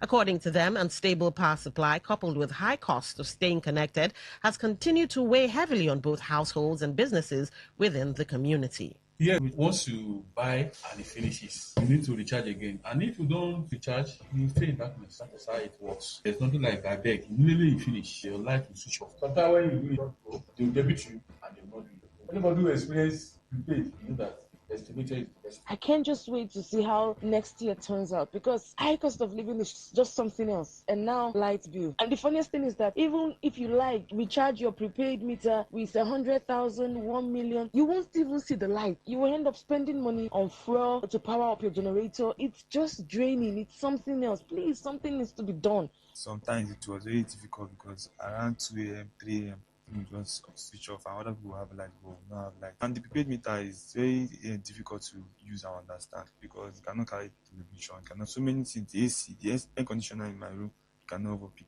up. However, residents who recently got prepaid meters through the meter asset provider MAP, vendors said installation was fast and completed in under 2 weeks, and that moving to prepaid has helped stop what they described as outrageous estimated bills. I do have a prepaid meter.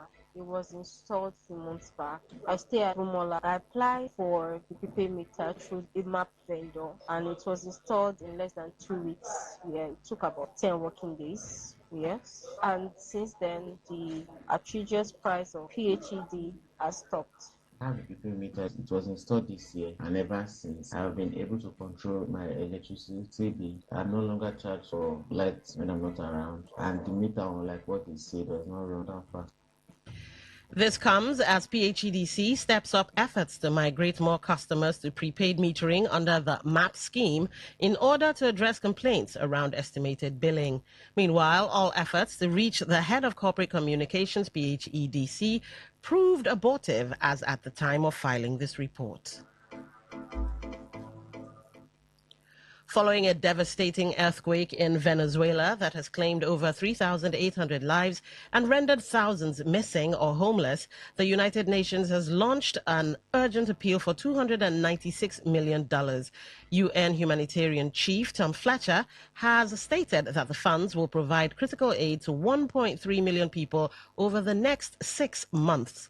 The disaster, ranked among Latin America's worst, has left communities devastated, with families still searching the rubble for their loved ones. In the meantime, the United States government has temporarily lifted several economic sanctions against Venezuela for a 4-month period in order to facilitate immediate relief operations.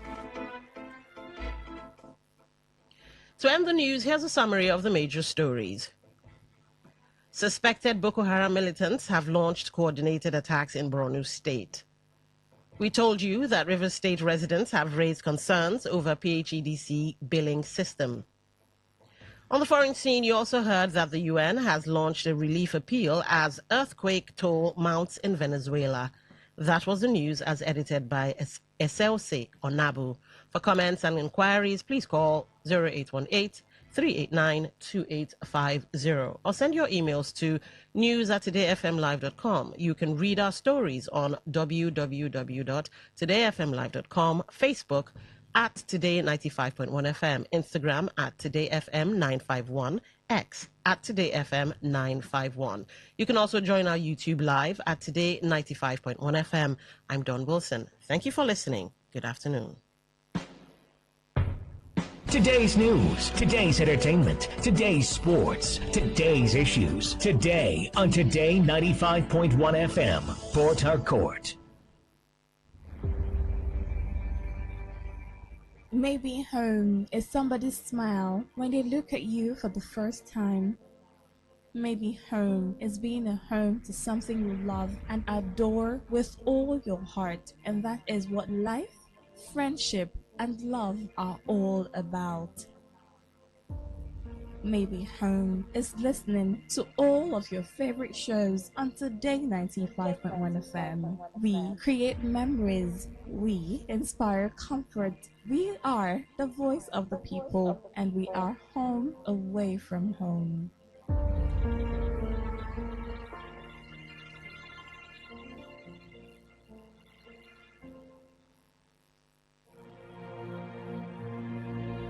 Today is business. Today is a new trend for your businesses. We give you all the information you need to grow your business, new ideas and innovations that keep you earning more and staying relevant. Every day, we engage in business, buying and selling, trading, and exchanging of services as individuals or as a country. Money goes round, it goes up and down. But have you ever wondered what business is all about? And have you ever wondered how you can stand out in your business? Today FM has got you covered every Wednesday between the hours of 1 p.m. to 2 p.m. Learn all you need from professionals on how the country runs its business affairs and how you can be an outstanding entrepreneur and grow your business. Business Today.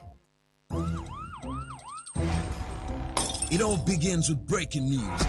Now, make no mistake, this is a difficult mission, and it will remain difficult for some time. then it keeps trending. Events, issues, personalities, all struggling to gain attention. But in the race for deadlines, the intrigues, power play on the current are often missed or underreported. Insecurity here is basically a product of poverty. But not anymore. As the platform on radio steps in to fill the missing links on events, issues, and personalities in the news. I'm not afraid of anybody. The platform on radio serves only the hottest topics and trending issues. Only on Today 95.1 FM. 95.1 FM. Port Harcourt. Weekdays, 4 p.m. Get on the platform on radio and be served. Looking to grow your business? Ready to elevate your brand and reach the right audience? This is your moment to take your brand to the next level with Today 95.1 FM. Your trusted voice, reaching thousands of listeners every single day. From startups to established brands, we create powerful advertising solutions that boost your visibility and drive real growth. Our affordable advertising packages are designed to give your business maximum visibility and real results. Don't just advertise where people are listening. Call us today on 0818-389-2850 or visit our station to book your slot now at Today FM Drive off East West Road, Obiapo. Today FM 95.1. Your voice, your market, your success.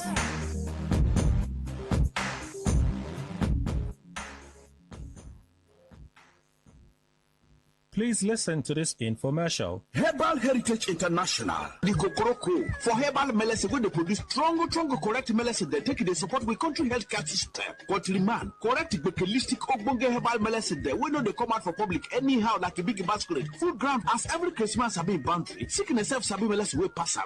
After all, monkey smart now because tree near tree is our forest. Heritage International will use the technology of computer testing machine to see and know before attacking that your health condition. We don't become Ubarugba for your life with the correct treatment. Therefore, whether definition or without definition, make you visit Herbal Heritage International. Offices way near you. Herbal Heritage International. Now Hello and welcome to the program Roots and Herbs.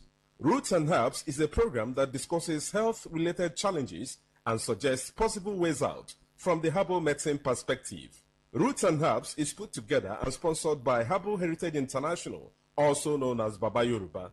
Baba Yoruba is currently having a special promo package. This promo package will give you the opportunity to enjoy 50% discount on all their products and services. This offer runs while the stock lasts, and at the same time, it will give you the privilege of meeting Baba Yoruba himself at number 24 Ikwere Road, Mile 1 by Education Bus Stop, Port Harcourt.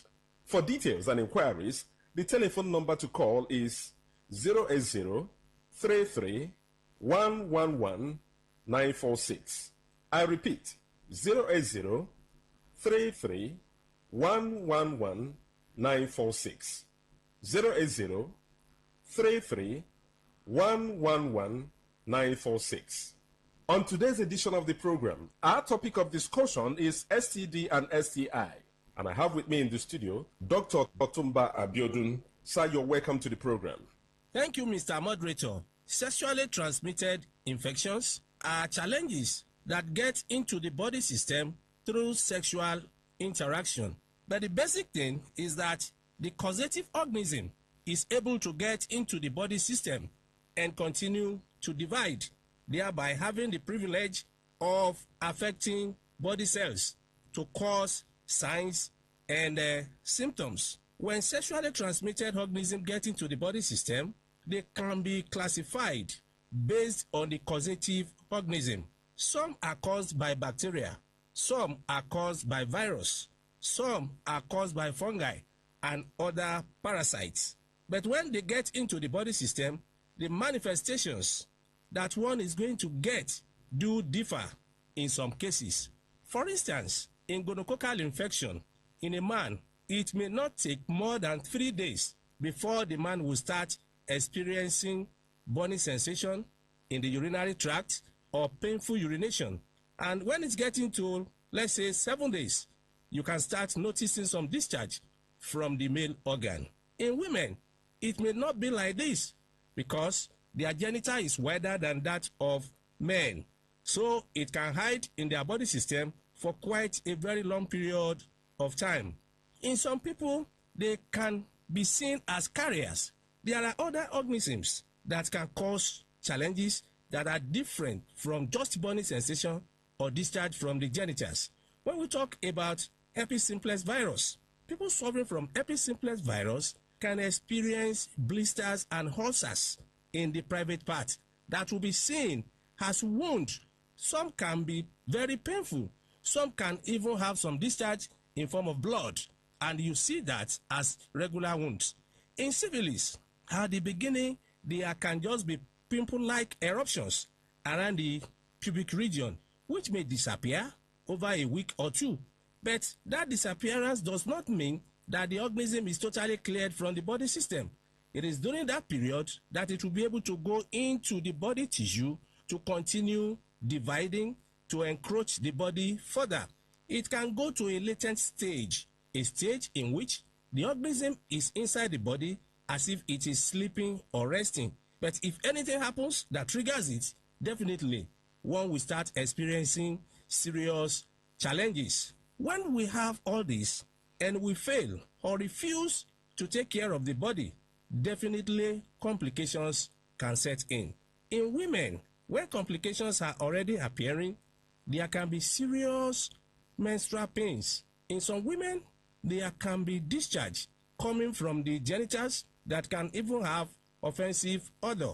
In some, it is possible for them to experience serious lower abdominal pains. Most attempts, these do follow their monthly menstrual bleed. In some women, if it is allowed to continue, you discover that the fallopian tube can be damaged, a situation where this area will be blocked totally. That will be seen as blockage of fallopian tube, which can really lead to infertility in women.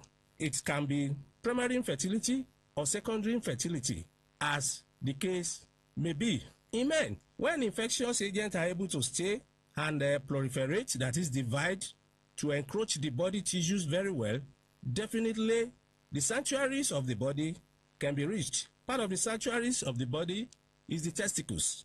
When they get into the testicles, it can lead to orchitis, a situation where the bulbs, that is the testicles, will become very painful. It can be swollen, and at that stage, the lifespan of sperm cells coming from these testicles can reduce, or they reduce in number. When they reduce in number, that can lead to oligospermia. But if nothing is done, and this is allowed to continue for a certain length of time in the body, it is possible for all the cells to become dead, a situation where we have azoospermia. In such situations, it will be impossible for such a man to impregnate his woman as a result of a sexually transmitted infection that has been poorly handled or that has been ignored. Part of the complications of sexually transmitted infections in men is a situation where a man is unable to stand like a man like he used to do before. And that's why we say, whenever we experience anything that is strange in our body system, it is very important for one to visit competent healthcare giver who will be able to give the right advice to get out of the challenge. In other words, if one is faced with challenges that have to do with sexually transmitted infections, having burning sensation, painful urination, discharge from the genitals, blisters, wounds, mind you, having all these challenges is not the end of the road. For more enlightenment and advice, the number you can call is 080-33-111-946. I repeat, 080-33-111-946. Thank you. All right. You've been listening to the program Roots and Herbs. Roots and Herbs is a program that discusses health-related challenges and suggests possible ways out from the herbal medicine perspective. Roots and Herbs is put together and sponsored by Herbal Heritage International, also known as Baba Yoruba. Baba Yoruba is currently having a special promo package. This promo package will give you the opportunity to enjoy 50% discount on all their products and services. This offer runs while the stock lasts, and at the same time, it will give you the privilege of meeting Baba Yoruba himself at number 24 Equator Road, Mile 1 by Education Bus Stop, Port Harcourt. For details and inquiries, the telephone number to call is 080 33 111 946. I repeat, 080 33 111 946. 080 33 111 946. Let's take our sponsor's message. Don't go away. We shall be right back. Herbal Heritage International, the Kokoroko for herbal medicine when they produce strong, correct medicine. They take it, they support with country healthcare system. Quantly man, correct bekelistic ogbonge herbal medicine. They we know they come out for public anyhow like a big basket. Food ground as every Christmas have been boundary. Sickness self sabi medicine will pass them. After all, monkey smart now because tree near tree is our forest. Heritage International go use the technology of computer testing machine to see and know before attacking that your health condition. We don't become umbarumba for your life with the correct treatment. Therefore, whether definition or without definition, make you visit Herbal Heritage International. Offices way near you. Herbal Heritage International. Now You're welcome back to Roots and Herbs. Roots and Herbs is a program that discusses health-related challenges and suggests possible ways out from the herbal medicine perspective. Baba Yoruba is currently having a special promo package. This promo package will give you the opportunity to enjoy 50% discount on all their products and services. This offer runs while the stock lasts, and at the same time, it will give you the privilege of meeting Baba Yoruba himself at number 24 Equator Road, Mile 1 by Education Bus Stop, Port Harcourt. For details and inquiries, the telephone number to call is 080 33 111 946. I repeat, 080 33 111 946. 080 33 111 946. Until we come your way again, remain blessed. And that was a paid infomercial. Talk radio. I listen to a lot of talk radio. 95.1 FM.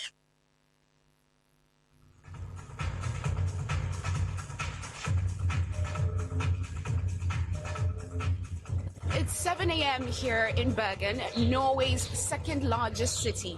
Now, to my right is a beautiful backdrop, lush green hills, and to my left, a city that's just waking up. People starting to walk about, a few cars. But the reason why I'm here is the building right in front of me. It's an old church, and inside is a rave. Yes, you heard right. It's 7 a.m. and there's a rave happening in here.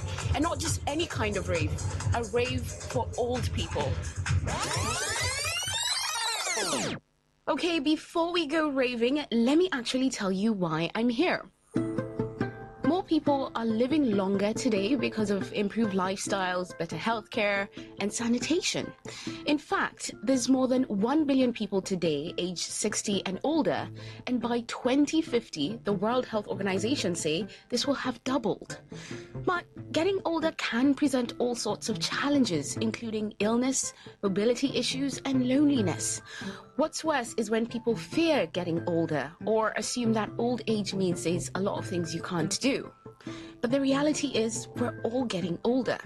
So I'm on a mission to find the people who are changing perceptions that we have about aging. From the BBC World Service, I'm Myra Anubi, and this week on People Fixing the World, I'm on a whistle-stop tour of several events that are all part of Generation and Aldring's Festival, or Generation, an aging festival that happens over a weekend in Bergen to raise awareness about the challenges of getting old and also the opportunities that it brings.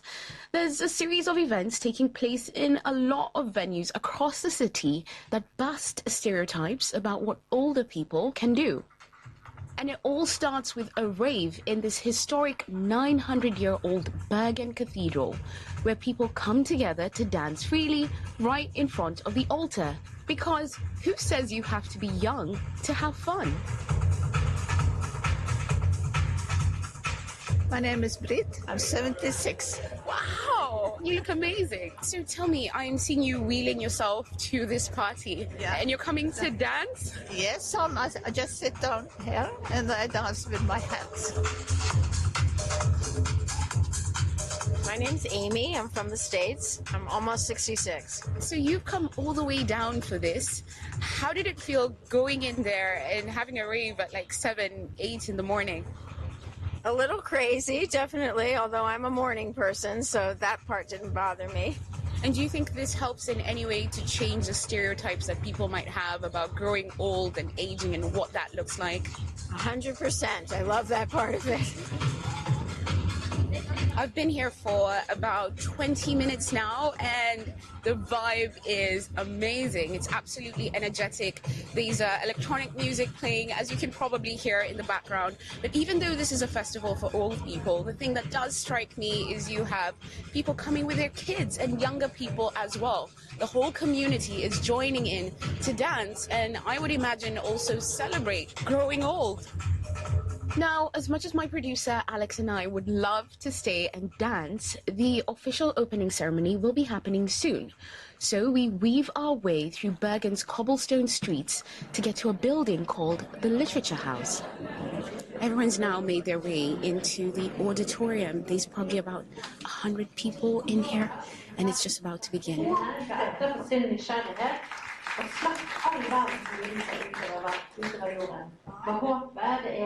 That's Anna Halavala. She works for the National Centre for Aging and Health. It's a government organisation in Norway that provides training and support to healthcare professionals. Anna is also our person fixing the world today. She founded this festival 2 years ago. Anna, let me take you back to when this all started, right? What is it that sparks this idea? The idea started when I started working in the municipality with the elderly, and I saw that there is such huge potential to do something together and to really connect research, health, non-profit organizations. Like, we really need to create an initiative where people feel welcome and where they can be together. Norway is generally considered as one of the best places in the world for people to grow older. Almost 20% of the population is made up of residents aged 65 and over, a lot higher than the global average. And many systems are in place to support elderly care as well as social activity. So there are a lot of things that have changed in Norway the last decades. So for one thing, we are more older people and fewer younger people. So that means fewer younger people to work in elderly care and in the services for older people. We have fewer younger people working for the pensions for the older people. But we also, the fact that we have a lot of older people is really a good thing because they are so resourceful. And they also carry this culture of community in a different way than perhaps younger people do. Because now we live a more segregated life, and grandparents tend to perhaps live in a different city than their kids and their grandkids, so you have that kind of splitting up.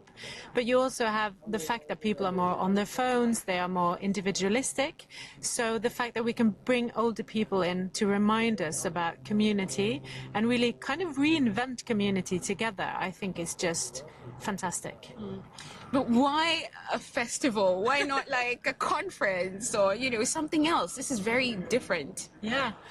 I think conferences are really important, but doing a festival means inviting people into something vibrant, something vital, a sense of, belonging and tapping into their identity and perhaps challenging them to experience something new. And I think when we experience things together, it really creates some special bonds. I get talking to someone who's been attending this festival since it started. This festival. What are some of your favorite activities during the festival? I think it's the mixture of everything, but to get new ideas and to learn new things. Yeah. And you have Parkinson's, I right? do, yeah. I do. There's a group of Parkinson patients, so we were invited to a rave party, and that too was such a big experience, something so new. For anyone anyone who might not have an idea, can you tell us how it's like living with Parkinson's and what exactly it is? Typical is that you have problem moving quickly and shaking of the limbs, and some cognitive and some even problems with your organs. Knowing that you have Parkinson's but are able to come to a concert, a festival, and enjoy with everyone else, what does that mean to you? Part of me that's not the illness gets stimulated. So you feel sort of your dignity. You get more dignity to enjoy and learn about things. Because the first time when I went to a rave party, I'm 70, and we're dancing together with very, very young people, and I really enjoy that kind of music. I didn't know I enjoyed it. But what else happens at this festival? Well, over the course of 2 days, there are over 30 events that are all free. Anyone can join, and at any age, all you have to do is register. The festival has everything from live concerts, discussion panels, masterclasses, and even a community dinner by a Michelin star chef. And that's not all. Still within the city centre, I've come to see something else that's part of the festival, and one that might surprise you, but I think is quite cool. Some of the people here are going to be getting tattoos, and we've been invited to check it out. Hello there, what's your name? Okay, I'm here for a tattoo. Okay, how are you feeling about that? I'm a bit nervous, but I'm looking forward to it. I'm taking part in the Generation Festival, and somebody told me that there was a slot open. And so that makes me want to ask you, what tattoo are you getting? I'm getting a fish with lady legs. With stockings, yeah. Oh, lovely. Oh, my gosh. Surprisingly, the festival are paying for 20 of these tattoos. I mean, who would have thought that a government could pay for tattoos? I watch as 3 people get some ink on their skin, including Kari Mitba Christiansen. She's the CEO of the Norwegian National Centre for Aging and Health, the main funders of this festival. And Kari has decided to get a green tattoo right next to her ankle that just happens to be the logo of her company. Is this your first tattoo? Oh, definitely. Yeah, I've been thinking about it for some time, but never had the courage. But then I thought, this is my moment. I'll do it. And why not? Think about all the people getting tattoos. It's not the kind of thing that most people would expect. What would you say about that? I would say that why not? You should do what you like, whatever age you are. I think it's important to fight ageism. And this is maybe one way to show that you're never too old to do stuff like this. I'm a bit scared, but also excited. Is it looking okay? Do you like it? It's looking great.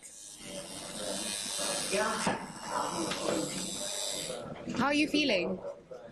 I feel perfect. This was really nice. Yeah. You're seeing it now. Has it come out exactly how you thought? Even better, I think.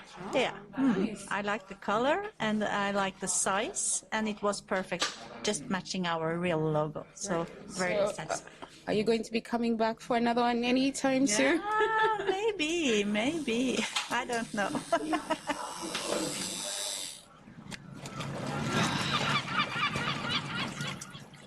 From the BBC World Service, this is People Fixing the World with me, Myra Anubi, today in Bergen in Norway. We're at a community festival that's all about aging, the challenges, but also the opportunities that come with getting old. We've been at a rave and at a tattoo shop in the center of the city, but you might be able to hear water splashing about as it hits the rocks. That's because Bergen's right by the coast, and we are now standing on a floating sauna on the edge of the water. And already just at the entrance, I can feel the heat in here. How hot is it? 80 degrees Celsius. Wow. Okay, here we go. Mind you, I have to say I am fully dressed, so this should be interesting. Now, it's a typical thing in Norway and other Scandinavian countries to spend time at the sauna. Only I'm all covered up and everyone else is in their swimsuit. But it does make sense that one of the festival's activities is happening here. It's a discussion about aging and hope. Before I get a moment's rest, though, I have to leave the discussion as I'm whisked away to the next activity that's happening back at the Literature House. Now, this festival, it's not just about raves and parties or tattoos. There's a lot more that's happening here, including the fact that they have master classes for people to understand more about aging and really rethink what it means. Tomorrow, for example, there's one about discussions on end of life and what that looks like. But in the room right next to me, they're talking about anxiety and depression and also how they can try and prevent it. After it's finished, I speak to two friends, Vivi and Björk. What did you think about the session? Very good, because she was talking about how we can deal with it, exercise and do things ourselves, because everything is up to ourselves to have techniques, how to prepare for doing that yourself better. Yeah. I agree with her, but we're growing older and older. Do you feel like as you grow old, you're almost isolated and dealing with some of these issues on your own? Yes, absolutely, because when you grow older, every family, friends, younger people are more busy, they have their own life, so you have to, as good as you can, take care of yourself. Although Norway is among the highest spenders on health in the world, some cities are under financial and staffing pressure, only being able to help the most vulnerable. It's one of the things Anna, the founder, is trying to address with this festival. How do we expect to grow old in Norway when the health services can no longer give us, the welfare system can no longer give us what we have come to expect from the state and the municipality? How do we deal with that? We are talking about anxiety and depression, how to handle that as an older person. Anna has partnered with almost 50 organizations to make all this possible. And although the sessions are tailored to older people, Anna is keen that carers also attend, as they spend a lot of time with them. She also wants the festival to be a place where people can talk about things that are often taboo in society. Last year it was even more, I think, shocking for people that we had a workshop on how to die at home. I think that's rare to have at a festival. But this year it's really baked into all the different conversations. It's about how do we take care of each other? Why are you valuable even though you're not working? Like, we're really trying to challenge this notion that you're responsible for your own life completely, because you're not. We're responsible for each other. Stepping away from the festival for a moment, there are a lot of other people trying to make the world a better place for older people, including the World Health Organization. Recently, they established a global network for age-friendly... That is by creating the opportunities for people to congregate, to get together, and then to decide on what to do with the environments they live in. Now, Bergen is currently not an age-friendly city, but the global network does cover almost 2,000 communities and places around the world. It's about showing a commitment to a set of values that the WHO think are important, such as outdoor spaces, appropriate transport, housing, and also social participation. And that includes putting on festivals like this one in Bergen. Now, Tiago, I don't know if you're a festival goer yourself. I am, Myra, a festival goer. For example, Geneva, the city where I live, which is part of our global network, they organize an amazing neighbors party, La Fête des Voisins, where we all get together with our neighbors to celebrate the community that we share. And specifically with what we've seen in Norway, how does it stand out among some of the other festivals that you've seen? Norway has established a national program for age-friendly cities and communities. They have dozens of cities now, from the Arctic all the way down to Oslo, for instance, that are committed to become more age-friendly. And initiatives like this festival you're attending to are quite common in the country as well. They have a very interesting national example called Generation Games, where they bring younger and older people closer together to celebrate these elements of togetherness and really strengthen the social fabric that we need to create age-friendly communities and ensure that everybody grows older and healthy as they age.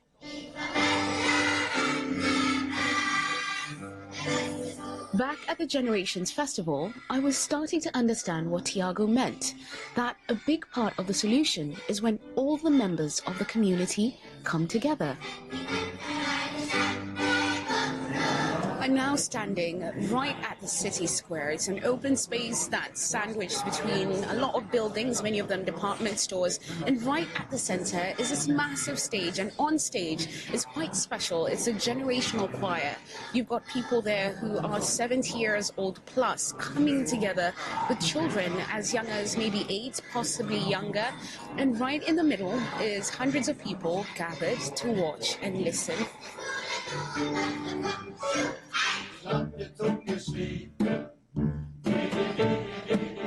There are a lot of choirs and bands that are at this festival, including Sanglede, Norwegian for the joy of singing.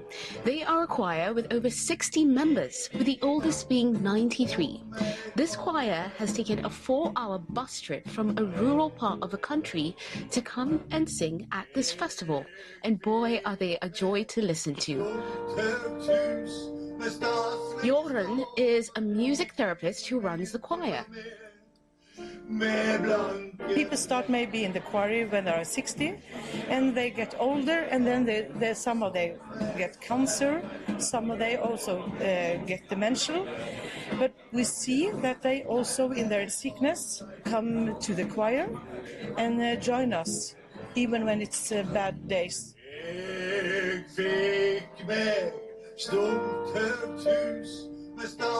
So we experience every week that we have people, they have been at the hospital in the morning and then they come to us because it's so important for them to get some moments that they feel that, okay, now I am alive. Yeah, now I can forget all the things around. I am alive now, I can laugh, I can sing that some words that it means something, and we can feel the music. The network of older people choirs in Norway is thriving. Associations in the country, such as the Norwegian Academy of Music, have done research that shows how attendance has major psychological and social benefits for older people. My name is Gunnar, and I'm 81. I've been a choir singer since I was 7 years old, and music is my day. I do a lot of work to go to this choir rehearsal every Wednesday. My wife is sick, I take care of her, and therefore there is someone who have to support me to stay home when I go out singing. So singing make my heart good. And the choir is your support? Yeah.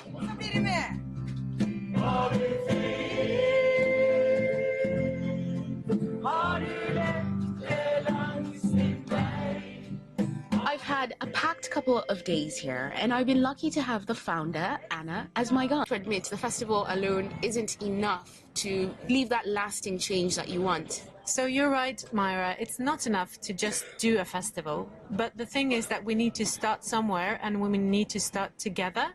And this way of inviting people into something fun, something beautiful, and also serious, I think is a way to raise awareness and to really, increase the status of aging that tends to be talked down, and it tends to be linked to disease and to loss of function, and it's not. It's actually fantastic to be able to, become an older person.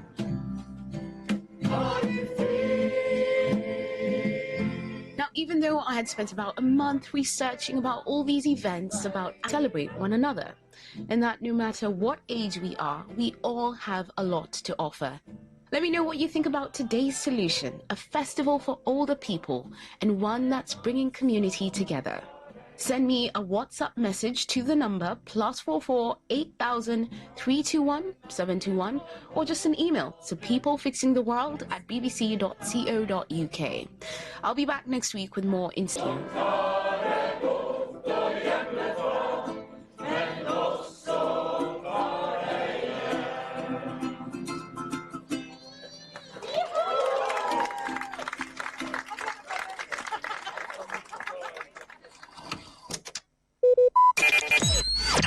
Talk radio. I listen to a lot of talk radio. 95.1 FM. This na the breakdown from BBC Pidgin. Nigeria Senate say make everybody match break on top any program where they rehabilitate and reintegrate former Boko Haram members into society for the country. Instead, make them arrest these criminals and terrorists and prosecute them, sake of say, now them they cause security kasala for Nigeria. This one they happen after about 76 former members of the Islamic State of West Africa Province ISWAP dropped their weapons and surrendered to Nigeria government forces for the northeast region. Usually, fighters like this way surrender go undergo some kind de-radicalization or rehabilitation program by the government, and after some time, usually between 6 months and 2 years, them go release them to go back into the community. But many senators no agree with that process. Them take this decision after Senator Abdulaziz Yaradua chook mouth for the insecurity matter where they continue to increase. Lawmakers describe them as wave of abductions, detention, and killings of serving and retired military personnel. According to them, if these trends continue, it go turn to threat to national security and state authority. The policy to bring back former criminals and terrorists inside society now one of the most controversial counter-terrorism strategies where Nigeria gets, and it don't they generate talk for many years. Many armed groups wey include Boko Haram and other small functions like the Islamic State of West Africa Province ISWAP, they worry Nigeria well. For 2016, Nigerian authorities been established the exit program Operation Safe Corridor, where they rehabilitate and reintegrate low-risk fighters and terrorists where voluntarily come out from these extremist groups. For June 2026, authorities for Borno State been talk say now almost 10,000 former Boko Haram fighters where them reintegrate into society. For more on this story, enter bbcpg.com and follow us for all our social media platforms, including TikTok and WhatsApp channel. That's not the breakdown from BBC Pidgin. Talk radio. I listen to a lot of talk radio. 95.1 FM.